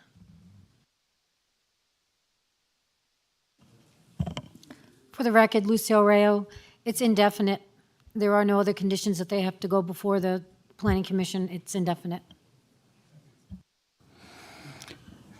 Other questions regarding the motion? Just to be clear, there is an agreement on parking, correct?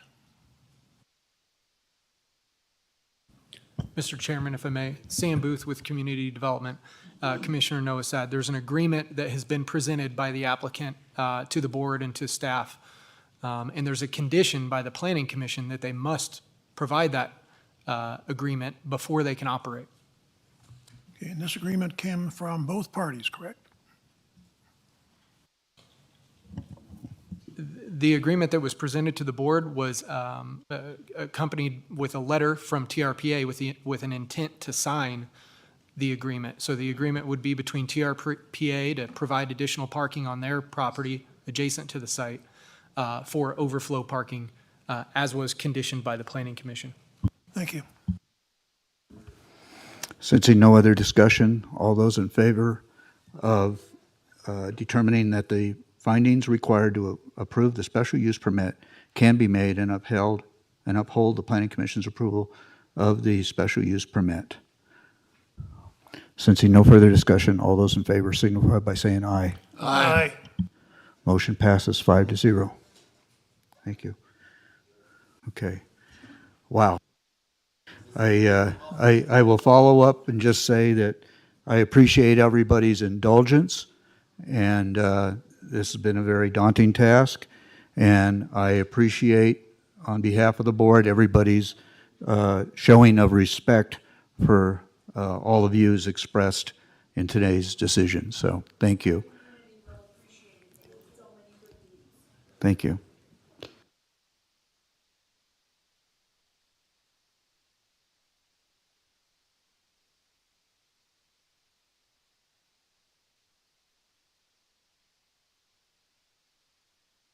Okay.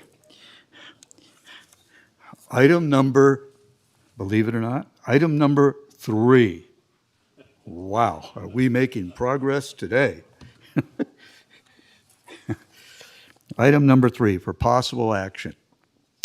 Discussion on an appeal, DP 22-0081 of the Planning Commission's decision to deny development application DP 22-019 a special use permit for a bed and breakfast on a 1.77 acre parcel located at 246 Sierra Shadows Lane in the SFR Single Family Resident 1 acre minimum parcel size zoning district in the Foothill Community Plan.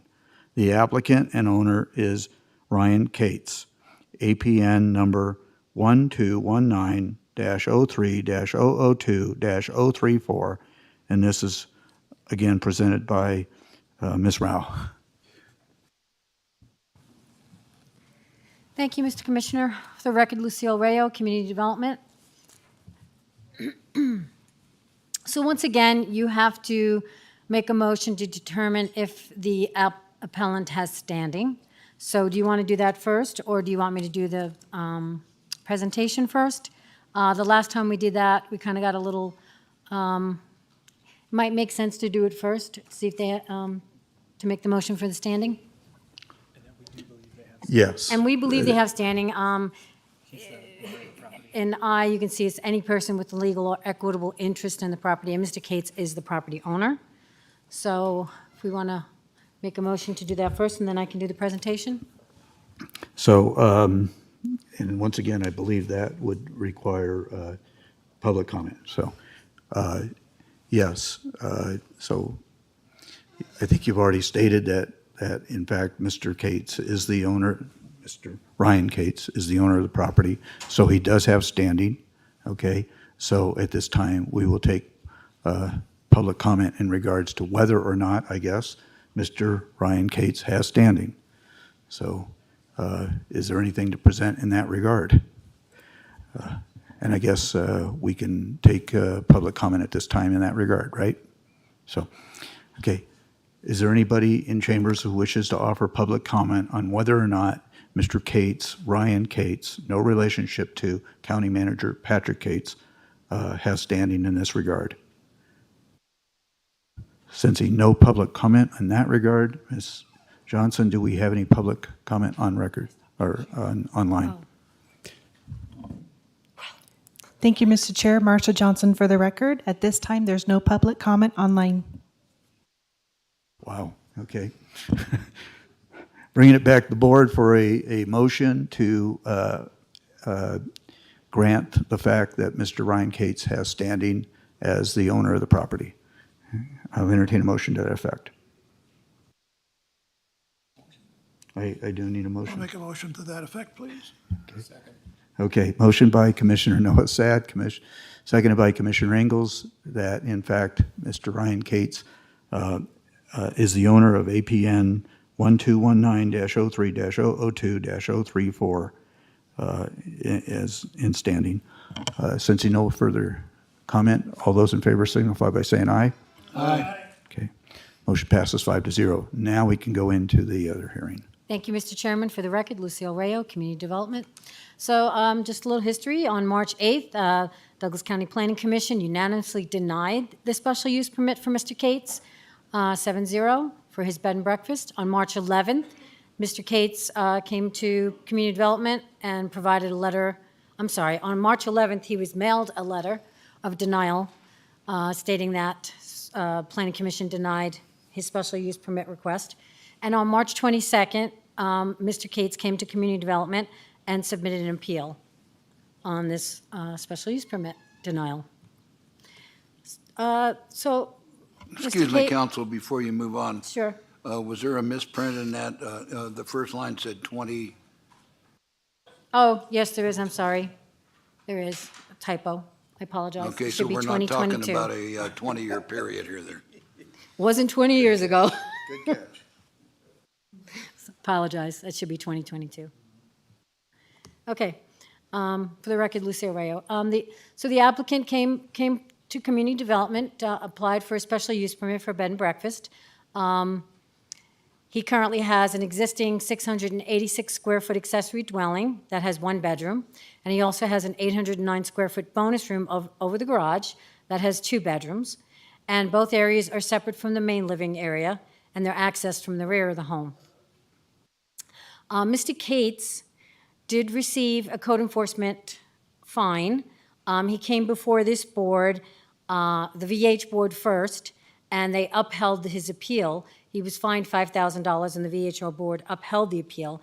Then he came to, appealed it to this board, Board of County Commissioners, and it was reduced. So the fine was reduced, and Mr. Cates, and it was reduced to $1,250. Mr. Cates paid that. He also paid any fines in addition to the TOT that was required to be paid. So he paid all his fines. So as far as any fines associated with illegally renting as a vacation rental, they have all been satisfied. The property is located on Sierra Shadows Lane along Highway 206 in the Foothill Community Plan. It's zoned single-family residential, 1 acre minimum. It is allowed with a special use permit in the SFR1 zoning district. This is a floor plan showing you the existing accessory dwelling.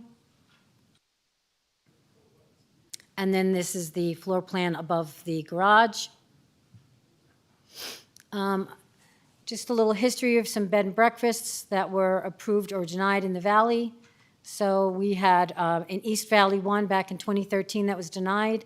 2016, one on Foothill Road that was approved. In 2017, Cindy's Trail up in the Indian Hills area was denied. 2018, one along Highway 88 was approved. 2018, one on Tambourine Ranch Road was approved.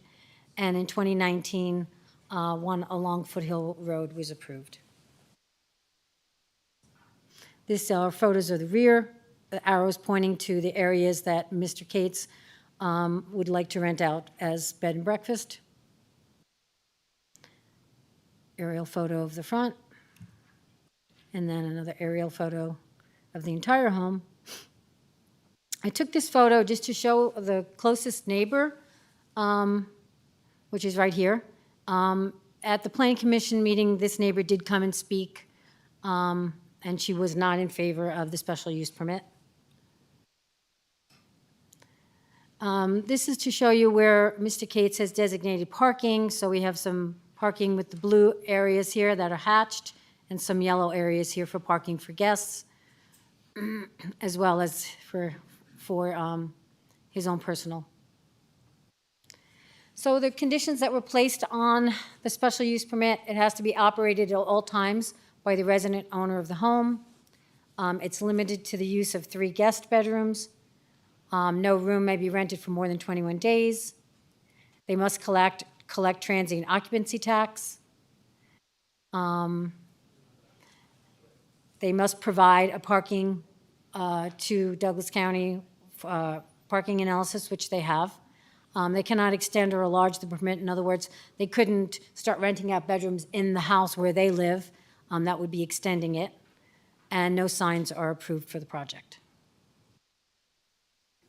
They're going to be required to submit a receipt from Nevada Division of Environmental Protection, provide evidence that NDOT has reviewed and approved access. They don't actually access off of 206 now, but our engineering department, if on an aerial, you can see that at some point, someone, whether it was Mr. Cates or the previous owner, has been accessing 206 because that property is along 206. So just to cover all bases, they would want NDOT to review that. And prior to public occupancy, they have to submit to the community development proof of approval that East Fork Fire has done a life safety inspection. We have received lots of public comment on this, packet page 591, as well as lots of comments that came in the last few days, and that's all part of your supplemental. There were many, many people that spoke public comment at the Planning Commission meeting, and that will lead for the ultimate denial by Planning Commission. So we've already determined that he has standing, and so it's now just up to discussion, and then there's 2 determinations that can be made, A or B, that are up on the slide right now. Any questions? Commissioners? Commissioner Noset. Yes, the zoning is SFR? For the record, Lucille Reyes, single-family residential, 1 acre, that's correct. Thank you. Mr. Rice? Excuse me, yes, my question is why the special use permit was denied in the first place. I noticed that the chairman of the Planning Commission is here. Could you address that?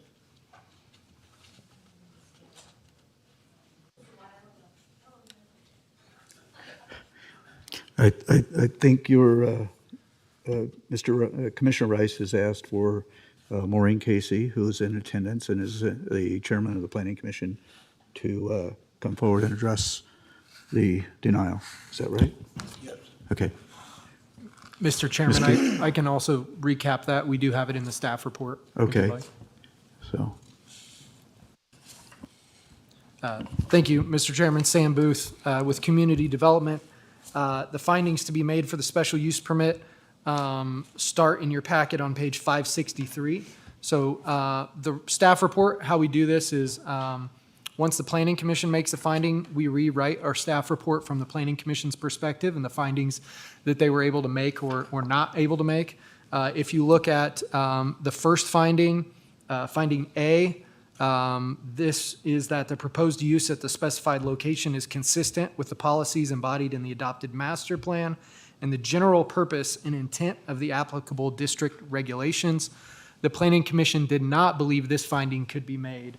And Maureen, the chair of our Planning Commission, can correct me if I'm wrong. I believe it was the general purpose and intent of the applicable district regulations that the Planning Commission felt was not able to be met. Several members of the Planning Commission cited finding A as being unable to be met. Also, finding B. I'm sorry, before you go on to B, can you state why they weren't met?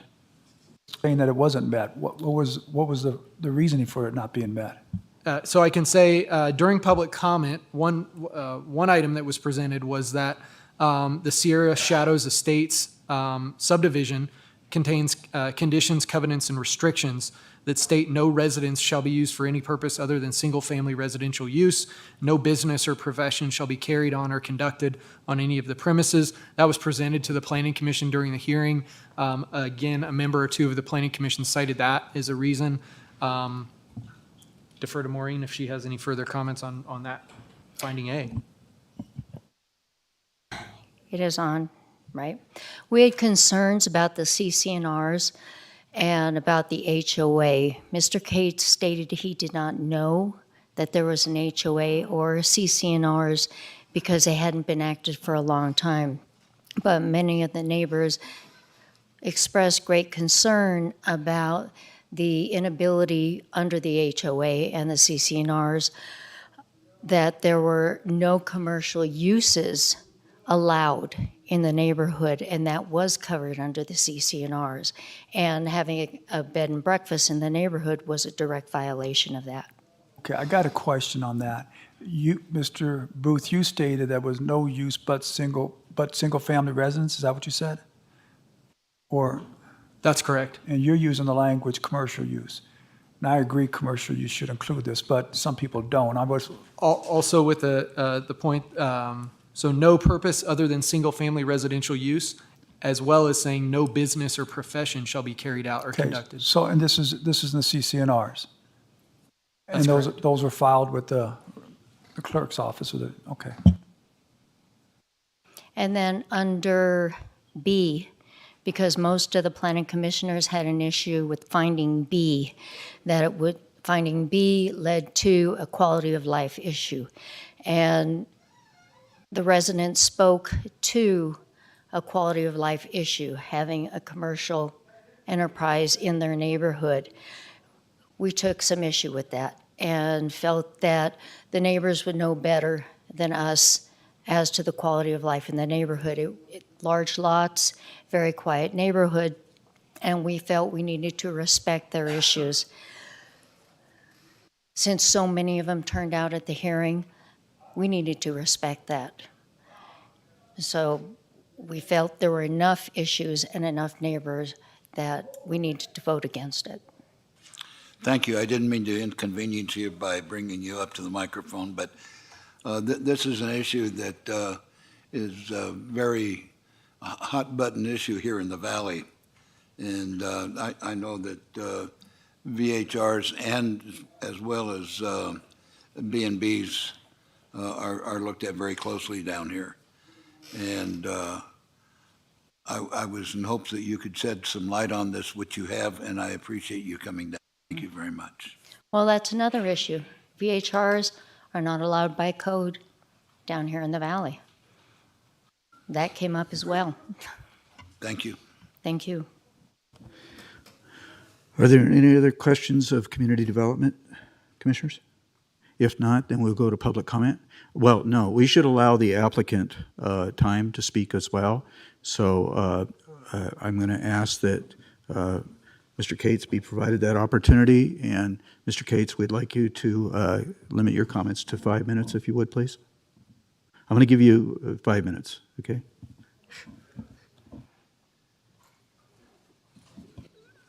Okay, I've been directed by staff that that's not appropriate, so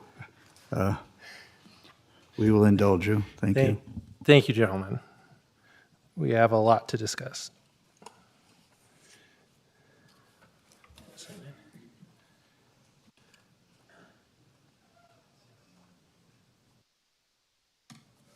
So for the record, my name is Ryan Cates, and again, no relation to Mr. Patrick Cates. My name's Kimberly Wyckoff. All right. So if we can.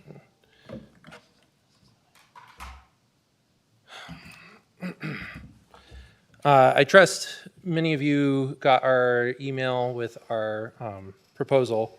We have hard copies, and we'd like you to have a copy so you can flip through easily. Is that all right? You have copies on your computers, you're fine? Okay. In that case.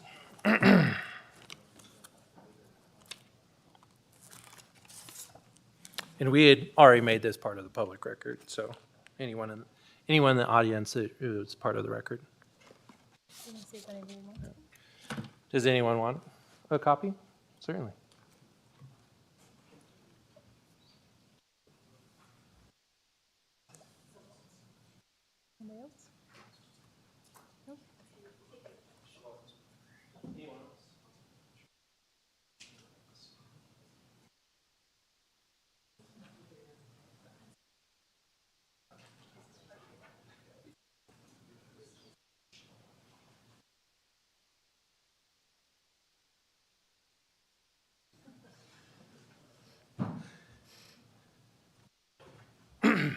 All right, so we're hoping that this proposal, well, and before I get started, it was mentioned at the very beginning of this meeting about Vietnam veterans, and as a veteran myself, I just want to welcome you guys home. A lot of you didn't get that courtesy when you came back, and that was wrong, and so I just want to welcome you all home, and thank you for your service. Anyway, so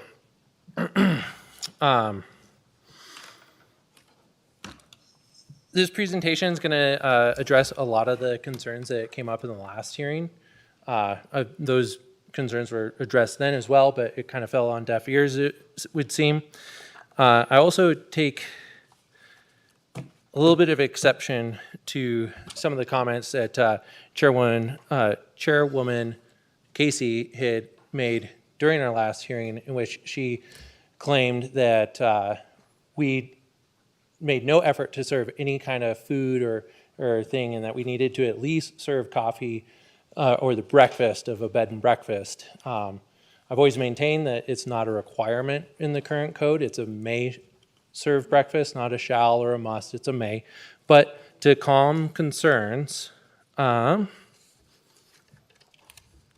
we have my contemporaneous notes from my very first contact with the county when I contacted Miss Bonnie Harwood when we were first issued our VHR fine.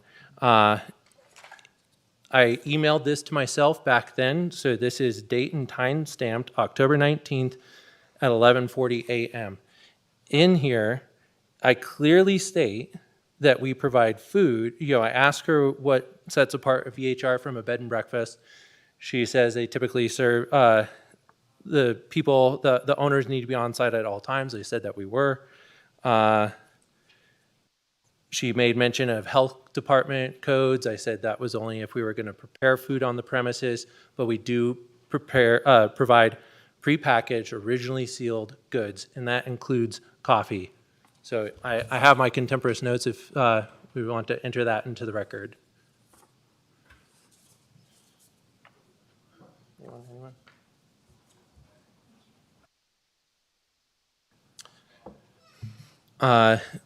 Then I also have. Mr. Cates, did we get a copy of the other?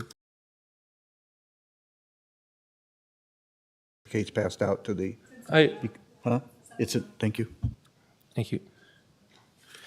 And then I also have our original notice of appeal to the VHR board that again notes that we provide food originally sealed and packaged food goods to, again, include coffee, and like this, inserted into the record as well.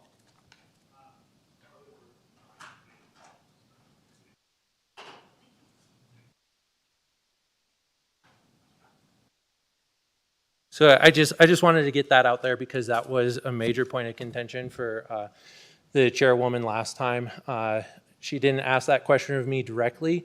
I had already sat down when I tried to come back up to clarify after she had made some comments, and members of the public had come and presented new evidence and new testimony. I tried to get up to rebut, and I was told to sit back down, that I already had my time. I believe that was a violation of my due process rights, and I hope in this hearing, if anyone does come and present new evidence or testimony, that I be given a chance to rebut it. Thank you.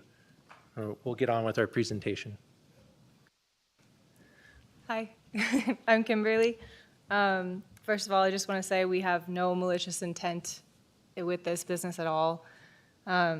We tried to go around and speak to as many neighbors as we could. And, I was very happy to find out that most people were either in support or indifferent. I know that there are a few people in opposition here, and they've also written in.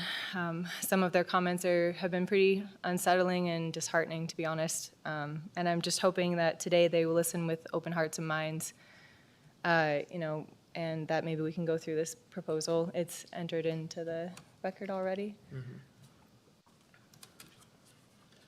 Can we bring it up at all? Oh, Ms. Rayo, if you could you bring this up for anyone that didn't get a copy of this onto the screen? Okay. Thank you.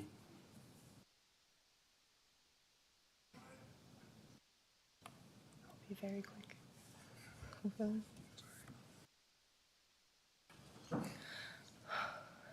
While they're doing that, could you address the CCNR issue while we're waiting for that to come up? Absolutely. The CCNR issue? Absolutely. In my notice of appeal, I talked about these CCNRs. So if you drive around our neighborhood, you would have no idea that there are any CCNRs. When I purchased the home, we have never paid any dues. We've never gotten any correspondence about meetings, elections. There's no board members. I don't mean to cut you off, but I think you're talking about HOA, which is different from the CC. The CCNRs are different from HOAs.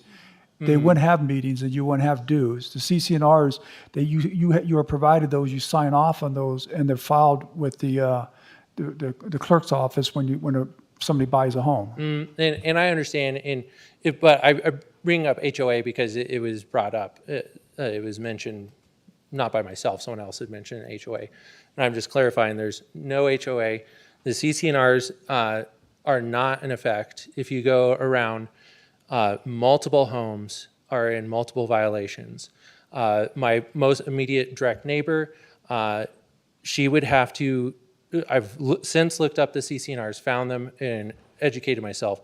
She would have to landscape from the curb to her front door. She has a pretty far setback. That'd be thousands of dollars, and it specifically states that it can't be natural vegetation, and that all she has is sagebrush. Her garage door also faces our bedroom window.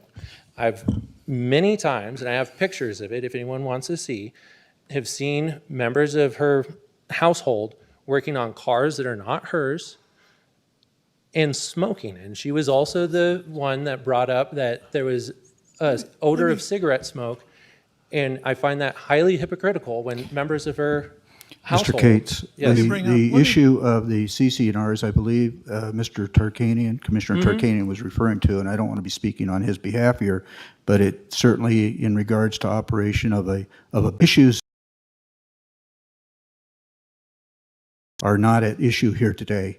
It's strictly your property and your operation of a business without the CCRs being in effect. So am I correct in that, Mr. Tarkanian? Am I paraphrasing that correctly? Yes, you are. Okay, thank you. We might add that despite the fact that you didn't read your CCNRs, ignorance of the law, that kind of thing, your neighbor's violations of those CCRs give you no permit to you violating those same CCNRs. But I would make one clear that Mr. Taylor has already spoken in the last hearing that CCNRs are of no purview of the county. They don't, am I correct, or?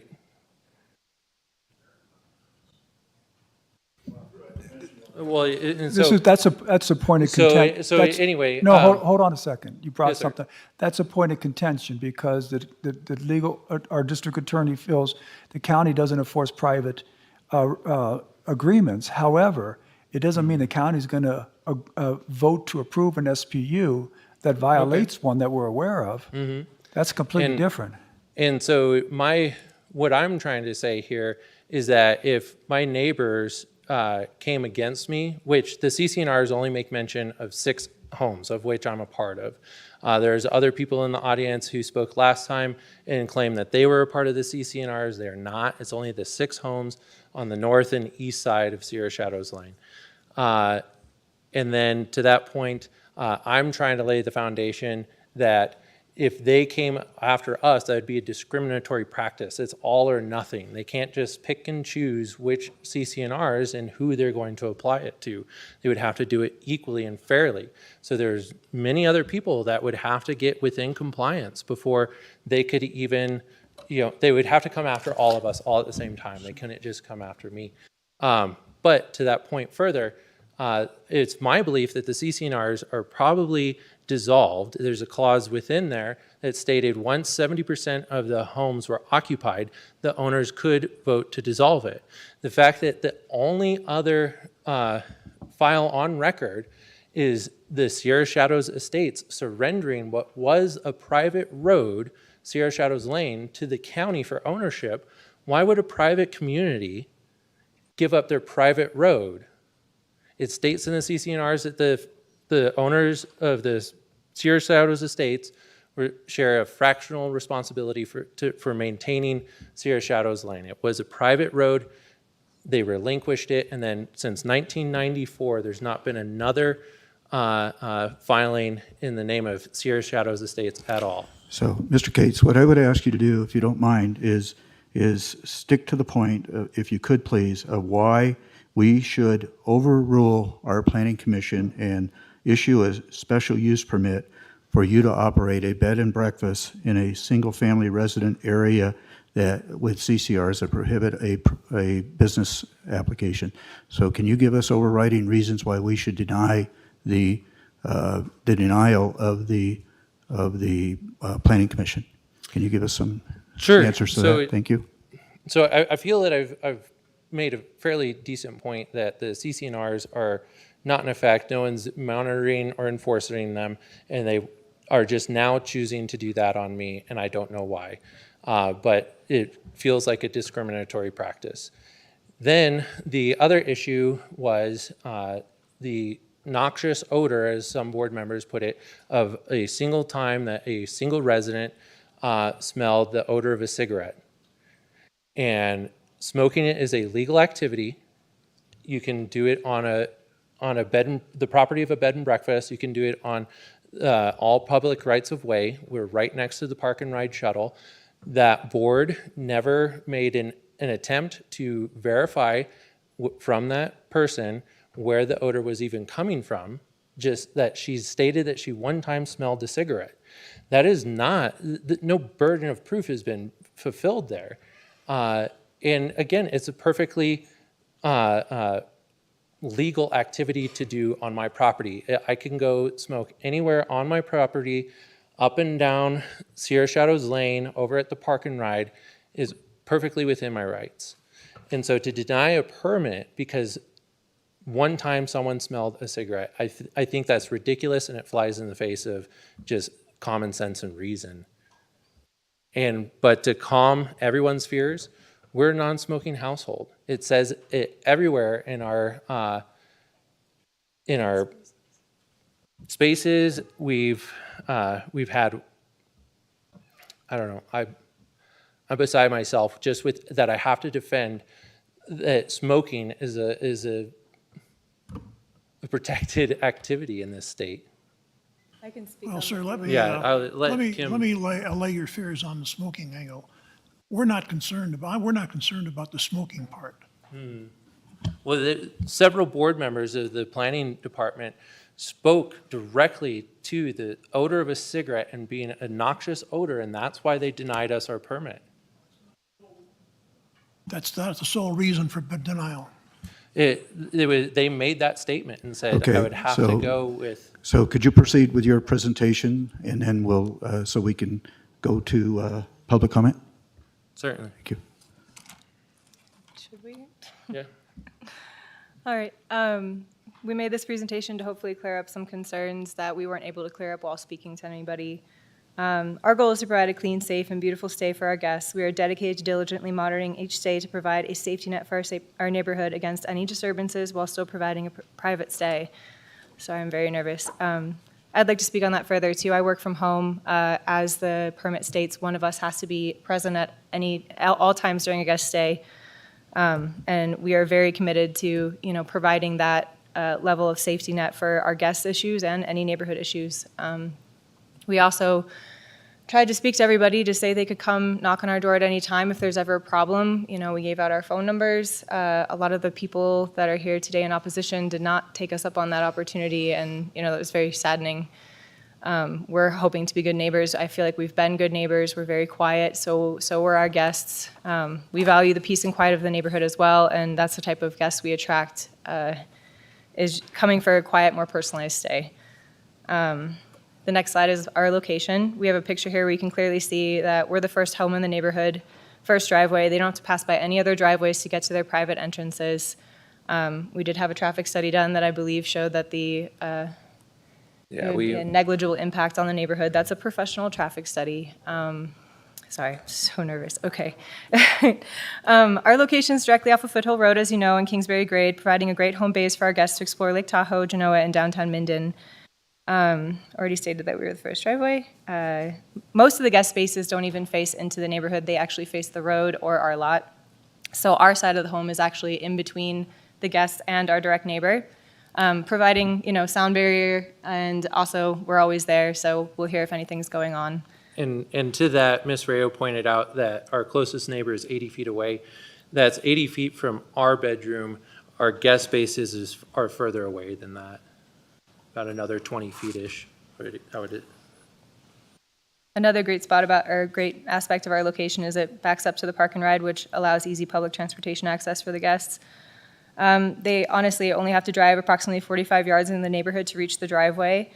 Additionally, we will prompt them to exit for the same direction as we usually do because it's convenient. So they, you know, we will request that they do not drive through the neighborhood, and we will also request that they limit any activity in the neighborhood solely to our property. And, you know, that's part of our house rules. We have no problem having that conversation before every stay. One of the big things we'd really like to do is to improve the lot. As you can see from some of the pictures, it's just a dirt lot full of sagebrush right now. So we end up seeing a lot of trespassing, dumping of trash, that kind of stuff, which I don't know if our neighbors are affected by, but I would think they would be a little bit because it is the neighborhood that they're dumping and trespassing on. So one of the things we spoke to most people about was that the, you know, income from this, we were going to use it to build a nice privacy fence, to develop the lot more and plant trees, which we hope will decrease road noise and add to privacy for our neighborhood and just become a better, more beautiful face of the neighborhood, really. That's one of our biggest goals. So I'm hoping that that's a benefit for everyone. The next couple of pages are just a look into our rooms here. We only have 3 spare bedrooms. One is a mother-in-law suite. They each have their own kind of cozy charm. There's some added things we feature there. There was some talk that we weren't a real bed and breakfast, that we don't provide anything for anybody. Some other malicious gossip and comments made. So I was just hoping to show that we do provide a lot. It's very small. We're capping ourselves at 6 guests, which would be 2 per bedroom. And yeah, we do provide a lot. You know, it's a small bed and breakfast, but we provide a big service.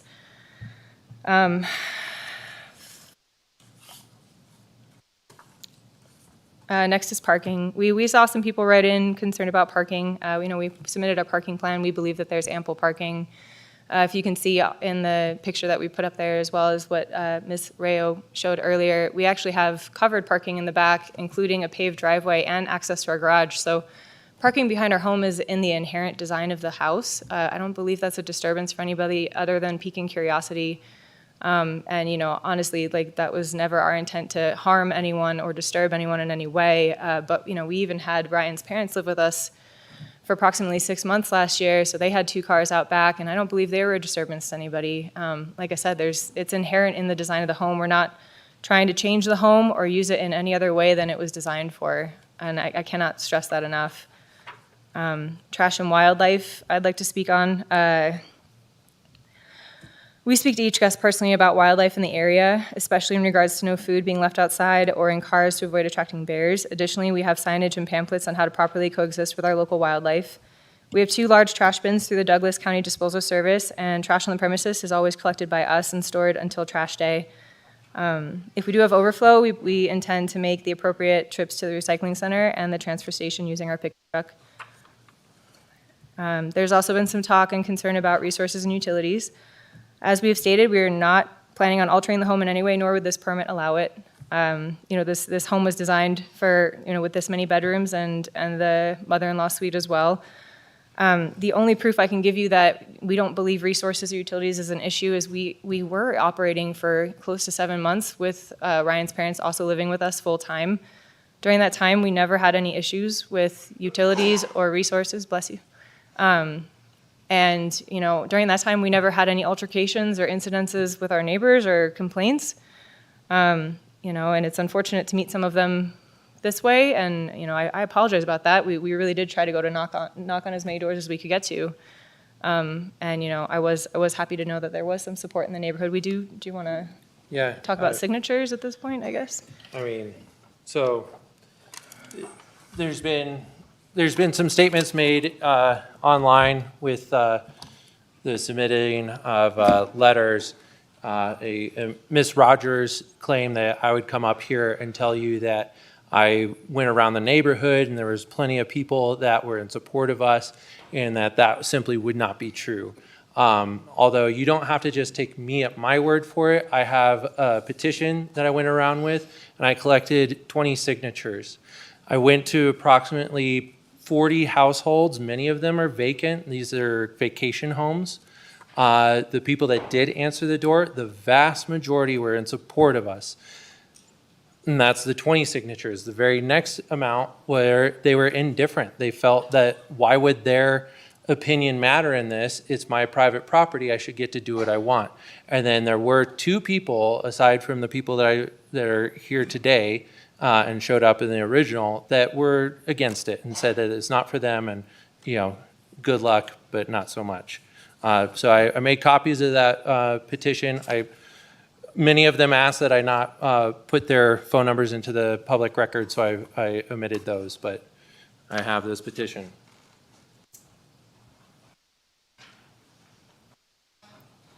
And everyone that signed that petition is within a half mile of my house.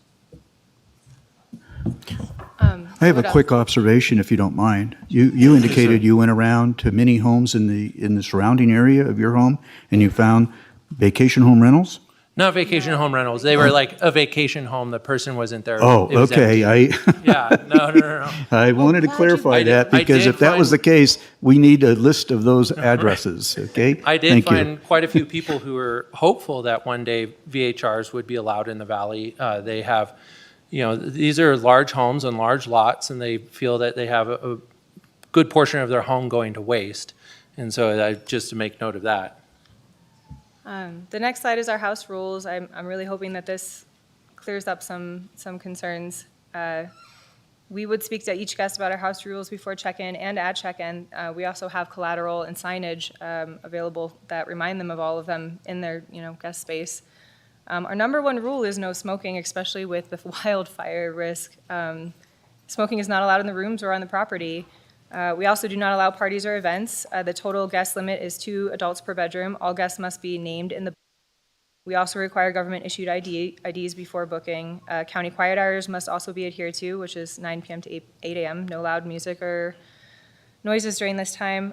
Guests must park in the designated parking area. As I've hopefully shown adequately, we have plenty of parking, and it is inherent in the design of the home. No abuse of local wildlife, no feeding animals, no harassing local wildlife, and no pets at this time are allowed. The next area is services, and again, there were some statements made that we weren't a true bed and breakfast and that we didn't provide anything to our guests. Here's just a small list of services. We love recommending local shops and restaurants to go visit and spend their money at. We have welcome packets, We've given rides to and from the airport. We have high-end specialty coffee. We do prepackaged food upon request. They have to order it the day before so that we have time to go get it for them. And a plethora of other things that I won't waste time going through right now. The following slide is just some additional collateral that you can see, our menu, our checkout instructions, some signage that we have about wildlife and fire risks. The next slide is just our happy guests. We are very engaged hosts. We're not a party home that just doesn't pay attention. We are on premises at all time. My office actually faces their areas as well, so I can hear if there's loud noises. We are happy to get noise monitors as well, or whatever else is required of us. We have just been diligently trying to work towards compliance since we found out we were out of compliance from day one. There's a few quick things here, just I'll read briefly. We had Melody, who said, very easy to navigate from this location to either South Lake or Kirkwood area, also local to Minden for dining and shopping options. Ryan was super respondent at all times, and nothing was left unanswered. Rose states that the location is so serene that nature embraces you. We really love our morning coffee and unwinding at nighttime on the patio. Mary says Ryan and Kimberly's place was beyond expectations, extremely clean and very thoughtful touches. Location was perfect, and their communication was always prompt and helpful. I just hope that that proves that, you know, we really are extremely involved with the guests. We provide a really great service to them, and the location is an excellent location for this kind of establishment. We're not looking to promote some kind of party atmosphere or anything like that. We want people to come and see the beauty of the Eastern Slope and see what Gardnerville has to offer. I grew up here. I played Pop Warner football. I want to see this town succeed. I want to see us, you know, grow into just a beautiful, welcoming community. We deal a lot with tourism in our community, and I think if you go and you read some of the letters that were submitted online, a lot of people that support us aren't able to make it in today. They have work. I'm glad they didn't because it has run so long.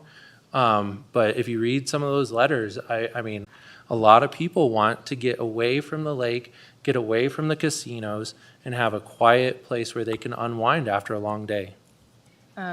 Yeah, I can honestly say that most of the guests we attracted were avid birding enthusiasts. We had a very nice lady who was recovering from surgery who had family in the area. We've been approached by multiple neighbors to see if their friends and family could stay with us as well, which we'd be happy to do. Unfortunately, it was after we had to shut down. Some of them are here to speak out against us. One such individual, after our last hearing, and he knew that we were denied our permit, he came over into my house. I showed him around to just pull back the veil and let him see what they were looking at. And he tried to solicit an illegal stay from me for his friends because his friends were coming to town. And he wanted them to stay at my house because they'd be close. And I said no because it was an illegal stay. And he then just had his friends stay in his RV in front of his house for 2 weeks. Anyways, I would just like to finish by saying all we're asking for here is a chance. Again, it saddens me to hear some of the more malicious gossip that came out of us requesting to follow this pathway to compliance. We have actively tried to work with the county to get into compliance the second we knew we weren't. We've done our best to follow everything that's been asked of us, and I really hope that today, if possible, if there are still concerns, we would love to address them.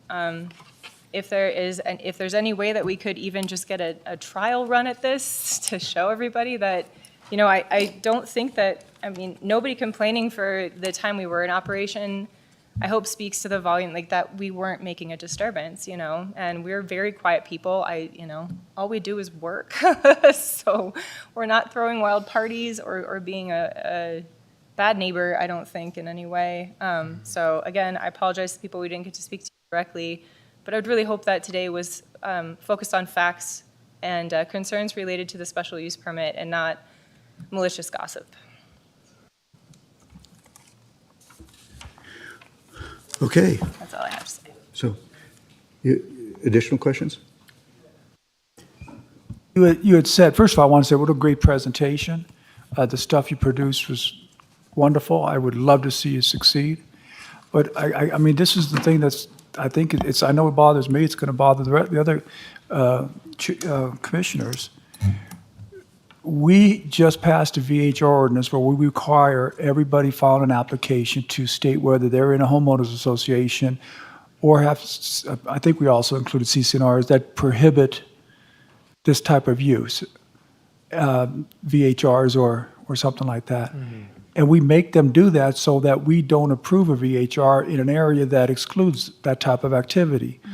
So there's CCNRs on your property that you are required to know about when you buy the property, and they exclude not just business, but excludes anything but single-family residential use. I would love to vote for you, but how can I vote for you on this and then at the same time be the strong advocate for getting that other language put into VHRs? It goes complete opposite of each other. If I may, to that point, in those CCNRs, it also makes mention that there's an architectural control committee. So that would be a board within the CCNRs. That board does not exist. There's no architectural control committee. There's no one to. Let me cut you off for 1 second, because your whole argument is they haven't enforced the CCNRs, but not that the CCNRs were disbanded or terminated, because if they were, they would have been filed with the records office, not the clerks. They'd have been filed with the records office. And if they haven't been filed, they're still valid, and somebody can go to court and sue and enforce those. You know, look I'm only speaking on my behalf. You'd mentioned, what can you do? I want to see you succeed. I think you gave a great presentation, one of the best in the 14 months I've been on the board. But you have to get over that hump before I can consider at least.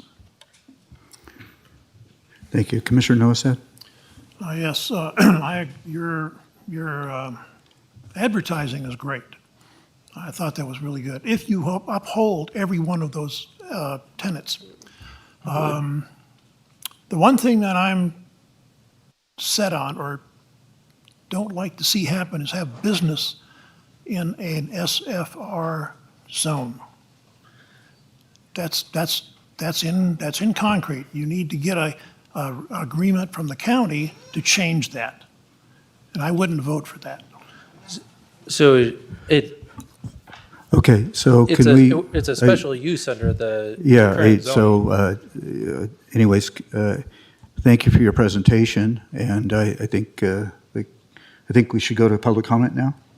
Okay, thank you, appreciate it, and I agree with Commissioner Tarkanian, very impressive presentation. So at this time, I would open the floor to public comment.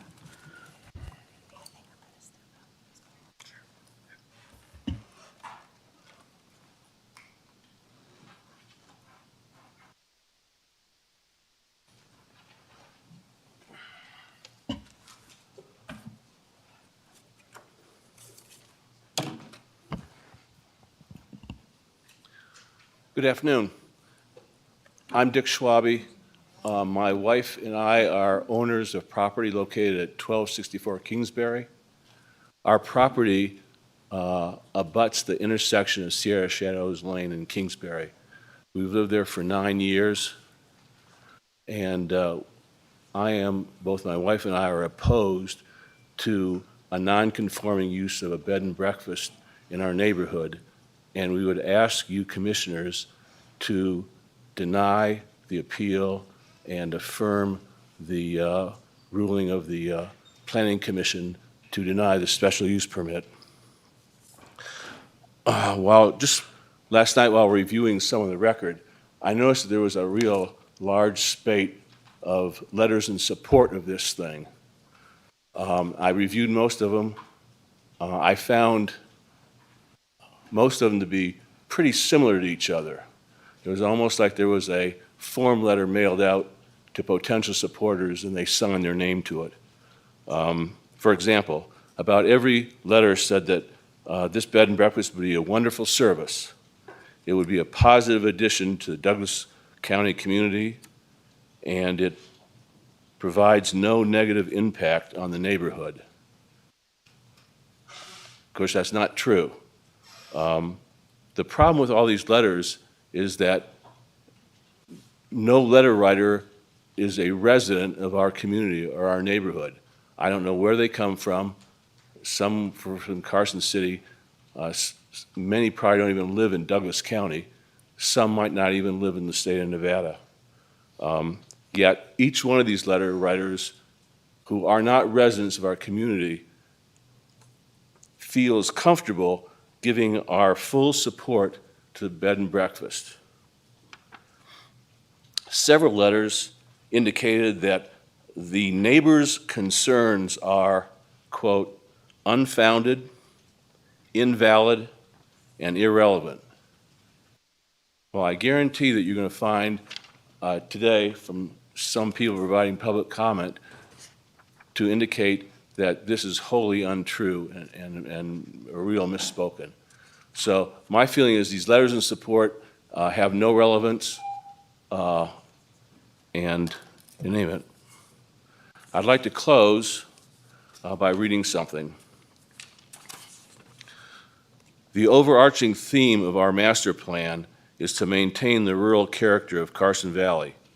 A bed and breakfast business or any commercial enterprise located in a single-family residential neighborhood is a non-conforming use which violates the word, spirit, and intent of our master plan. When purchasing homes in Carson Valley, I must either be a slow talker or you must have a fast kind of. Anyway, I recommend that you deny the special use permit. Thank you very much. Thank you. Additional public comment? Hello, I'm Linda Hinderlong. I was raised in South Lake Tahoe, moved there in 1960. I moved down to Gardnerville in 1986. I graduated from South Tahoe High School, home of the Vikings. I'm asking you to approve this. This family has met all the conditions of Airbnb or bed and breakfast. And the other thing that I find interesting is that property is on roads on 3 sides. Nobody is driving into this neighborhood to really impact it in any negative way. A lot of the homes in this area of this square footage have 6 or 7 cars with teenagers driving and parked all over the place, parked in the streets. So this has parking. I could see where the CC&R thing is a question, but I'm wondering if it really is going to be a CC&R issue. It's single-family homes, but is this a commercial business is my question, or is it somebody renting rooms in their home under that, paying taxes to Douglas County, promoting businesses in Douglas County, and nobody's driving through the main part of their neighborhood, really. I have seen other businesses in that neighborhood, so I'll just go on record to say that, and I'll close at that point. Thank you. Thank you. My name's John Steinbach. My wife and I live at 217 Buena Vista Court, which is about a block and a half from the contested property here. And we go to town, we drive by that house all the time. And we selected the neighborhood because of the scenic beauty, the spaciousness of the lots, the serenity, and the CCR, or the covenants. And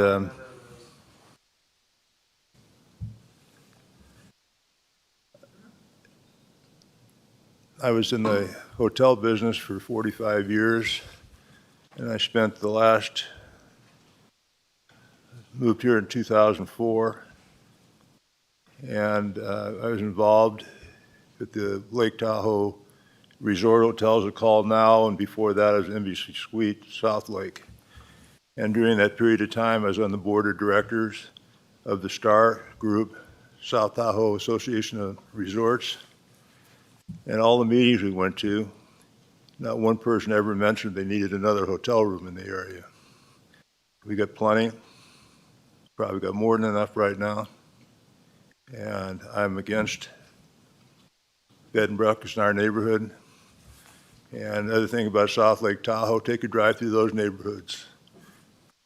The vacation rentals and such make it so it's almost unlivable. And that started someplace.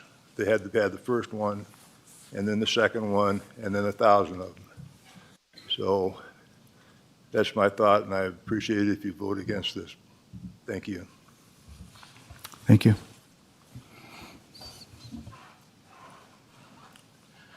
Hi, my name is Sean Klein. I'm at 233 Sierra Shadows within the CC&Rs. What I had originally planned on saying when I came up here was that I loved their business idea, and I just wasn't really comfortable with it in my neighborhood, and I've told them as much. What I suggested were other ideas on how to go around to the neighborhood, maybe put together a concept that gives the neighborhood control to shut it down if it was approved, and then maybe people would support it. That was what I was going to say before Ryan just lied right here in front of you about me. So about 4 months ago, I knocked on their door because I could tell they were doing an Airbnb, and I asked Kim, she was home alone, since I had some guests coming, I assumed it was an approved Airbnb, could she rent it? Or could they rent it from her? She said that that had been shut down. And I said, oh, okay, good luck, and left. After this last meeting, when everybody came through here, I listened to what Ryan had to say. I spoke to him patiently after the fact and re-suggested these same ideas I mentioned a moment earlier. And then I was, I think, the only one that went to his house after to try and talk to him as a good neighbor and discuss, okay, how do we find a happy middle ground for you and your wife or fiance and the rest of us to where everybody can be happy? And I left, and I thought we left on good terms. I've heard nothing since then, other than what was just stated about me, that I illegally solicited. And if that's the way he's going to operate as a neighbor and as a business manager, then I adamantly reject this being approved. On behalf of myself, on behalf of my wife, my 3 daughters, and my son that's working at the swim center right now. I'm not interested in doing business, creating an exception for someone who does business like that. Thank you. Thank you.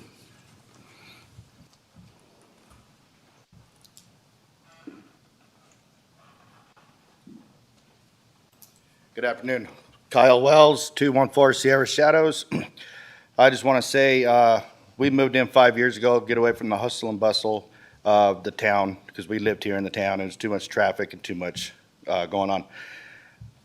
My wife and I oppose the bread and breakfast. We don't want that in the neighborhood.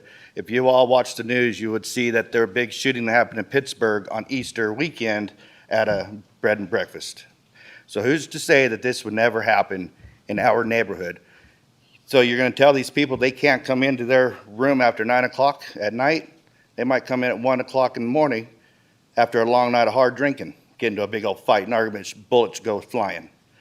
I have a disabled wife.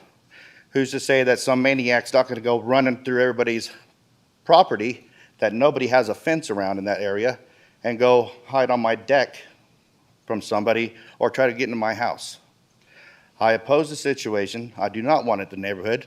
And we do have CC&Rs because I signed all the paperwork when I bought my house 5 years ago.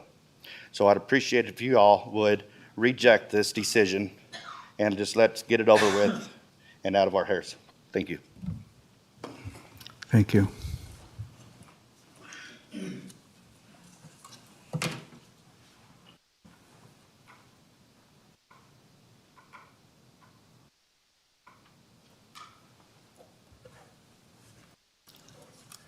Chairman Garver, members of the commission. My name is Rick Keister. I live at 245 Sierra Shadows Lane, directly across the street from the applicant's proposed bread and breakfast. We have lived in our home for 45 years.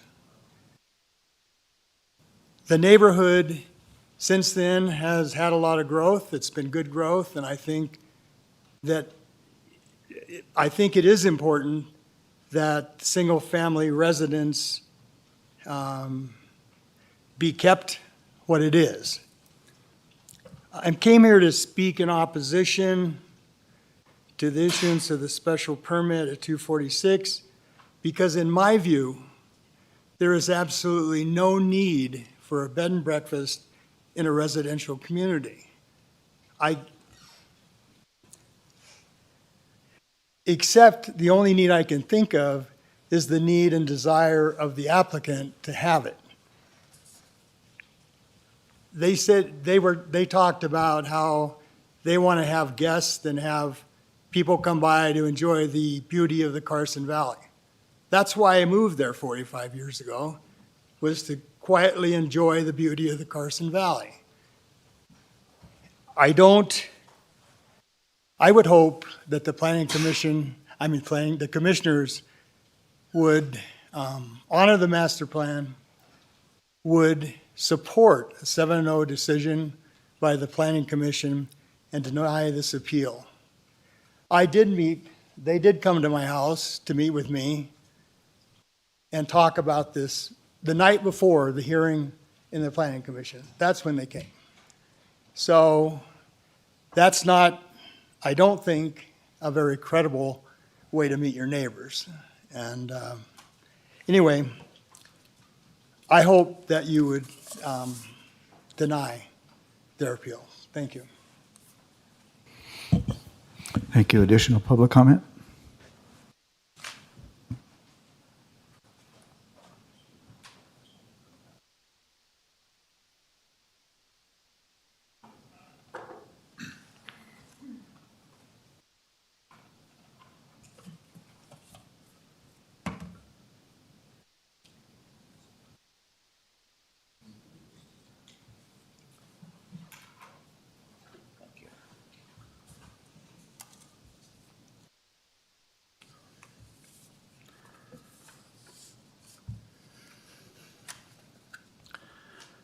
Jim Slade, speaking as an individual.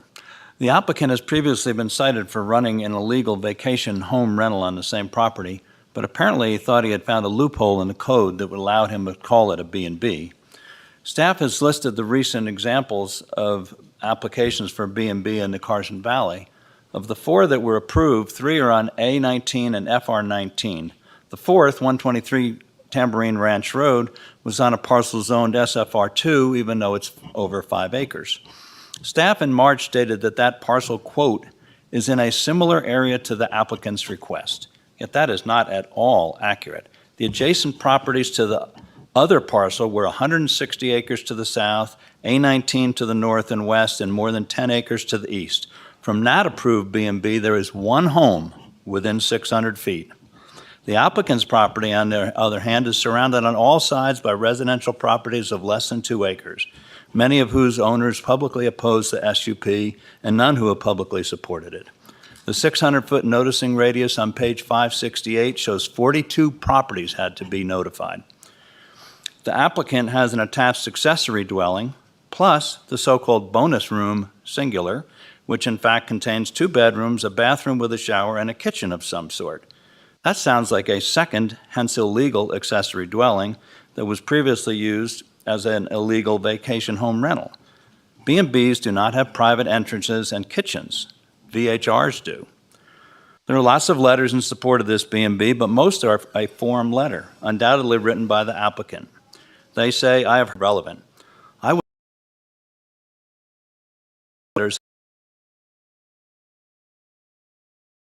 them live in Sierra Shadows area. For them to state that the concerns of neighbors are unfounded, invalid, and irrelevant is insulting and inaccurate. None of them would have to deal with any noise, parking, or trash issues that might arise. Only the neighbors would. Also, 5 comments are from 1 household in Indian Hills, and another family sent in 4 comments. 4 of the others sent in 2 comments. 12 of the comments are from people who do not own property in Douglas County, according to the assessor's database. This item is about whether or not this is an appropriate location for a VHR disguised as a B&B. It is not, and does not meet the required findings for one. This application is not consistent with the policies, purposes, and intent of SFR 1. It is not compatible, nor does it preserve the character and integrity of the adjacent single-family residential neighborhood that surrounds us on all sides. This request is not for a B&B, it is for a vacation home rental, a disallowed commercial business, and would be a dangerous precedent, contrary to the intent of the VHR ordinance, and of course, the CC&Rs. It must be denied. Thank you. Thank you. Do we have additional public comment here in chambers?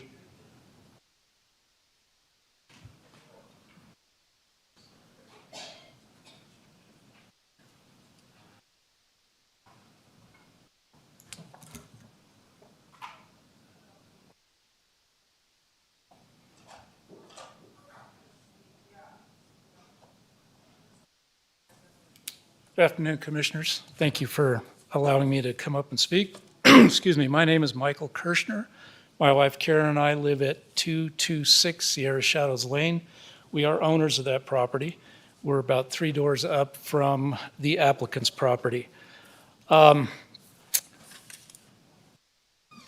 have submitted, for the record, to you both the letter of comment and the CC&Rs that are in question. You may have those already. I submitted those the other day. My wife and I are completely opposed to granting said permit for many reasons, primarily the CC&Rs. There are several points in the CCRs that are made about no commercial business, traffic impacts, entry and egress to the property, additional housing. And I'm not going to bore you with all the details of the CC&Rs because I already went over that with the Planning Commission and you have copies of it. The CC&Rs state what they do. They are in violation of the CC&Rs if it's a commercial business. What I would like to say is I did review all the public comment that came in over the last couple of days and the letters that were written by people that are in favor of the applicant.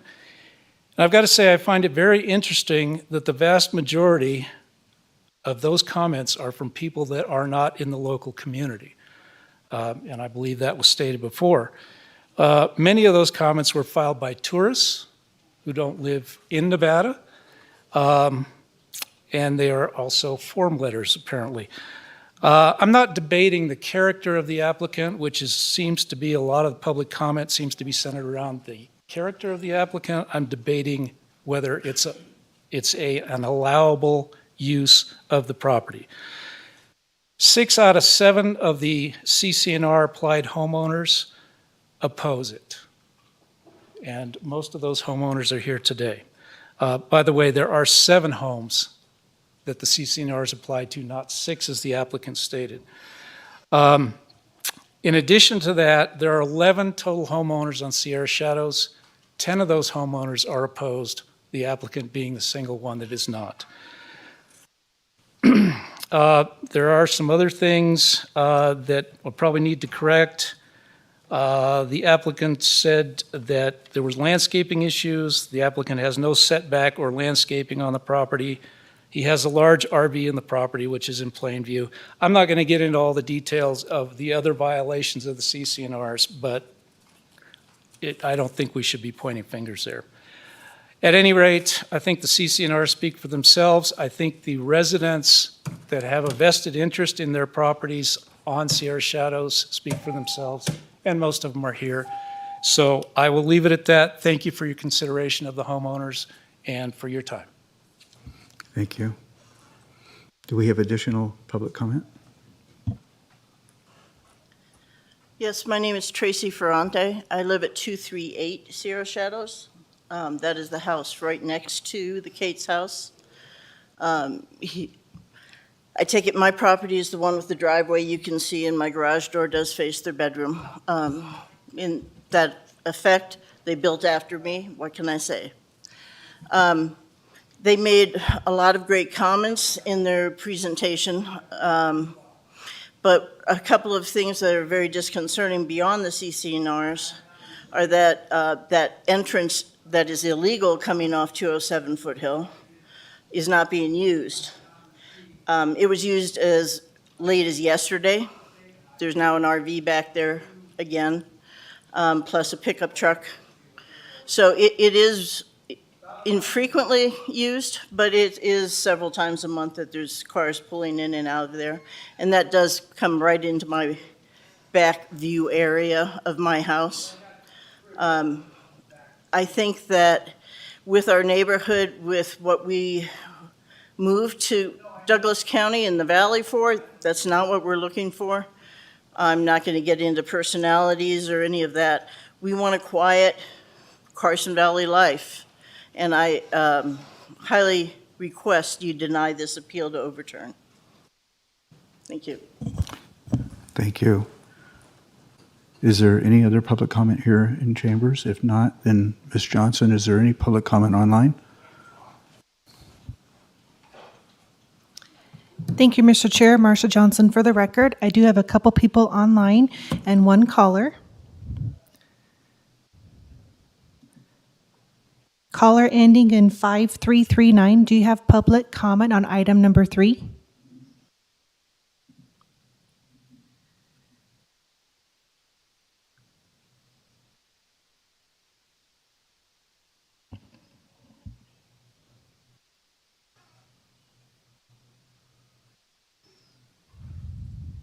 Hello?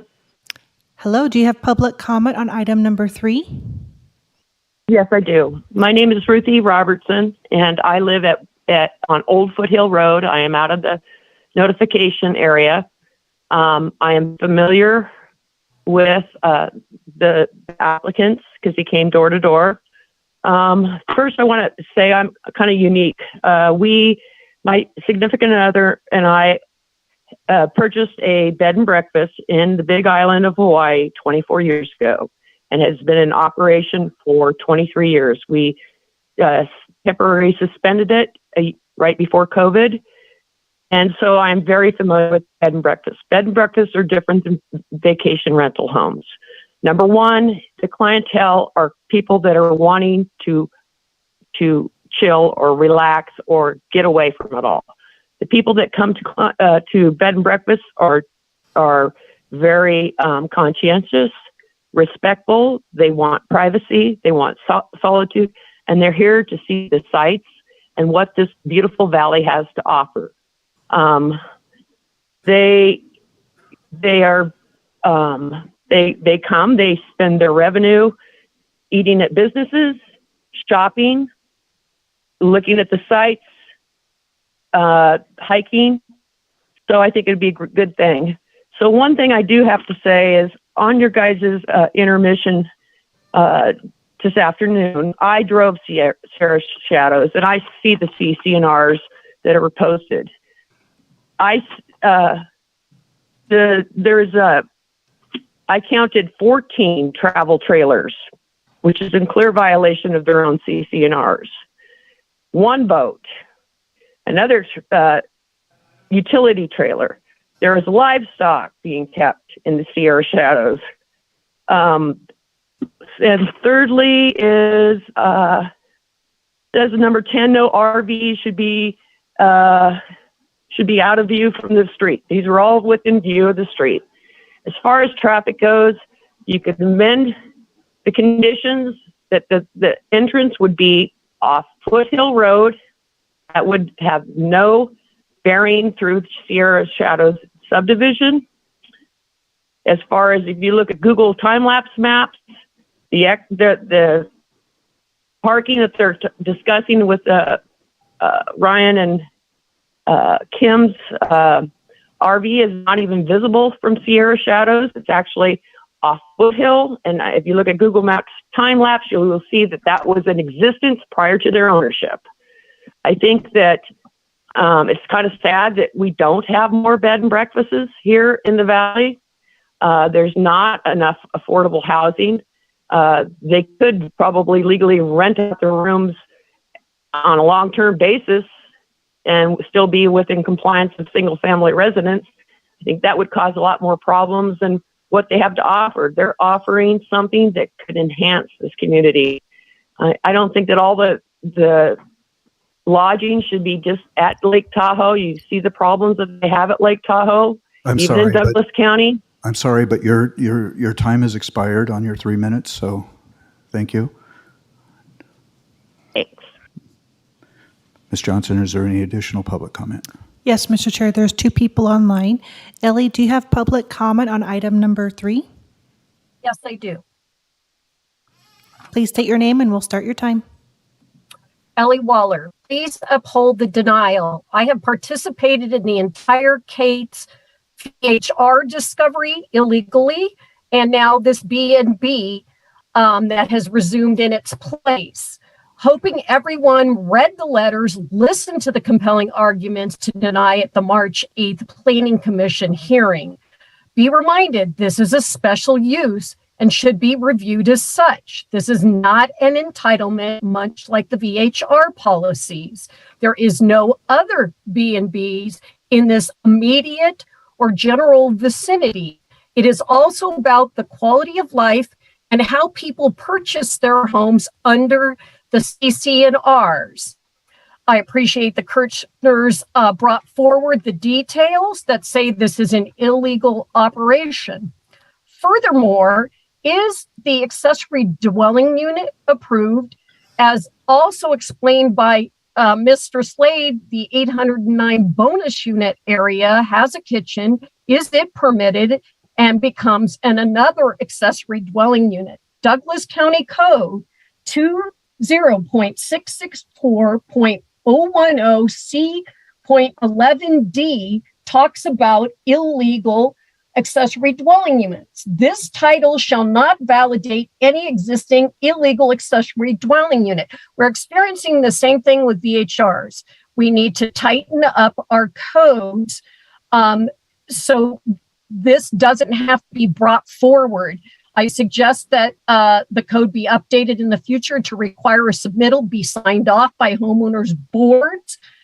Simply CCNRs apply, or they do not, and they are approved as the board. Also, this is a very controversial issue to start with in the Valley. We don't have BHRs. Bed and breakfasts are a special use by that, by stating people want to come to the Valley to get away from the loud noises and crowds of Tahoe does also apply to us. Why do we want the overflow from Lake Tahoe? Thank you. Thank you, Ms. Waller.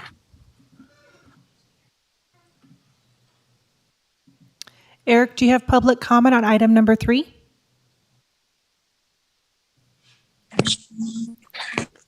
Yes, thank you, Chairman Gardner and Commissioners. Respectfully, Fire Marshal Gavon for the record.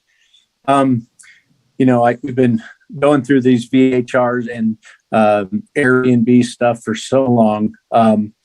Of course, we do have them at the lake. There was a time that they were pushing them for them countywide. It did get overturned. One of the reasons that got overturned was the fact that there's this avenue for people to establish a business through the bed and breakfast.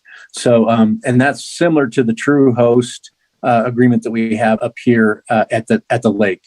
There was a statement made about the Pittsburgh shooting, and they said that was in a bed and breakfast, and that was not in a bed and breakfast. That was an Airbnb.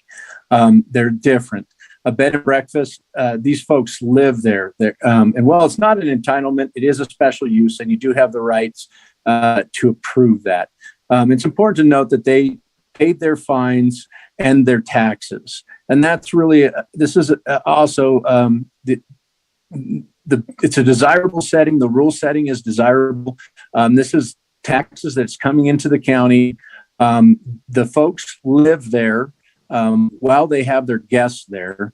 And then to say, it's a commercial use, it's really not a commercial use. That it's a change of use, or I'm sorry, not a change of use, but it's a special use permit. It's not a change of occupancy. So it is a residential occupancy with, as one caller had stated, you could rent those rooms out long-term to anybody. So not a change of occupancy, not commercial. It's just that it's a special use. And that was the pretense of the VHRs, the fact that they are not considered commercial use. Otherwise, it becomes a huge zoning issue, which is where we run into the CC&R issue under the single-family zoning. So they're renting rooms in their home, and they live there. So that's a big issue in the Valley. But you do have bed and breakfasts available in the county as a special use. So I just wanted to bring those facts forward and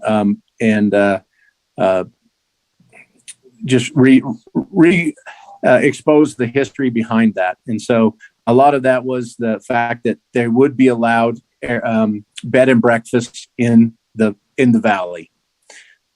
Thank you. Thank you, Mr. Chair. Marcia Johnson for the record. At this time, there's no further public comment online. Thank you. Bring it back to the board for further discussion and or a possible motion. Any discussion? Commissioner Ingalls.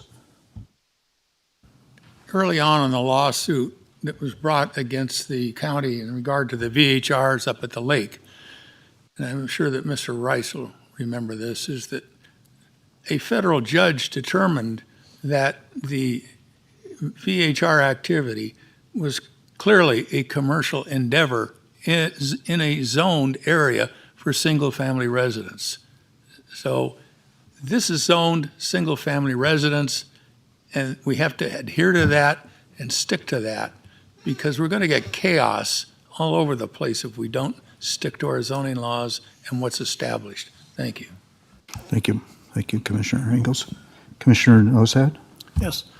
I hearken to the VHRs. When they got started, it was all really great, just like this B&B is.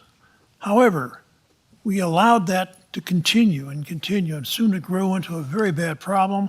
There we had to hire on extra people just to keep people in those VHRs from misbehaving.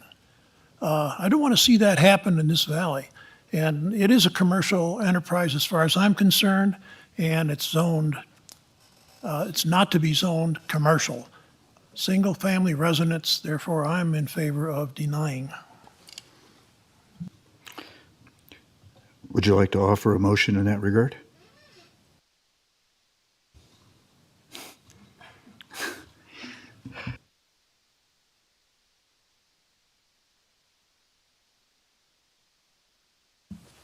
Mr. Chairman, I move that on the appeal of DP 22-0081 of the Planning Commission's decision to deny development application DP 22-0019 as a special use permit for a bed and breakfast on a 1.77 acre parcel located on 246 Sierra Shadows Lane in the SFR, Single Family Residential 1 acre minimum parcel size, zoning district in the Foothill Community Plan.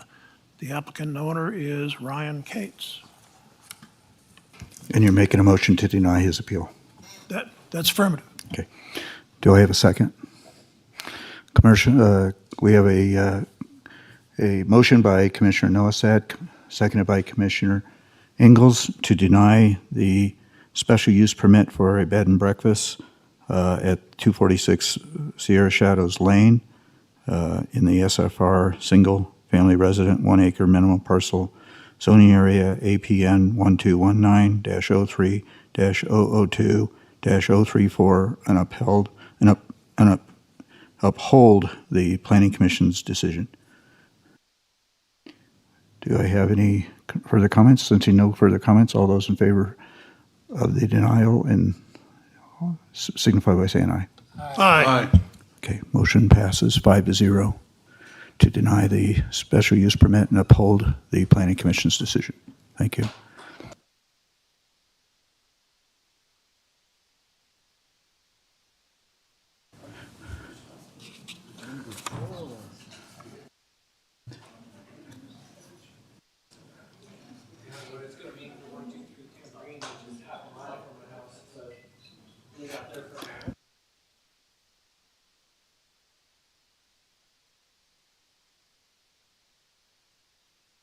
Okay. Wow, we're all the way up to item number 4. Okay. Item number 4. Yeah. I tell you what, if you guys don't mind, we've been back in session for almost 2.5 hours. So, I need a break. So could we take a break until 5 o'clock and resume at 5? 10 minutes or 12 minutes? So thank you. Recording.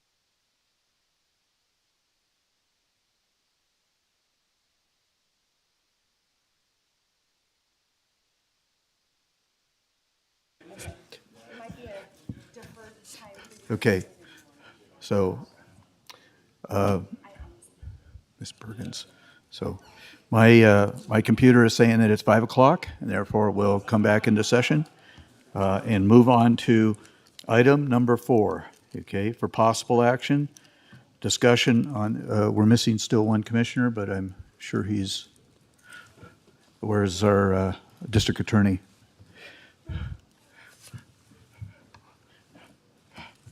Like trying to herd cats here. Okay. Grab them, please.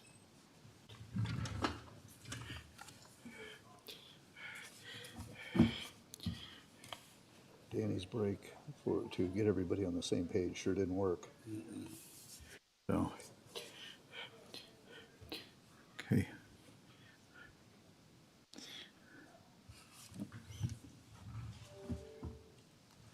Sorry, Mr. Chair. Okay.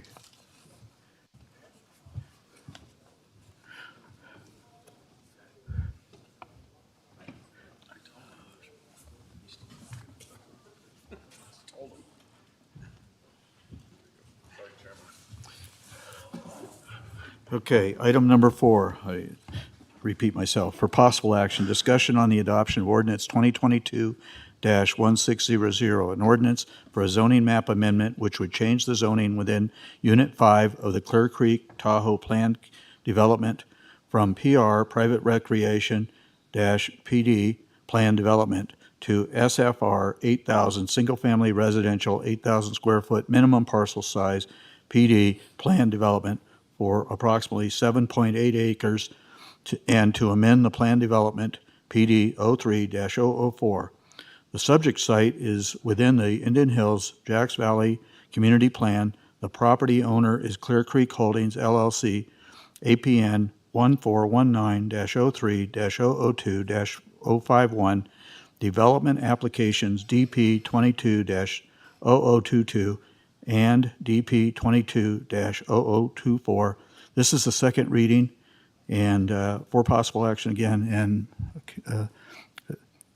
Community Development Director, I'm sure I have the right title wrong, but anyways, am I updating you or upgrading you? But anyways, Sam Booth. Yeah, but don't look for it in your paycheck. Appreciate that, Chairman Gardner. Sam Booth, Deputy Director, Community Development. Just to recap what you just read, sir, this item is for discussion on the adoption of Ordinance 2022-1600. The ordinance pertains to a zoning map amendment to change the zoning of Unit 5, just Unit 5 within the Clear Creek Tahoe Plan Development, from private recreation zoning with a plan development overlay to single-family residential 8,000 square foot minimum zoning with a plan development overlay. The Unit 5 within Clear Creek Tahoe is a 7.8 acre parcel. And I believe I have a location map here just to orient everyone with where we're looking at. This is south of Highway 50 in Old Clear Creek Road is the Clear Creek development. The entire Clear Creek Tahoe development consists of 1,576 acres. Surrounding on the interior of that boundary, but on the outside edge of the development itself is a 521 acre conservation easement to preserve those forest lands outside of the development area. The subject project area, as I just mentioned, is in the blow up here on the right side of your screen, highlighted in blue. And this is the subject property for Unit 5, 7.8 acres in size.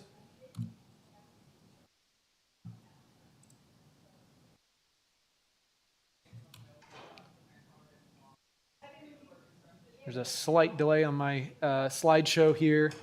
I included an extensive background on the Clear Creek development in the staff report, and had included some of that here for the Planning Commission and for you guys as well. Just to briefly touch on this, the Board of Commissioners originally approved in 2003 a master plan change from agricultural and forest and range to receiving area. for the site. In November of 2003, the Board of Commissioners approved an ordinance to rezone that 1,576 acres from A19 and FR19 to single-family 1 acre with a plan development overlay, SFR 8000 with a plan development overlay, private recreation, and forest and range with a plan development overlay. There was litigation in 2004 from the Alpine View Estates Homeowners Association, and the court issued a stay revoking the approvals initially, but in 2006, the court reversed their order, denying the request by Alpine View Estates Homeowners Association, denying their writ of mandamus to revoke those approvals, and issued the board to reinstate the approvals, which they did. From then on, from 2007 to today, there have been several modifications to the development itself. 3 major modifications that have come to the Planning Commission and the Board of County Commissioners for public hearing and review. 8 minor modifications as defined in Douglas County Code, where staff has the ability to make minor modifications to the plan. Today, and the applicants will speak to this, but 8 out of the 11, I believe, phases are recorded and constructed, and homes are being built in those phases. I believe there's Unit 3B, and I actually think that has recorded now. Brent can correct me if I'm wrong. Unit 5, the subject unit, and Unit 6, which has 50 lots that are remaining. So again, just a high-level recap of what a plan development overlay is. That's the basis. The entire Clear Creek Tahoe development is within a specific plan and a plan development. A plan development overlay in our code Title 20, it describes that it's intended to provide a method for comprehensive planning for smaller and less complex projects and are typically processed with a specific plan. This one actually has both, but that meets one or more of the following criteria. The site contains topographic constraints, environmental resources, or other features which require special planning consideration. Of course, that's the case, being that this is at the top of the Carson Range in the forest, and some very sensitive environmental resources. Also to establish a more efficient and desirable design, and the plan development allows flexible design standards and land use patterns. Essentially, in a plan development overlay, you can have several different zoning districts. The plan development is an ordinance written to allow certain and different standards potentially for those zoning districts, all within its boundary. There's some provisions within the code for what a plan development must have. If you have any questions about that, I can come back to these. There is a revision procedure, and essentially that revision procedure says that a board is required to review this, and a public hearing is required on a case-by-case basis, following the same procedure as the original approval, and that's what we're doing today. So more specifically on the request by the applicant, Unit 5, as I showed you earlier, is on the east side of the Clear Creek Tahoe development, outlined in the blue color here. On the left side of your screen, you can see the current zoning as indicated. In the yellow color, it's private recreation. And the proposal is to change that to, as the specific plan within Clear Creek, they have different names for the zoning districts that Douglas County associates with them. Cottage lots are defined as single-family residential 8,000 square foot lots. From our code, it's the equivalent. Clear Creek Tahoe calls them cottage lots.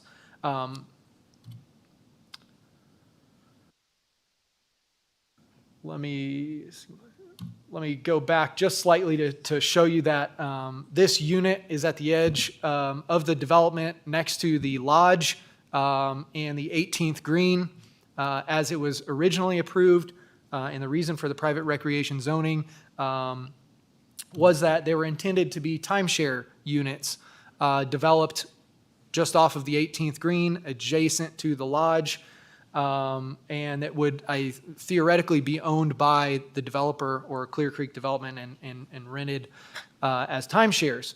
However, there was language in the specific plan that if they weren't developed as timeshares, they could ultimately be developed as single-family residential 8,000 square foot zoned parcels, and that it would require changes to effectuate that. So this is a page from the Clear Creek Tahoe specific plan. It shows the private recreation area and that zoning that's associated with SFR, or the private recreation and that description that I just discussed there. Again, the changes did discuss a possible change to the language. The applicant is proposing changes to the development standards to the plan development in itself. This first portion of the request with Ordinance 2022-1600 is just related to rezoning Unit 5 from private recreation to single family. Along with that, the plan development needs to be updated. The applicant is making some updates and changes to the tentative subdivision map in accordance with that. And the next item on the agenda is amending this specific plan, and this is a page from the specific plan here. If this rezoning item is approved, to make those changes flow through the specific plan itself. Mr. Chairman? Once again, Commissioner Nosset. Maps are minuscule, if you're forgetting. I'm looking at this one right here. Where's the area that or the proposed changes? Is it this little bitty area right there? Like a peninsula? That's correct. Okay. And that was supposed to be, what? What was the plan? Mr. Chairman, if I may, Sam Booth for the record. Commissioner Nosat, that was what I was just discussing there, that the original intent of this unit, or this unit of the development was for timeshare buildings adjacent to the lodge and the lots associated with those timeshares. The applicant's request today is to rezone it to single-family uses, and they'll describe, and they describe to the Planning Commission that they're not looking to use the buildings that are constructed as timeshares, fractional ownership. They'd rather sell them just as single-family homes. Of course they would. So, Mr. Booth, we heard this as a presentation-only item about a month ago. Is that correct? And as I understand it, what this specifically does is it reduces the density in that particular area. In addition to that, it prevents or reverts back to the existing county codes of 35-foot height as opposed to the 50-foot height that came with the planned recreation area. Is that right? So those two things are... That's correct, Okay. Chairman Gardner. That's a point I didn't touch on yet, but it's a very important one. I discussed that with the board at the introduction of the ordinance. So a little history there. The original application submitted for this request was to rezone the property to single family. The Board of Commissioners, when the zoning was first established, also approved a variance for height for those units there. As timeshare lodges adjacent to the lodge in the golf course, they approved a height of 50 feet, which exceeds what we allow in our single-family zoning. So as part of the request to move the zoning to single-family, the applicant asked to maintain that 50-foot height. The Planning Commission had some concerns there. Many of the Planning Commission members stated their concerns, and when the Planning Commission voted to recommend approval to the board, they did so with the condition that the 50-foot height not be included. After the Planning Commission meeting and before first reading of the ordinance, we discussed with the applicant that condition and were they willing to move forward that way and proceed that way, and they did agree to that, and the applicant has amended their materials that are in your packet today. And Ordinance 2022-1600 does not include any reference to the 50-foot building height. The building height for Unit 5, if the zoning is approved, would follow the single-family residential zoning height limit, which is 35 feet, as you just mentioned. The only small correction I would make there is there's no change to the density. There's 22 units approved, and they're only asking for 22 units, but no change to the density there.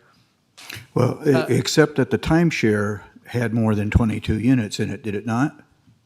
Well, fractional ownership, and so maybe the intensity of that use, right? That you're going to have multiple property owners coming in and out of those units throughout the year. Thank you. Additional questions, Mr. Commissioners? Commissioner Ingalls.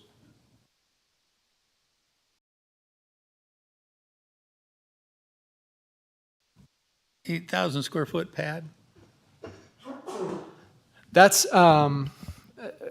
actually not going to be the case with what's designed by the applicant. Douglas County Code allows, per the SFR 8,000 zoning, Correct. the maximum density that can be allowed is 5.4 units per acre, and they're not going to exceed that density. But Douglas County Code gives a provision where they can establish essentially patio homes or building envelopes where the property line is the foundation of the building, and everything outside of that on that 7.8 acres is common area. So as long as they don't exceed that 5.4 unit per acre density, that's their design with the subdivision map that's included in the application, that the homes themselves, the footprint will be the property line. Everything else outside of that will be common HOA area, but it won't exceed the 5.4 units per acre density. So how many units or how many houses? Yep, it's 22 units over the 7.8 acres. And the garage will accommodate how many cars? I don't know that the applicant has the, sorry, Mr. Chairman, Sam Booth for the record, that they have the architecture drawn up specifically for these. I can tell you that our single-family zoning requires a two-car covered garage for any single-family home. I don't believe that there's any alleviation of that standard in the specific plan. So they'll be on the county water system? That's correct. They are in the county water system and sewer system. We have reviewed the application with the Public Works Department, and Public Works has stated that they don't believe that there would be any effect on two existing agreements that they have with Clear Creek, that the county has with Clear Creek.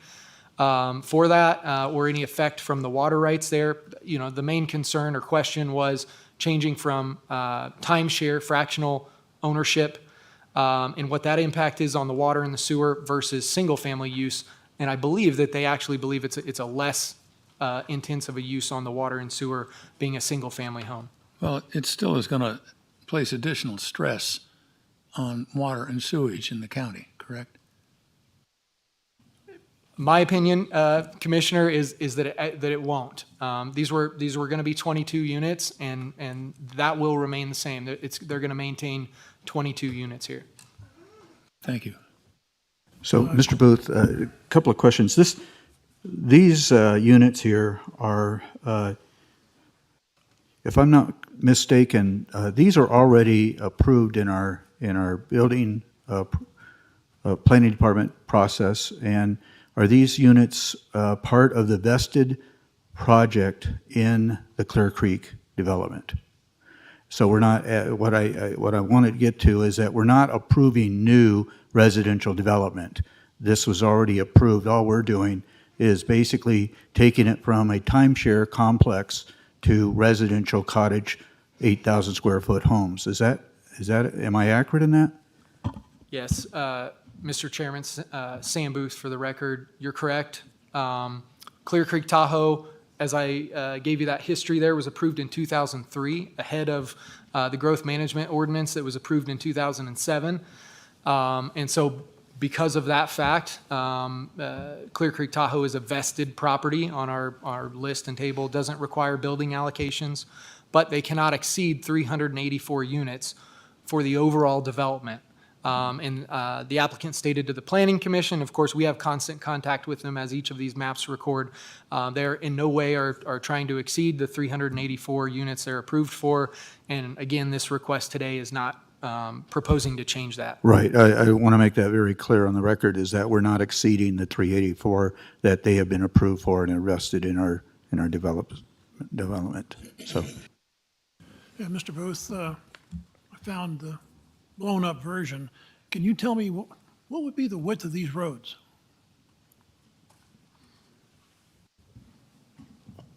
Commissioner Noasad, you're right, we did have a drawing of that. I'd refer to the applicant's engineer for what they have designed there. I don't believe we've got a member of our engineering team with us today, but they are designed to meet Douglas County standards. And one of the findings that needed to be made, and our engineering department did say that they're being made, is that they're adequate public facilities, they're meeting adequate public facilities, and that they are meeting the criteria of our design criteria and improvement standards. I'm more concerned about access by the fire departments. Yes, and that's a great point as well. Throughout the Clear Creek development, with each map that records or is approved for recording, we've discussed with the applicants that the fire department has reviewed those. Initially, of course, when the tentative map was approved many years ago, the county and the fire department had approved that. I do believe we had a condition here, if I can get to that, that the Planning Commission did believe, we had several conditions. If the board believes this could be approved today, let's see. A3B here says that they must construct cul-de-sac bulbs with a minimum 50-foot improved surface for the radius bulb measured from the center pin to the edge of pavement, and provide either those cul-de-sac bulbs or hammerhead turnarounds in accordance with the 2018 International Fire Code to assure adequate access for fire apparatus.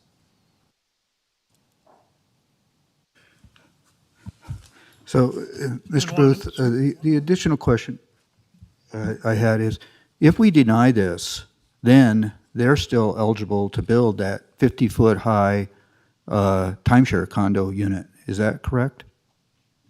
That's correct. As the plan approved by the county today states, they can have the 22 units, 50 feet in height, and they've got to be fractional timeshare ownership. Thank you. And one more thing. I'm the sewage sorry, is Mr. treated by Noset. Indian Hills. Sorry, what was that, Commissioner? The sewage is treated by the Indian Hills facility. No, Commissioner, it's Douglas County that treats the sewage that comes down from Clear Creek. I'm sorry, say it again. Who treats the sewage? We have an agreement, Douglas County has an agreement with Carson City Okay. to treat the effluent. All right, thank you. Mr. Chairman, if I could just elaborate on that a little bit. The Clear Creek development made substantial investments in sewer and water infrastructure that they paid for and they dedicated to the county. And we entered in an agreement with Carson City to take the sewage until our sewage treatment plant was online. So that'll be transferring to our sewage treatment plant in the future. That's the long-term plan. What do you mean by our sewage treatment plant? Douglas County Utilities. Thank you. Any other questions for Mr. Booth? Okay, we'll go to public comment. Is there any public comment in Mr. chambers? Chairman, we do have the applicant here. Oh, okay. As well. Okay, does the applicant have anything to add to this? I didn't realize you were the applicant. I thought you were the one remaining member of the public here.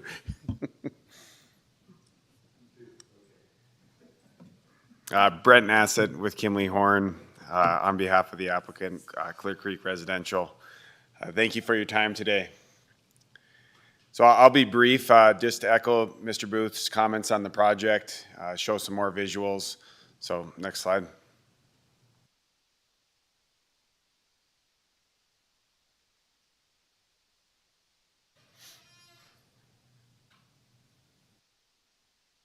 Okay, so this is the overall Clear Creek Tahoe. He already discussed the 1576 acres that's out there today, and this is approved for 384 residential units. That is the max, and that's not being changed with the ordinance that is being proposed today. Next. The completion progress, so just a quick update. Unit 6 has actually been recorded. That's the area in green up there. That's 50 units. The 2 remaining phases out at Clear Creek is Unit 3B, which is 31 lots, and then the Unit 5, which is what we're discussing today, which is 22 units on the most recent. Next. I think you already have this one in here, so we can just skip this one. Okay, this is zoomed in a little bit. So this is on the east side of the development. This is already in your packets, but again, this is going from a private recreation timeshare to this proposed zoning, which is SFR 8000, which will really mimic all of the other areas in red on the east side of the development, which are known as golf cottages out at Clear Creek. Next. So a couple of notes here. Again, just to reinforce, this is 384 units today. That's what's going to remain after this. There's 22 units in Lot 5. There will be 22 units in Lot 5 after this. And the only change is this zoning change today. Next. One of the items that will change with this is a decrease in the intensity of use, and especially in regards to traffic.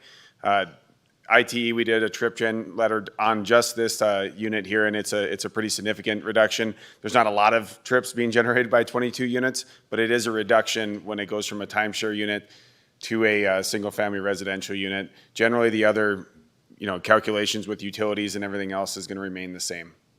Next. And that's it.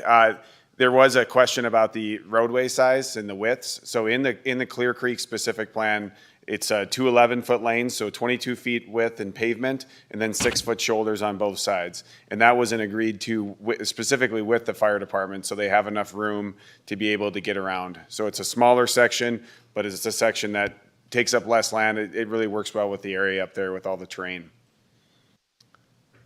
And that's all I have. Thank you so much. Thank you. Do we have any other questions of the applicant? Commissioner Ingalls? How much longer is Clear Creek going to continue to expand?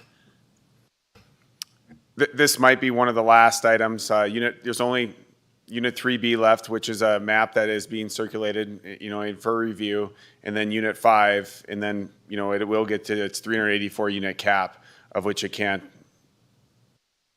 expand anymore.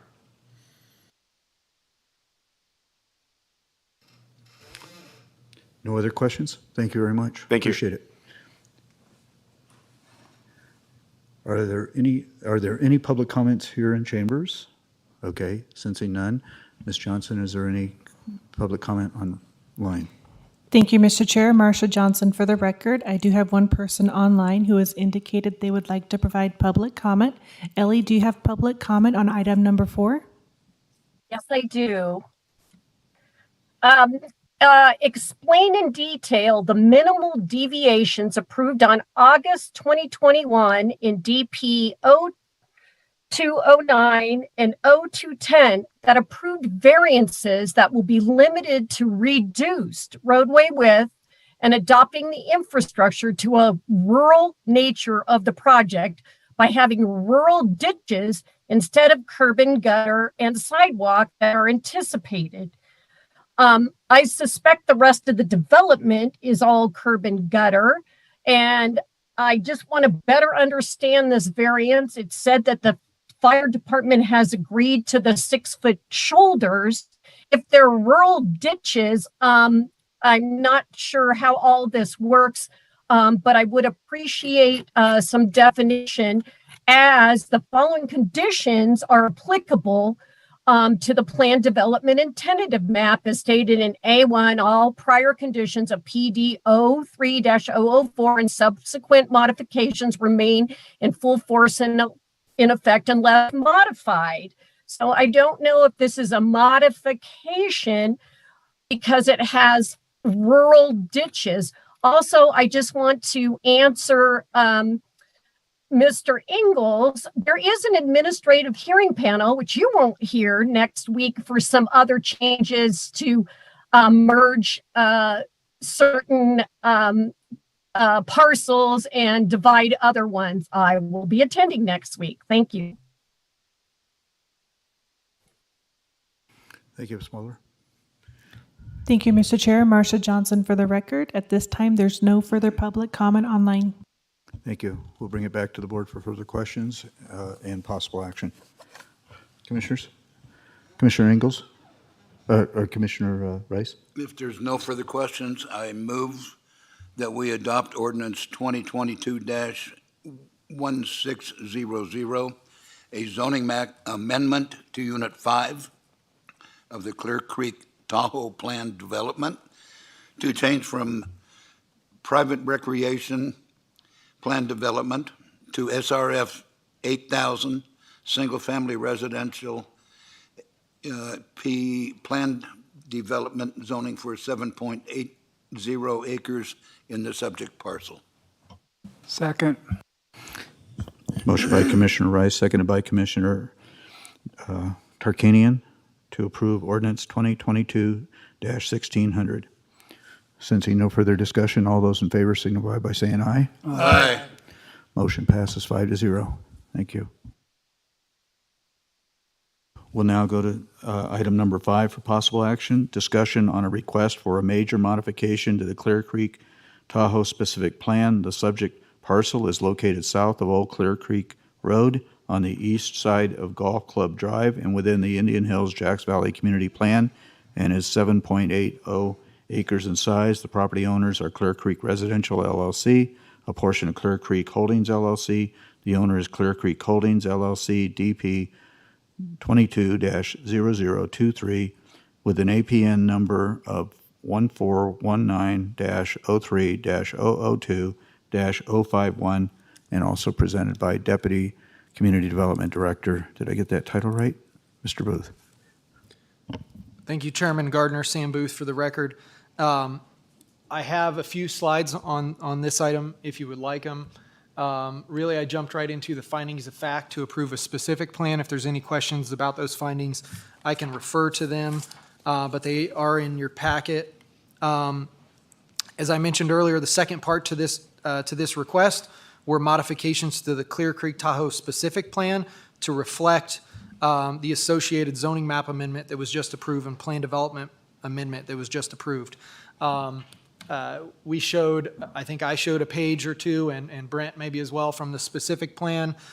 Throughout the plan, there are inset maps, vicinity maps that now need to be updated to reflect the new zoning. There's language within the private recreation page that now will be removed so that there's no longer a reference to those 22 units in the PR section. And now there's language that will be added to the golf cottages area to reflect that there are now 22 units within the golf cottages of Unit 5 and other associated changes like that. There was one condition that I had in the staff report for the applicant to provide a full revised copy of the specific plan to staff. If this is approved, that's a condition that Brent has agreed to in the past and done well with. It just saves staff time from having to accept the changes and combine the document together. If you have any questions, I'm available, and again, the applicant is here as well. Commissioners, questions of Mr. Booth?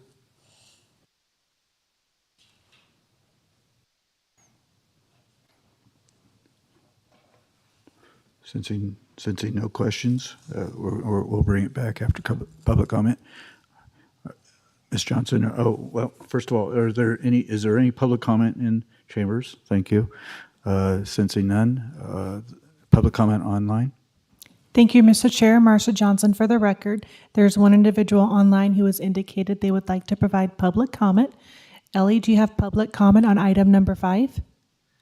Yes, thank you.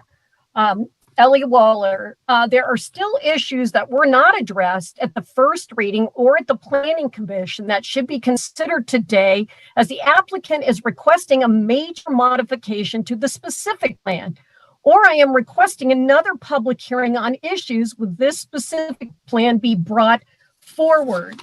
One of those issues is the specific plan minor update approved by county staff in 2016. It did not specifically state the code requirement, back to accessory dwelling unit. The limitation has not been provided. It says permitted and prohibited uses. All uses should be permitted or prohibited in accordance to development code within the Clear Creek Tahoe specific plan. Language regarding accessory dwelling units has been modified to reflect approved change per PD 03004-10 dated November 21st, 2016. Accessory dwelling uses shall be permitted with approval by the Clear Creek Tahoe Homeowners Association and or Design Review Committee in accordance with specific plan 1.4.2. This is a dangerous precedent, allowing a specific plan to possibly override county code. The Clear Creek Tahoe Specific Plan Development Standards Section 3 must be updated to include county code requirements identifying maximum size. There is a house listed at 200 Overlook Drive for $10 million as advertised with an 1,800 square foot ADU. This violates county code. Again, it may not happen today, but this code needs to be updated. As well as I could not find in section 5 any reference to a table 8 anywhere in any version of the specific plan that talks about the master plan conformance requirements of the specific plan. I would appreciate that this be looked into and brought forward. Thank you.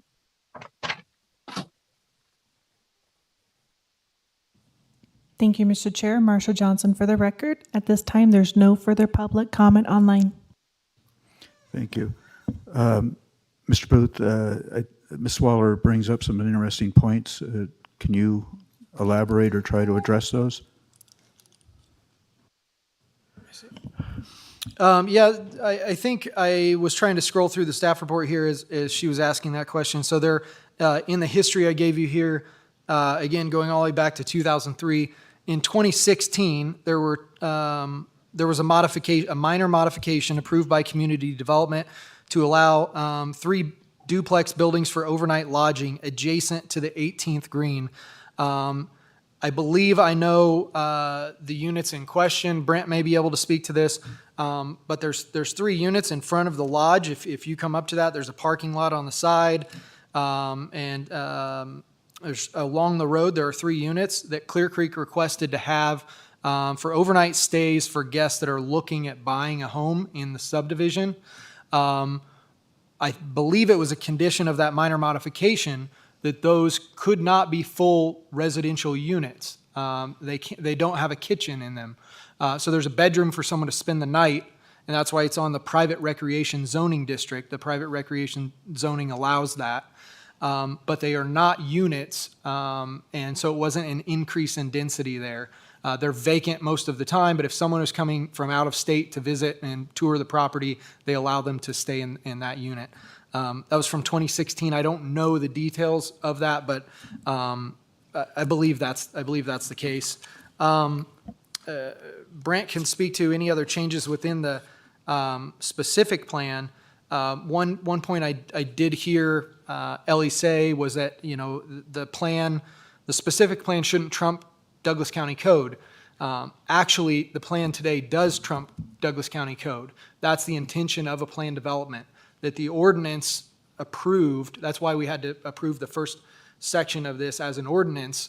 It effectuates essentially its own zoning code for Clear Creek Tahoe plan development. Most of the standards, they comply with all areas of Douglas County Code. Brent just gave you one example where they have a smaller road width that was approved because of the steep slopes in there. And with the approval of the fire department and the county, that was a standard that was able to be changed. So again, there are some things that are different in here. One item that we get that comes up quite a bit are roof pitches in Clear Creek.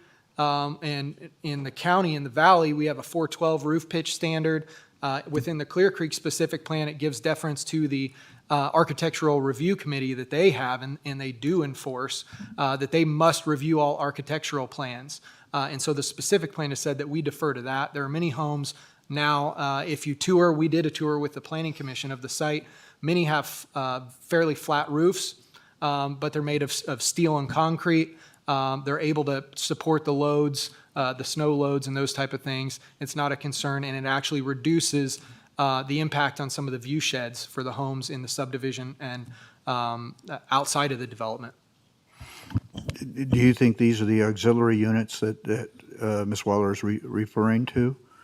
Or are auxiliary dwellings also available to individual homeowners in that Clear Creek development? Yes, there's some language that accessory dwellings are allowed to homeowners in Clear Creek, in the Clear Creek development. We've had questions from realtors in the past that have sent our office concerns about that. Here's a home that's listed. I believe I heard maybe an 1,800 square foot accessory dwelling or something like that.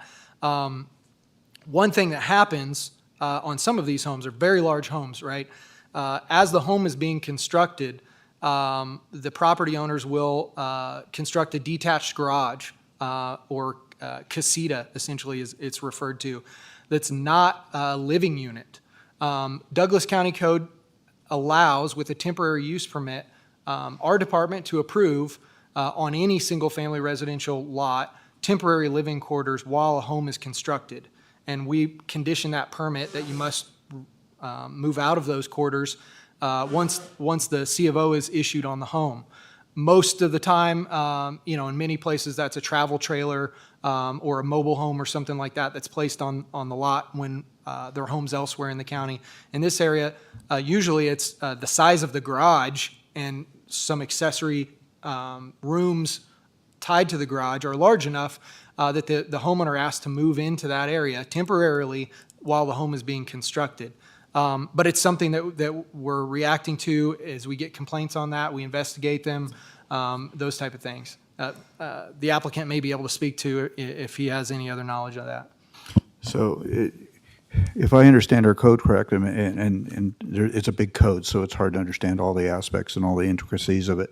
But generally, in our county, don't we have 1,000 square foot auxiliary dwelling that's allowed up to 1,000 square feet? That's correct. And yet here you're saying some of these are up to 1,800 square feet? I don't know. I don't believe specifically that we have a condition that allows 1,800 square foot accessory dwellings. So I guess part of my point that I wasn't direct in saying there was if there's an 1,800 square foot accessory dwelling, it may be that it's not permitted as an accessory dwelling. It's been permitted as some other use. It may be that it's not permitted for residential uses. And again, we get some of those complaints. We investigate those complaints and review the architectural plans and contact the owners. You're not the only one that gets those complaints, by the way. Okay, those comments are addressed to the commissioners as well, and so that's why I'm asking these questions, because I haven't really sat down with you and discussed that. Is it? And I don't know, Mr. Brent, is it? Do you have anything to add to that? For the record, Brent Nassar with Kimley Horn. There's three zoning types up in Clear Creek that allow single-family residential. They're called golf estates. There's golf lodges. The golf estates are a minimum of 1 acre. The golf lodges are a little bit smaller, greater than half an acre. And then the golf cottages, of which Unit 5 is an example. The golf estates and the golf lodges both have language in the specific plan that allows this auxiliary dwelling unit. And it references the code of Douglas County. I was just looking at the language specifically in the specific plan. But yeah, it just says that they are allowed in those two zoning, and they're not allowed in the cottage lots. Okay, but can you address the question of the size of those accessory dwellings? Or are we staying within the county code of 1,000 square feet, I guess is what I'm asking.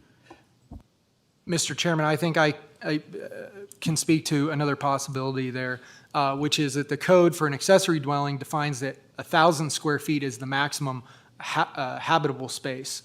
Many times we see in areas of the county, somebody will build 1,000 square foot accessory dwelling attached to a barn or building on their property.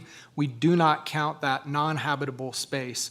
If an accessory dwelling is in the upstairs of a barn, and there's horses or animals and storage area down below, we don't count that square footage if there's no immediate access between the two. And it could be the case that you've got a 3 or a 4 car garage that's not habitable, 800 square feet in size, and then you have 1,000 square foot of habitable area. Thank you. I appreciate the clarification. Other commissioners, questions? Point of clarification. On the street with at Unit 5, you said it was 11 feet curb to curb?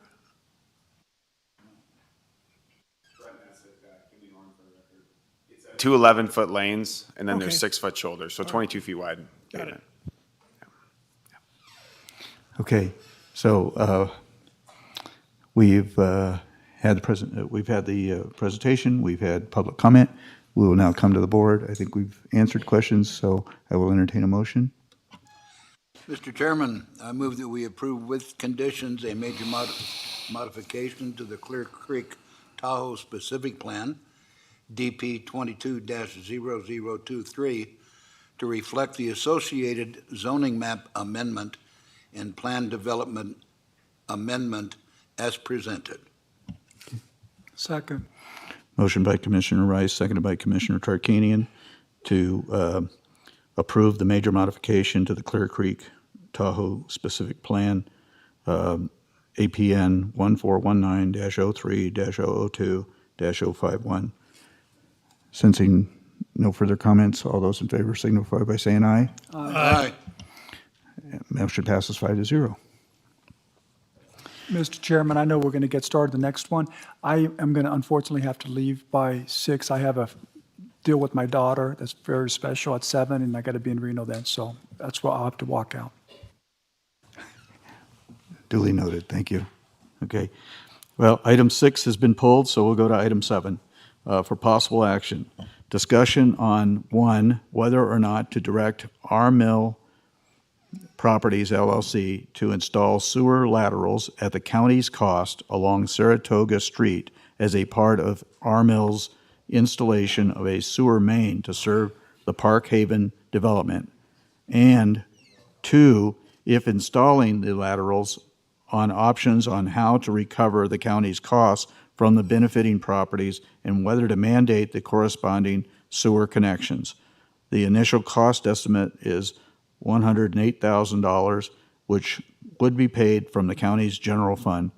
That's being presented by Public Works Manager Phil Richter and Mr. Robillard.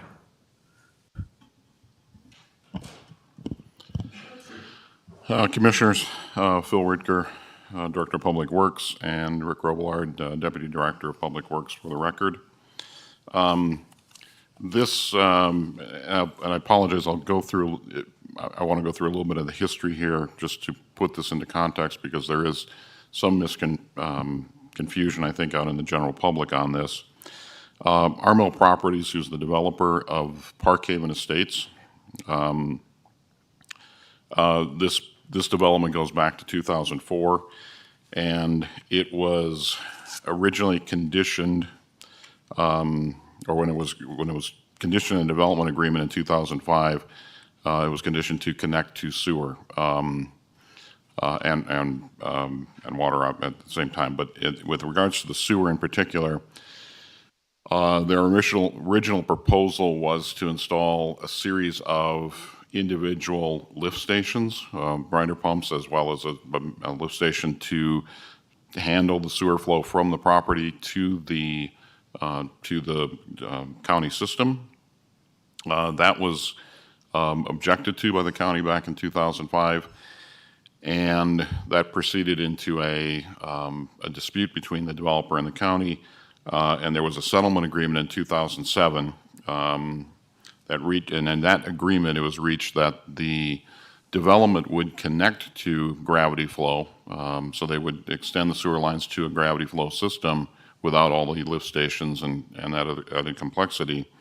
But to do that, they needed to extend the sewer line down Saratoga Street a distance of around 2,600 feet. Code states that they are required to connect if they're within 2,000 feet. That's where the dispute was. And in that settlement agreement, it was decided that the county utility specifically would contribute $125,000 towards the cost of the construction of that off-site improvement. That's not the total cost of that off-site improvement, but that would be the contribution that the utility was going to make. Also in that agreement, it stated that there was an option for the county, or for the county to require require the developer to install sewer laterals to, it says 37, I think there's roughly 34 properties along there, but to those properties along Saratoga. That's properties outside the Park Haven development itself. But that option was going to be at county expense. In 2018, the development seems to have stalled for a while, and in 2018, the development was brought back before the Planning Commission with some changes to what they were doing. And in the context of the Planning Commission discussions, there was discussion again brought up about the sewer laterals, as well as drainage issues on the property. It was brought before the BOCC in that 2018 time period. Again, there was discussion at the meeting, but when the motions were made to approve this development, the motions were silent to the exercising of that option, which is what brings us to the current present, and that is at an estimated cost of 108, which I think will be higher than that, given the current conditions of oil and gas and everything else related to these types of developments. We're at a point where we need direction as to whether it's prudent to put these laterals in, and also, and subsequent to that then would be where the funding comes from this, because it is not funded through the utility. I'm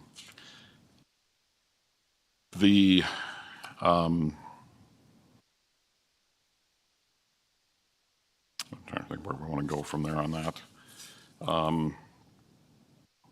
Yeah, so anyway, that's I think what is at hand here is that there is an assumption right now that to put the sewer laterals in makes sense, but in reality, I think from our perspective as the utility,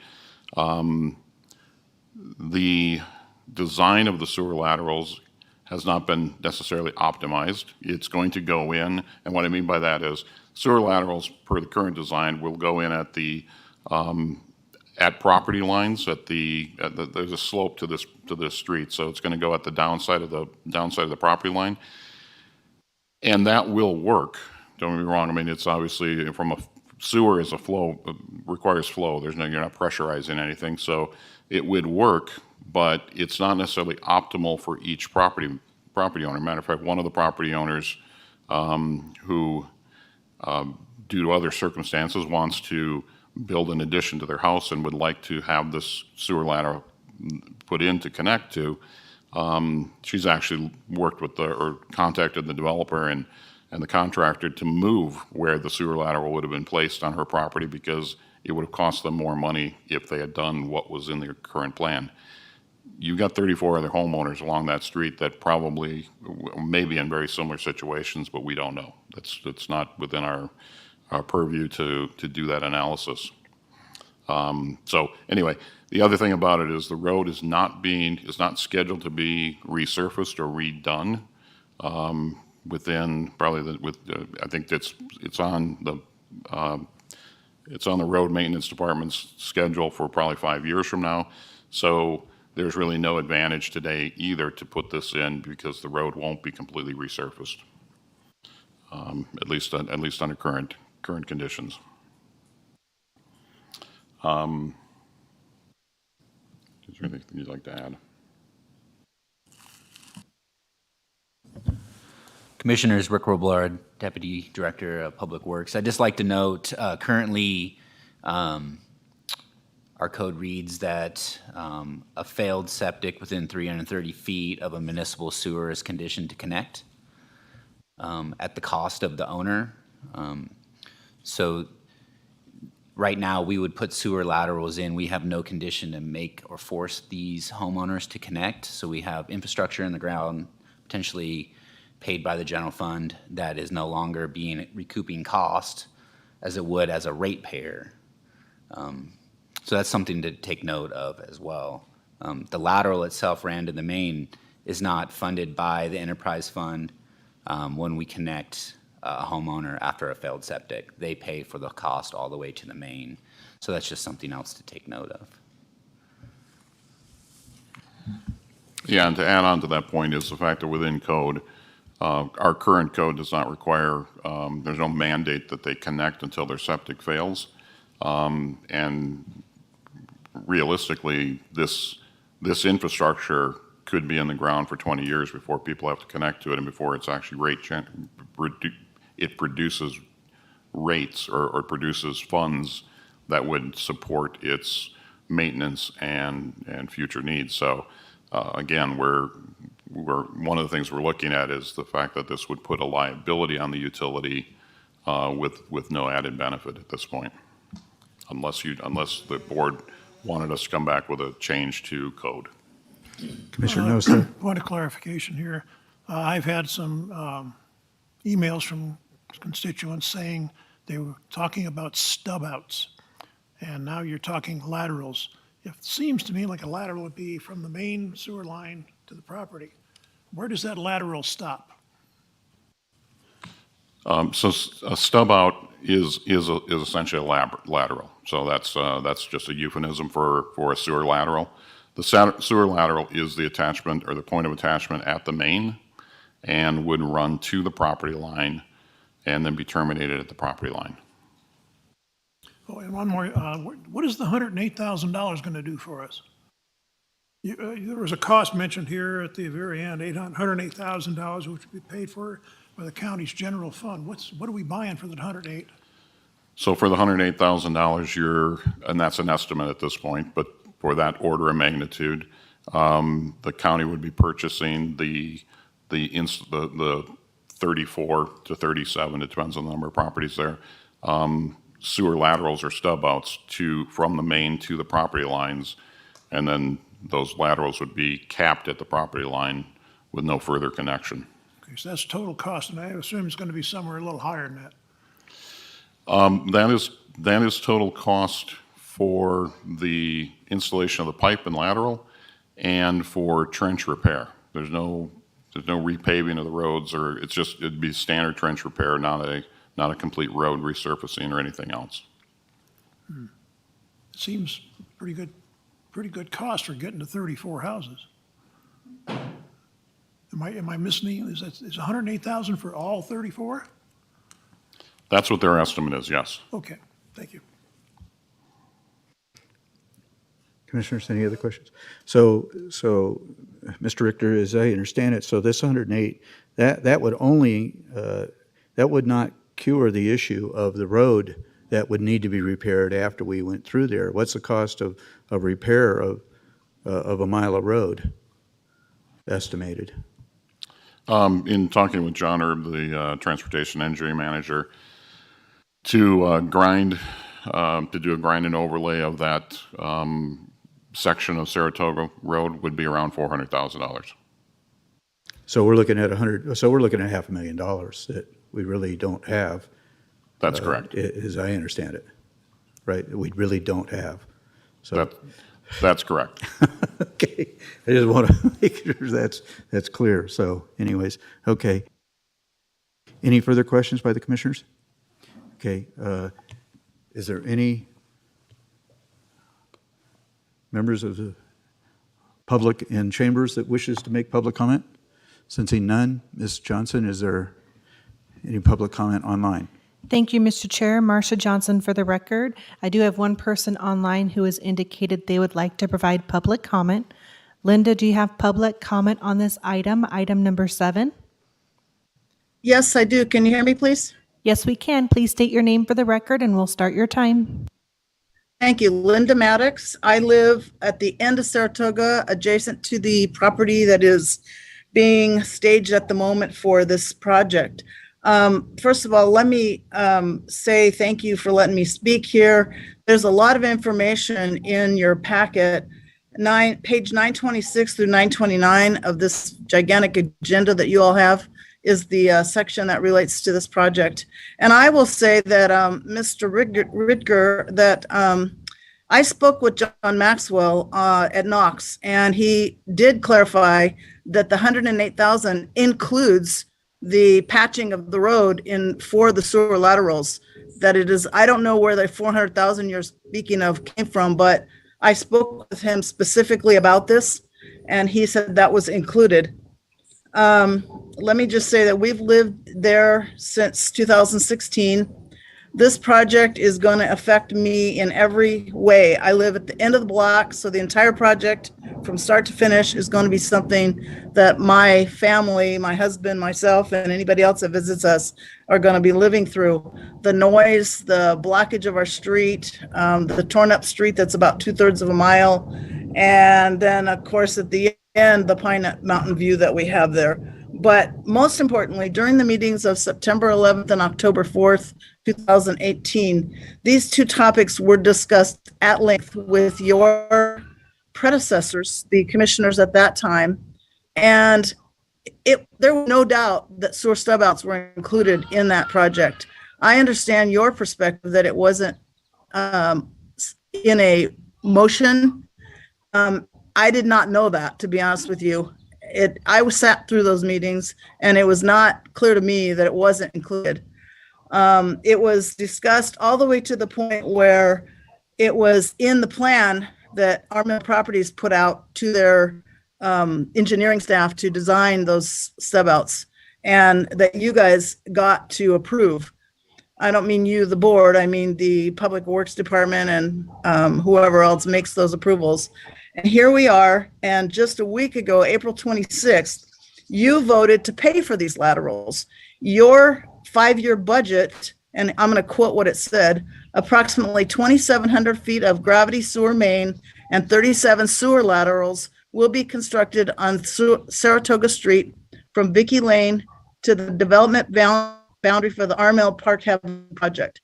The county entered into a development and settlement agreement with Armel Properties for participation in a gravity sewer main on Saratoga Street. The county agreed to reimburse the developer $125,000 towards construction of the gravity main and to pay the cost of off-site sewer laterals for a future connection to the sewer main, end quote. And in summary, you voted just last week to reimburse the developer $125,000 plus budgeted another $100,000, total of $225,000 for that project. That budget was specified as being from capital reserves, and it's on page 82 of that budget document. And it specifically identified that the cost of sewer laterals being projected now is saying $108,000. So yeah, okay, it's $8,000 over the budget. Regarding the financial impact statement and the recommendation, either way, whether you pay for them or we pay for them, they're on county property, county responsibility, just like the drainage pillars are. I understand that septic systems on every house on our street are considered temporary. We've allowed you almost an additional minute past the 3 minutes. So anyways, thank you. Okay, well, I just want to ask you please to deny the request the suggestion by staff to not put those in. I want them in the street. They were promised to our residents back in 2018 and again in the budget that you passed just last week. Thank you. Thank you, Ms. Masters. Thank you, Mr. Chair. Marsha Johnson for the record. There's no further public comment online at this time. Okay. Bringing it back to the board, Ms. Willoughby, could you perhaps address that issue as the budget item?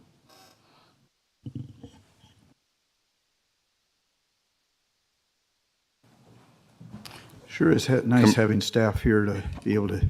Commissioners, for the record, Carrie Rosser is on the online if we need anything from the DA that's been helping us with this. Terry Willoughby for the record. It was included in the capital improvement plan as an unfunded item. It's not in the budget.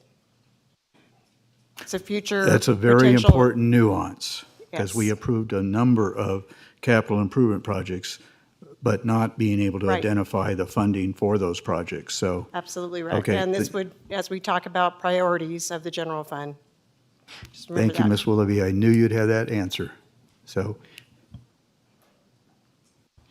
Commissioners, other questions? We are minus one of the commissioners now. Mr. Tarkanian had to leave. But any other questions from the board? So your recommendation, as I understand this, is that direct staff to direct Armo Properties not to install the sewer laterals when the sewer main is constructed as part of the parkade. Is that correct, Mr. Richter? That is correct. And that, we would recommend revisiting that at a later date when the road is either being resurfaced. So to Ms. Maddox's point, the road will be patched, but there's a big difference between, in my opinion, there's a big difference between the installation of a sewer main along a road with a standard trench repair that will run the parallel to the direction of traffic versus the installation of trenches or patches perpendicular to the lane of traffic every 140 feet. So one of the reasons is again, I'll say, in the media, you've heard of the issues on East Valley with a private development that went in there, and I think we as the county would create a similar situation along Saratoga if we simply put these in without actually then budgeting for some sort of resurfacing or sealing of that road. So again, it's prudent to wait. It's prudent to wait till the road needs to be resurfaced to go back and do this work. It doesn't preclude us from working with any individual homeowner who wants to connect now and actually become a client or a customer of the utility. But to just put infrastructure in the ground with no mandate from this board or from our code that they need to connect isn't really prudent. As I say, this would probably be setting a dangerous precedent going forward for futures. Yeah. Okay. Are there any other questions, Commissioners? Then Yes, are the 34 properties are now on septic? Yes. And how long has it been since they've had those septics installed? I have not done the research on the property owners. I think the properties themselves were probably built in the late 90s, early 2000. Okay, so let's say we got 22 years of septic use. I know of at least one owner there whose septic has failed, and they're taking steps on their own to get rid of the effluent. If we delay five more years, it's going to do ungood things for us. We're going to get blooms. We're going to get more septic failures. If we have another earthquake, God knows how many will fail. So I'm inclined to understand. I understand that we approved the project but unfunded. But if we come about now and say, yes, we want you to do it, then we have to find the funds. So I'm willing to not direct you to stop. Commissioner Nova said, Phil Richter, Director of Public Works, for the record. To be clear, because you raised two issues there, and I want to make sure that we're clear on both of those. First, I'm not aware of a failed septic along that road. So if there is one, that would be, I think we'd want to engage that property owner. This would be appropriate time for that to be solved for that property owner. But specific to the other point, and that is the fact that septics are in the ground. The issue today is that under current code, and I think that's what motion number 2 was, if you wanted to actually move forward, I would ask you to then redirect us to come back. Because under current code, we can put that sewer line in, we can stub it out. But until somebody's septic fails, you have no authority to force them to connect. So you're not going to solve the septic problem in the short term. You're not going to solve the septic problem for potentially another 20 years or until an earthquake. So I think the issue is really twofold, and that is to the greater goal, and I understand the greater goal. We really would need to have a different conversation about current county code and how we would change that to mandate connections, independent of failure of septic. I was under the impression that there was something in county code that said if you were within 300 feet, you had to connect. Only when your septic fails. There's no mandate aside from that. So what you're saying then is that in the event that septics do fail, you're going to have that sewer main in there, stubbed out, ready to go.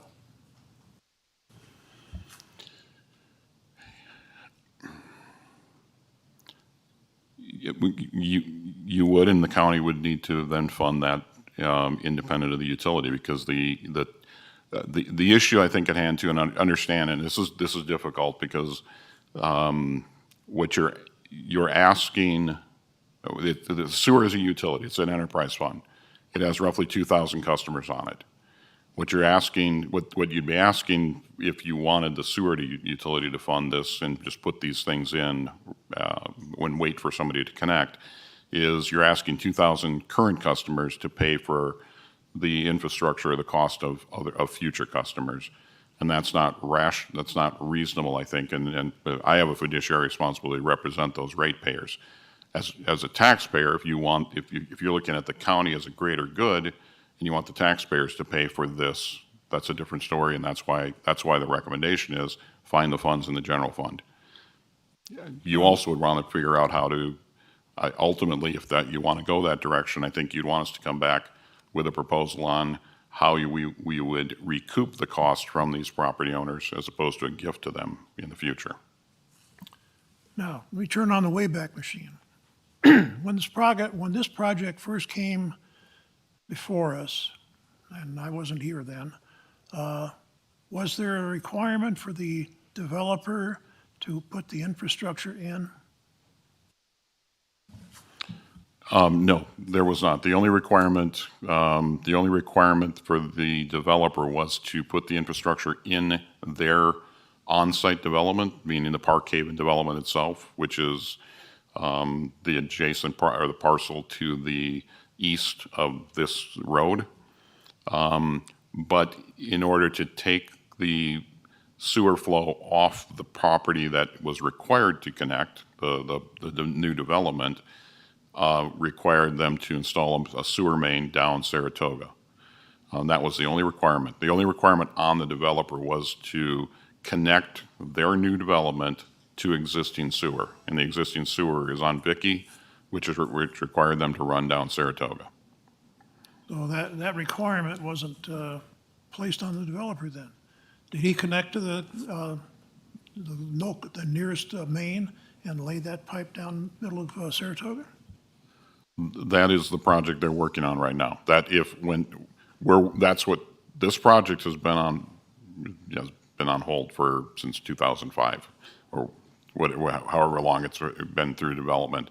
So they're in the process right now of getting their final site improvement, and then to start construction. What's holding them up right now is one of the things holding up the development right now is this element right here. Is if we simply say put in the sewer main without laterals, they'll get their site improvement permit and can move forward. We're waiting on the laterals. There would just be a pipe running down the middle of the road. Right. Not good. Further discussion? We've had public comment, so do we have a motion?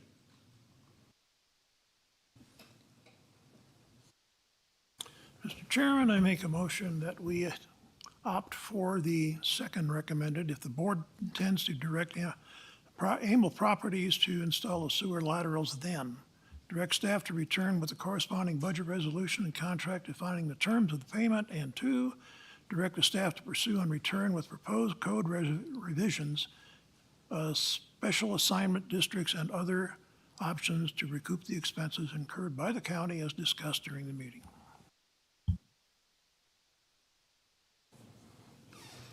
Motion by Commissioner Nosehead. A second? Motion dials for the lack of a second. Do I have a subsequent motion? Mr. Chairman, I move that we direct staff to direct Emerald Properties not to install the sewer laterals when the sewer main is constructed as part of the Park Haven development. Is there a second on that? Motion by Commissioner Rice, seconded by Commissioner Ingalls to direct staff to direct Emerald Properties not to install the sewer laterals when the sewer main is constructed as part of the Park Haven development. Since no further discussion, all those signify yes by saying, all those in approval signify by saying yes. Yes. Okay, motion passes 3-1. Thank you. It's getting to be a long day. Commissioner, Chairman Gardner and Commissioners, if I could,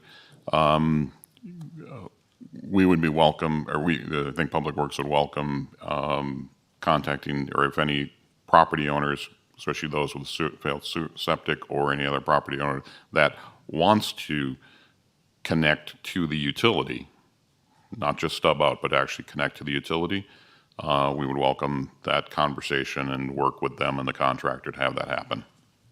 All right, I will contact a constituent. Okay. I think that's a good idea. At least give them the option, right? So, and of course, they would have to bear the cost on that. Yeah, okay. Okay, moving right along. Item number 8.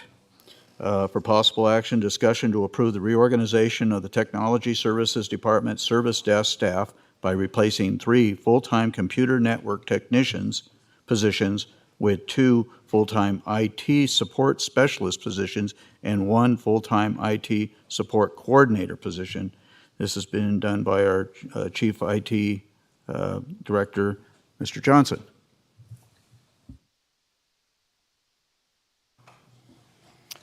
We're getting there, folks. We're getting there. For the record, Daniel Johnson, Chief Technology Officer. I'll give you the executive summary. The reason we're looking to do this reorganization is to more closely align with duties. The last time these positions were looked at was 2015. And this reorganization will allow us to take duties and responsibilities that we need that service desk level staff to do, and which are being carried out right now by our system administrator, tier 2 staff, as well as our service desk supervisor. And so it'll give us a better distribution of duties and responsibilities to make us a more efficient shop. And I'm here to answer any questions you may have. Thank you, Mr. Johnson. Commissioners, questions? Mr. Rice? So I have a question. We have 3 positions now, and and this doesn't add a position. It's two full-time IT and then 1 full-time IT support coordinator position. What does this do to us financially? Stated in the staff report on the 966 of your packet, the financial impact is roughly $27,436.36 because of the change. There's a change in the pay grades of these positions. We have that through salary savings, but the reality is that we're not going to actually spend that much because through recruitment, as soon as I'm hopeful that as soon as you approve it, we'll initially be doing an internal recruitment for the staff member that we do have on staff. The other 2 positions are vacant currently.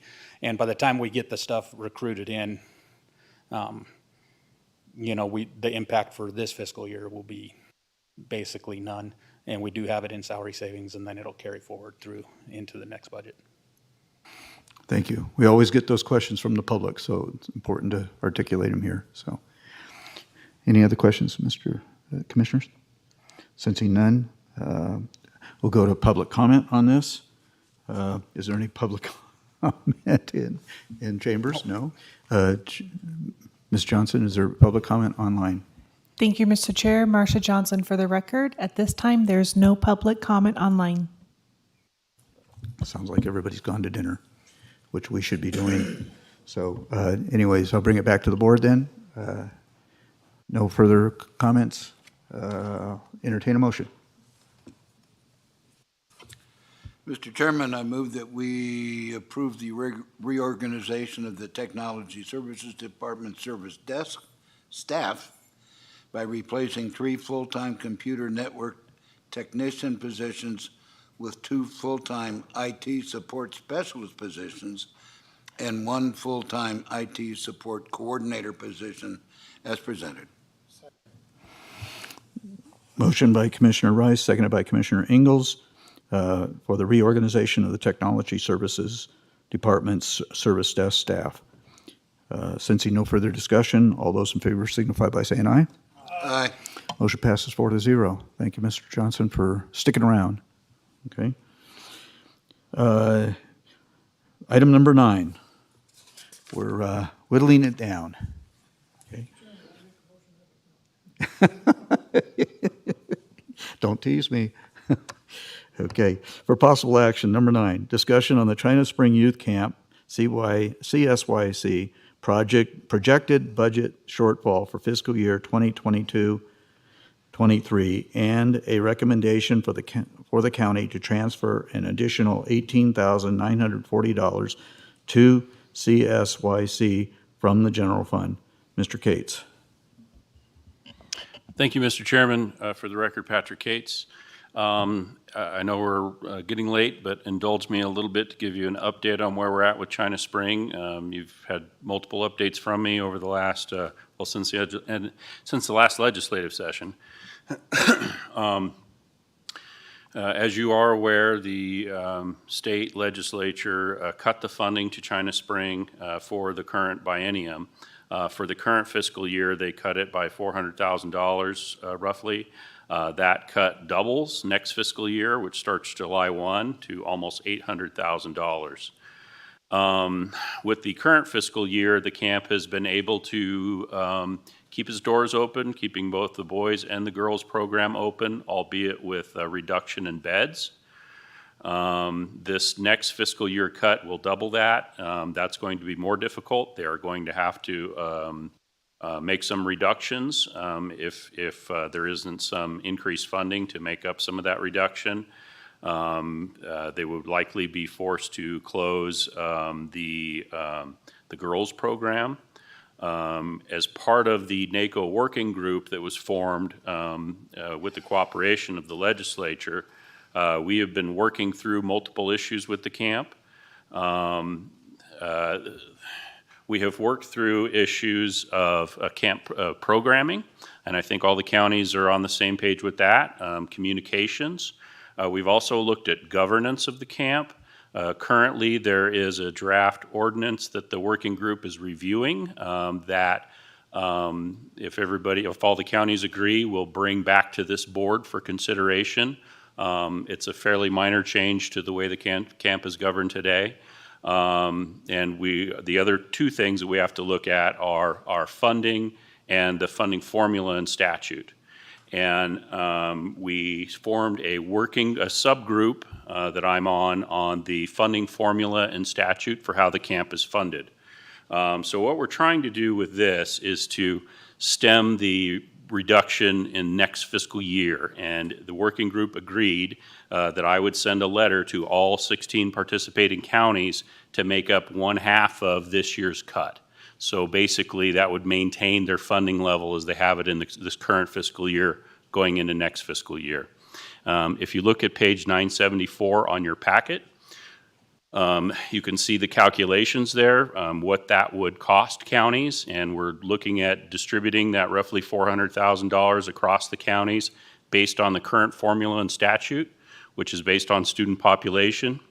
Douglas County's share of that would be $18,940. I have received confirmation from a couple of counties that they have approved this request. I've had verbal confirmation from several others that they were including it in their budget and going through the process for approval. I think this is vital to make sure the camp can maintain their operations as they have this current fiscal year. And there's more to this than just the funding request.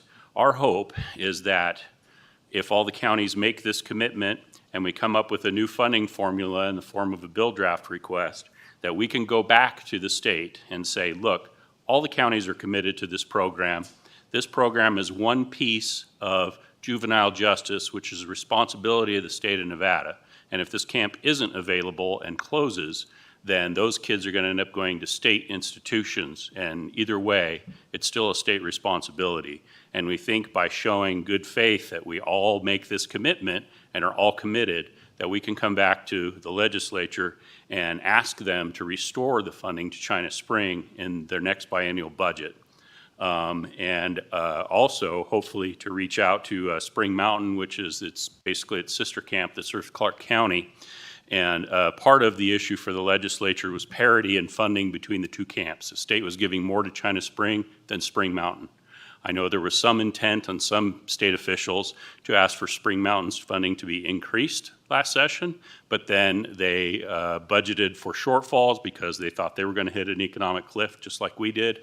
And so instead of doing that, they lowered China Springs funding. So I think if all the counties sing Kumbaya, make this financial commitment, go through all those other aspects and give a report to the legislature, I'm hopeful that we'll stand a good chance of getting some or all of that reduction restored in the next fiscal year.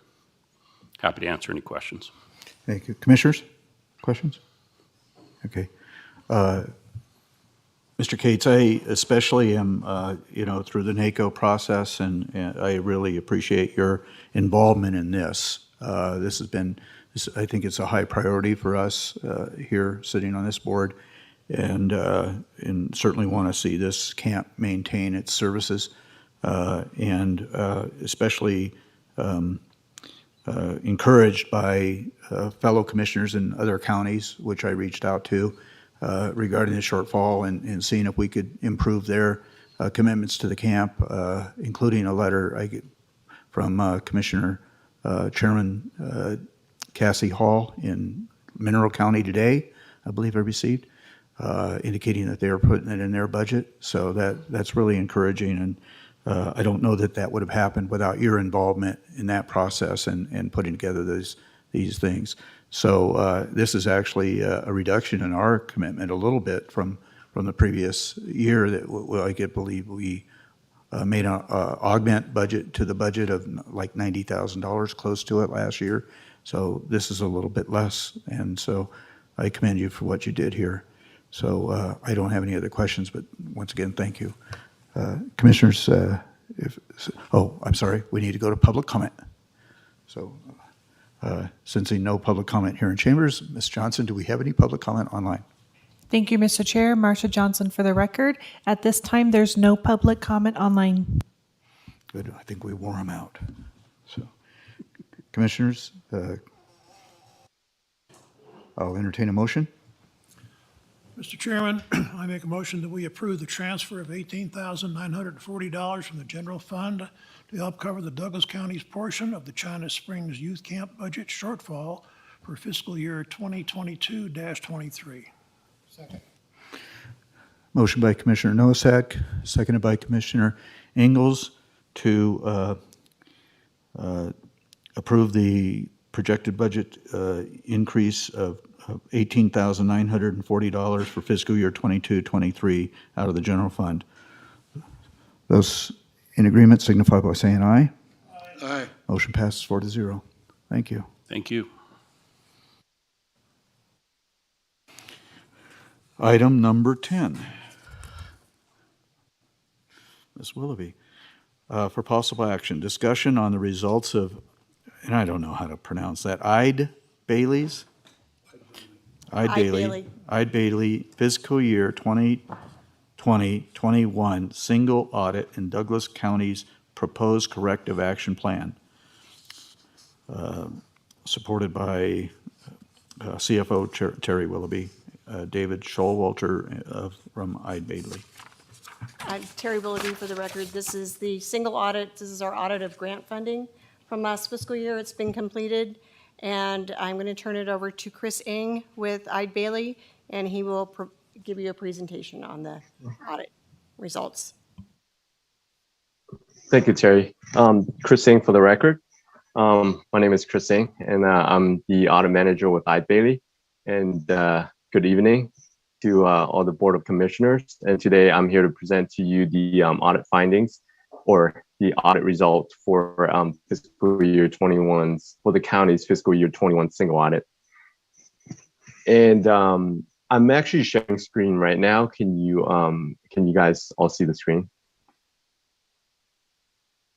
Yes, thank you, Chris. Okay, sounds good. So basically, this is a page from the single audit report that was issued on March 29th of 2022, and the title of the page is basically the summary of the auditor's result. And on this page, there's a couple of things that I would like to point out. And one of the things is the fact that it's the opinion. So if you go down to this section that says federal awards under the type of auditor's report issued on compliance for major programs, so for fiscal year 21, the opinion is unmodified, meaning it's a clean opinion. And for fiscal year 21, 2 major programs were audited for or were selected for single audit for our audit procedures, and they were the highway planning and construction cluster and the coronavirus relief fund.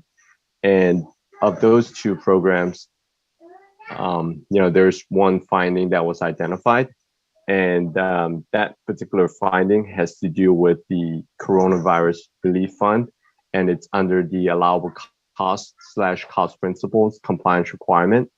And for that particular finding, it's also documented in this particular report as well. And if you go down to, I believe it's page 20. Yep. So if you go down to page 24 of the report, you will see a little bit more details on that particular finding. But in summary, so for that particular finding, it's basically a result of our testing of program expenditures.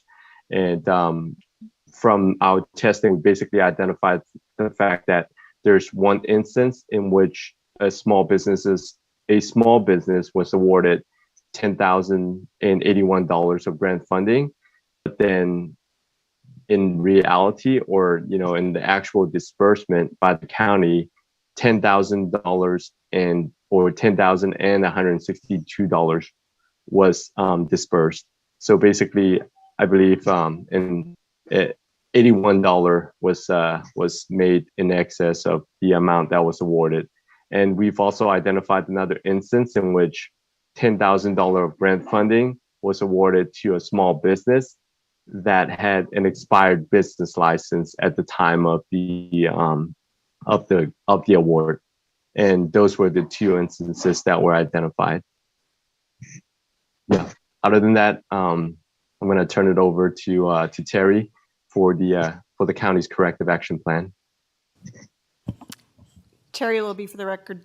Those 2 items were both on the CARES Act fund, which I managed solely by myself. And we did overpay an item by $81.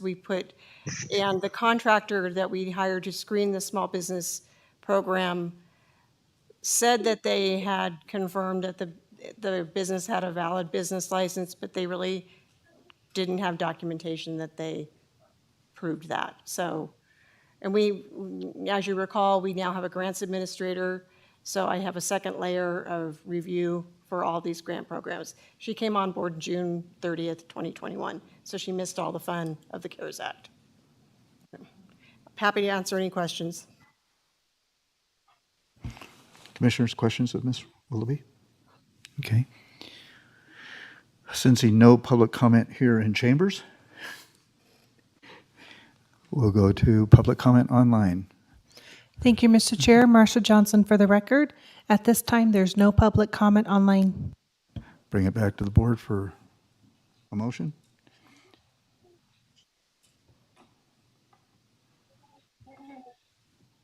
Mr. Chairman, I move that we accept Eid Bailey's fiscal report 2020-21, single audit results, and approve Douglas County's corrective action plan as presented. Motion by Commissioner Rice, seconded by Commissioner Ingalls, to approve the results of Eid Bailey's fiscal year 2020-21 single audit in Douglas County's proposed corrective action plan. All those in favor signify by saying aye. Aye. Motion passes 4-0. Thank you, and thank you to Chris. Chris and his team are always available as we work through the ever-changing guidance with both CARES Act and American Rescue Plan. They're just an email or a phone call away, and I really appreciate their help. Thank you, Terry. Item number 11, for possible action, discussion to approve the Minden Tahoe Airport operational assessment prepared by Moss Adams. Ms. Willoughby is presenting again with Moss Adams being represented by Mark Storonka and Haley Garcia. Terry will be for the record. Actually, it's going to be Jessie Lenhart of Moss Adams. She was in charge on this project. And this was part of the approved internal audit plan for this fiscal year. We're looking at the airport because it's a contract operation, and we will be going out for RFP and look to Moss Adams to provide some guidance as we move into that RFP process and develop a new contract. The contract that we have is very basic. It's pretty old. And so none of these things are anybody's fault. It's just good things as we move forward, things that can be improved in the new contract. So we can go through, we typically go through the executive summary with their recommendations briefly, and then I'll provide our response. Thank you. So Jessie, I'll turn it over to you if you want to start. And this will be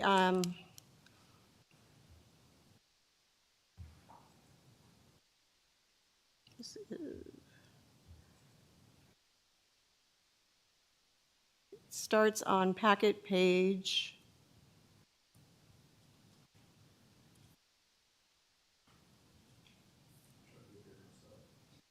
1022. Great. Thank you so much, Terry. Jessie Lenhart for the record with Moss Adams. As Terry mentioned, the county engaged Moss Adams to conduct an operational assessment of the airport's organizational structure, processes, and systems, with a particular focus on the economy, efficiency, and effectiveness of airport operations in general. As Terry mentioned, this wasn't a gotcha kind of assessment. We really were looking for opportunities to improve the transparency and expectations, roles, and responsibilities between the airport and the county. So this engagement was conducted between November 2021 and January 2022. The observations and recommendations in this report were developed based on interviews, a review of data and documents. We connected with county, airport, and advisory committee staff and leadership, and a comparison to industry best practices. So as you can see, the report is grouped into 3 categories: planning and strategy, contract management, and service delivery. Overall, the key takeaway for this report is that while we found that the current airport operator, ABS Aviation, was in compliance with its contractual obligations, there are opportunities, as Terry mentioned, to enhance a future contract, again, to clarify roles and responsibilities, enhance mutual understanding of expectations, and really start to build a more transparent relationship between the airport and county management. This report has been reviewed and responded to by county management, and activities to address the recommendations are already underway, both within the county and within the airport. So I'd just like to wrap up by expressing our gratitude and thanks to everyone involved in the process. County and airport leadership and staff throughout this work were incredibly responsive, accommodating, and highly collaborative. Terry, back over to you. Terry Willoughby for the record. I think this is an excellent report. I think we appreciated the work by Moss Adams. It was a very collaborative approach where they worked, talked to staff in finance and IT, as well as with ABS and in the county manager's office. And I think really good recommendations going forward, some key decisions that we can insert into the new contract. And it became apparent that we need to have a really clear scope of work in that contract, and then clear expectations are outlined, and that we hold the county administrative staff also make sure that those, the contract's being upheld. So we'd be happy to answer any questions about the actual report and you also have management's response in your packet, which follows the report. This was heard by the audit committee at their last meeting on April 26th. Commissioners, questions of Mr. Willoughby? Questions of the auditor? Sensing none, sensing no public comment here in chambers, Ms. Johnson, is there public comment online? Thank you, Mr. Chair. Marsha Johnson for the record. I do have someone online with public comment. Bobby, do you have public comment on this item? Item number 11? Yes, I do. Thank you. Please state your name and we'll start your time. Bobby Thompson, Airport Director, Minden Tahoe Airport. Well, gentlemen, congratulations on quite the marathon session today. I would like to say that this was a good process. I believe it was a good process. I would also like to take a recommendation beyond what was recommended and say, let's go ahead and put these things in our scope of work now. There's no reason to wait. I think if the county believes that these are good recommendations, we should go ahead and implement them now. In fact, we've already done several of them already. So I would like to just go ahead and include all this work now to satisfy, any conditions that the county wants to see. We're happy to do that.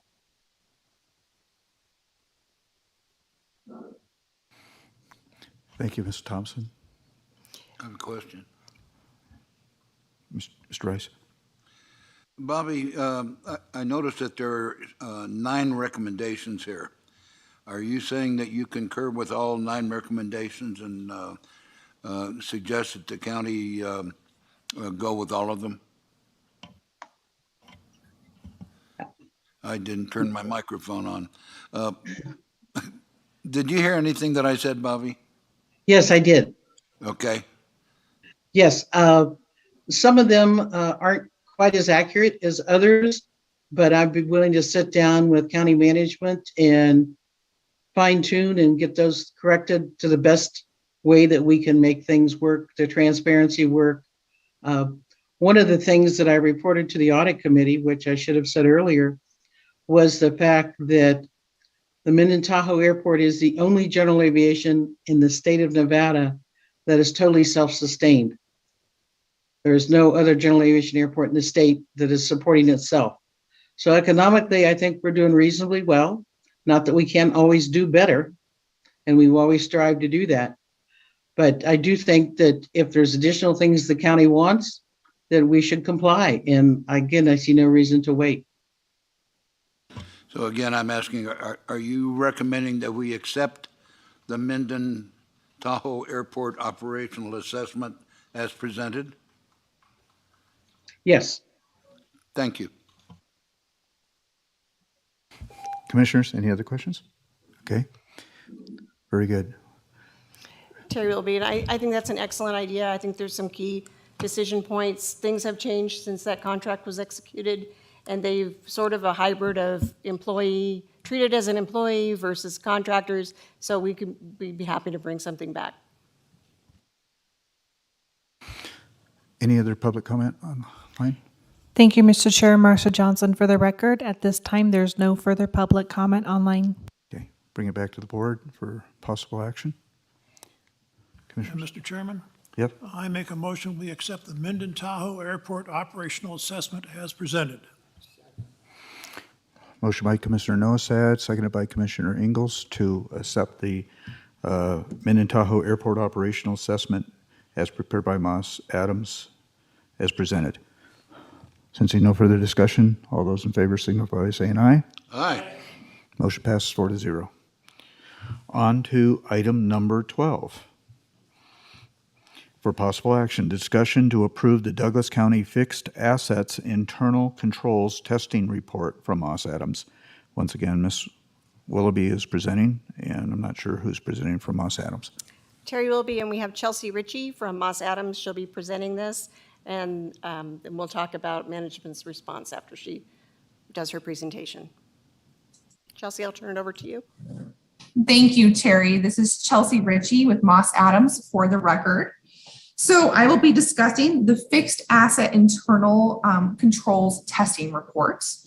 So Moss Adams was contracted by Douglas County to evaluate and test internal controls related to the county's fixed asset management function. This included reviewing the process of acquisitions, classification, tracking, maintenance, and retirements of assets, as well as the overall adequacy of the asset management function.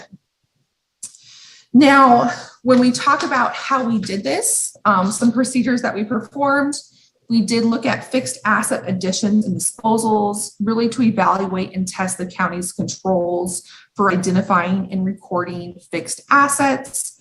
We looked at fiscal inventory counts. We requested all documentation related to the most recently completed fixed asset physical inventory performed, including supporting documentation for the physical counts and who performed these counts, and documentation to the final reconciliation, and if there was any results, any adjustments in those results. We also looked at fixed asset receiving and tagging. So we obtained a listing of all assets capitalized in the fiscal years for June 30th, 2020 and 2021, and made sure that there was appropriate receipt and tagging of those assets. We did take a glimpse at repairs and maintenance expense, just making sure that any expenses that were over $3,000 had adequate support to why they were an expense, or making sure that they shouldn't have been capitalized. And then lastly, we looked at preventative maintenance and asset replacement. So really this was through interviews with county staff, really making sure that we had an understanding of the county's current practices around tracking preventative maintenance and planning and forecasting for fixed asset replacement. So with that, there was 3 recommendations that came out of this audit. Number 1 was fixed assets tagging. So a formal process for handling the issuance and storing of property tags related to assets, even assets that are not, or that are deemed to be not easily tagged, should have established, documentation around the asset tagging process. And this was not always complete when we were doing this test work. Additionally, the town of Gardenville is utilizing a separate asset tagging system related to the rest of the county. So we, really this should be all the same cohesive tagging system. And so that was another recommendation that we had when it came to this overall observation. Number 2 was fixed asset additions. So asset additions reported in the annual physical inventory processes were not added to the county's asset value reports, and documentation supporting these asset additions was not consistent. So the form used to report these additions really was, we found consistently to be somewhat of a manual process. And I think with that manual process became delays in recording these additions. So recommendation for this observation, evaluate the current processes for, processing additions following the annual inventory process, and really consider converting the existing forms, which, like I said before, are, consistently kind of manual, into a more efficient and controlled process.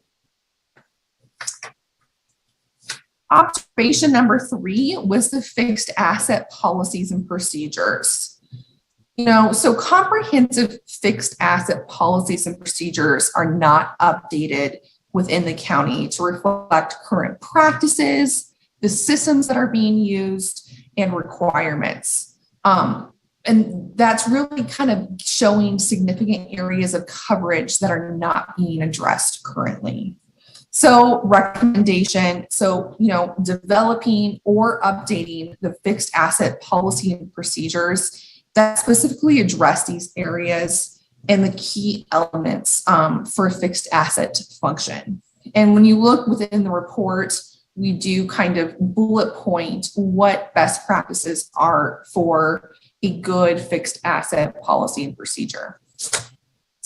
That is all I have to say. I did want to say, as I always do, we always talk about the nitpicky stuff of the county, but I do want to bring your attention to some commendable operations. They are doing a great job. And during our field work, we did find 2 areas of commendable operations, one being disposable assets. So during all of our testing around disposable assets, there was nothing that we found that was any exemption or something that we should, bring to your attention, as well as the physical inventory procedures. So the county really does have great physical inventory procedures. And especially this was, exemplified with COVID. I think, they still had a good procedure and process in order in this area. So I did want to bring those to your attention. Terry, back to you. Thank you, Terry Wilby, for the record. We've already made strides in implementing items 1 and 2. The third finding, that policy is going to be a rewrite from scratch. It's from 2005. It's not great to begin with. So that's going to take some work. There's also some accounting guidance that's coming forward that's going to change how we do assets. For example, like you would never capitalize a library book, but you will be capitalizing them as collections. So it's going to cause a big change in a lot of work. And so, for example, we don't capitalize typically computers because they're under the threshold as a single asset. But if you're buying multiple computers, you would capitalize them as a group. So that's going to be a change. I'm kind of waiting for that guidance to come out and be finalized, but you'll be seeing that policy coming forward. Happy to answer any questions. Commissioners, questions? So I did notice in finding number 2, in the recommendation, we're referring to the New World system, and I believe we've identified the fact that that New World system is not going to be adequate for our needs.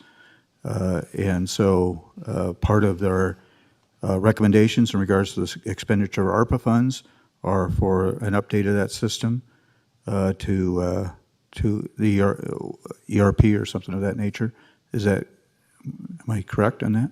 Terry Willoughby, that's correct. And one of the items that New World is not great at is the fixed asset module. It's pretty clunky. So we'll be hopefully getting something that's easier for both departments and my staff to use. So pretty important that we fund that system for you. Yes, thank you. Okay. Sensing no public comment here in chambers, do we have any public comment online, Ms. Johnson? Thank you, Mr. Chair. Marsha Johnson for the record. At this time, there's no public comment online. Bring it back to the board for action.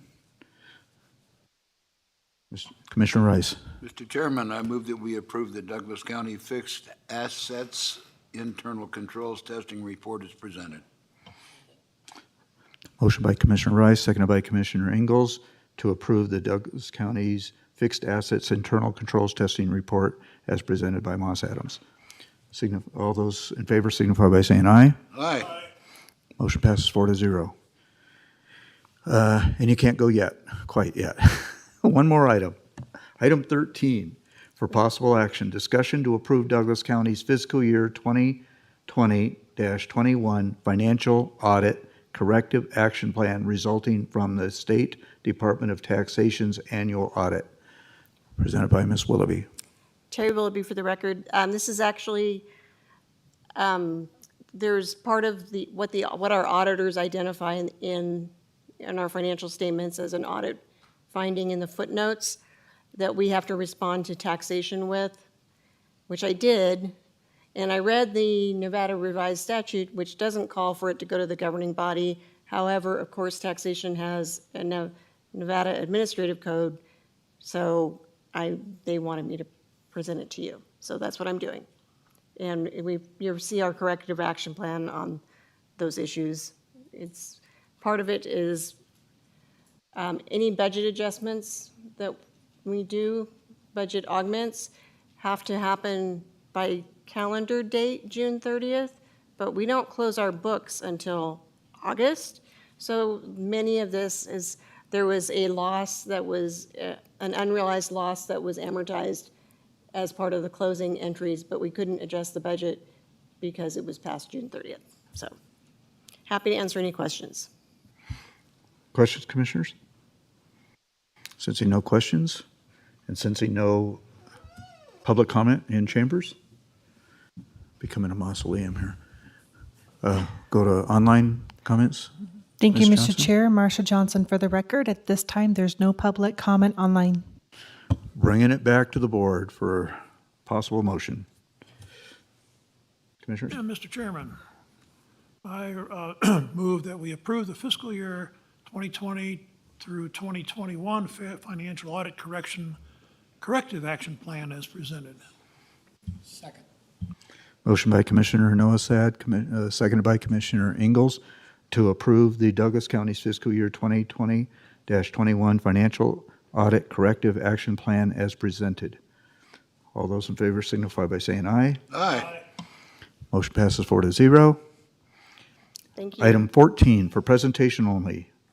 Reports and updates from county commissioner members concerning the various boards and or commissions that they may be a member of or a liaison to, or meeting functions they have attended.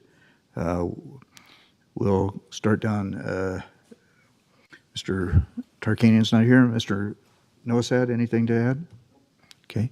Commissioner Ingalls? Commissioner Rice? Not to draw this out, but I just want to remind everybody that the event center, testing 1, 2, 5.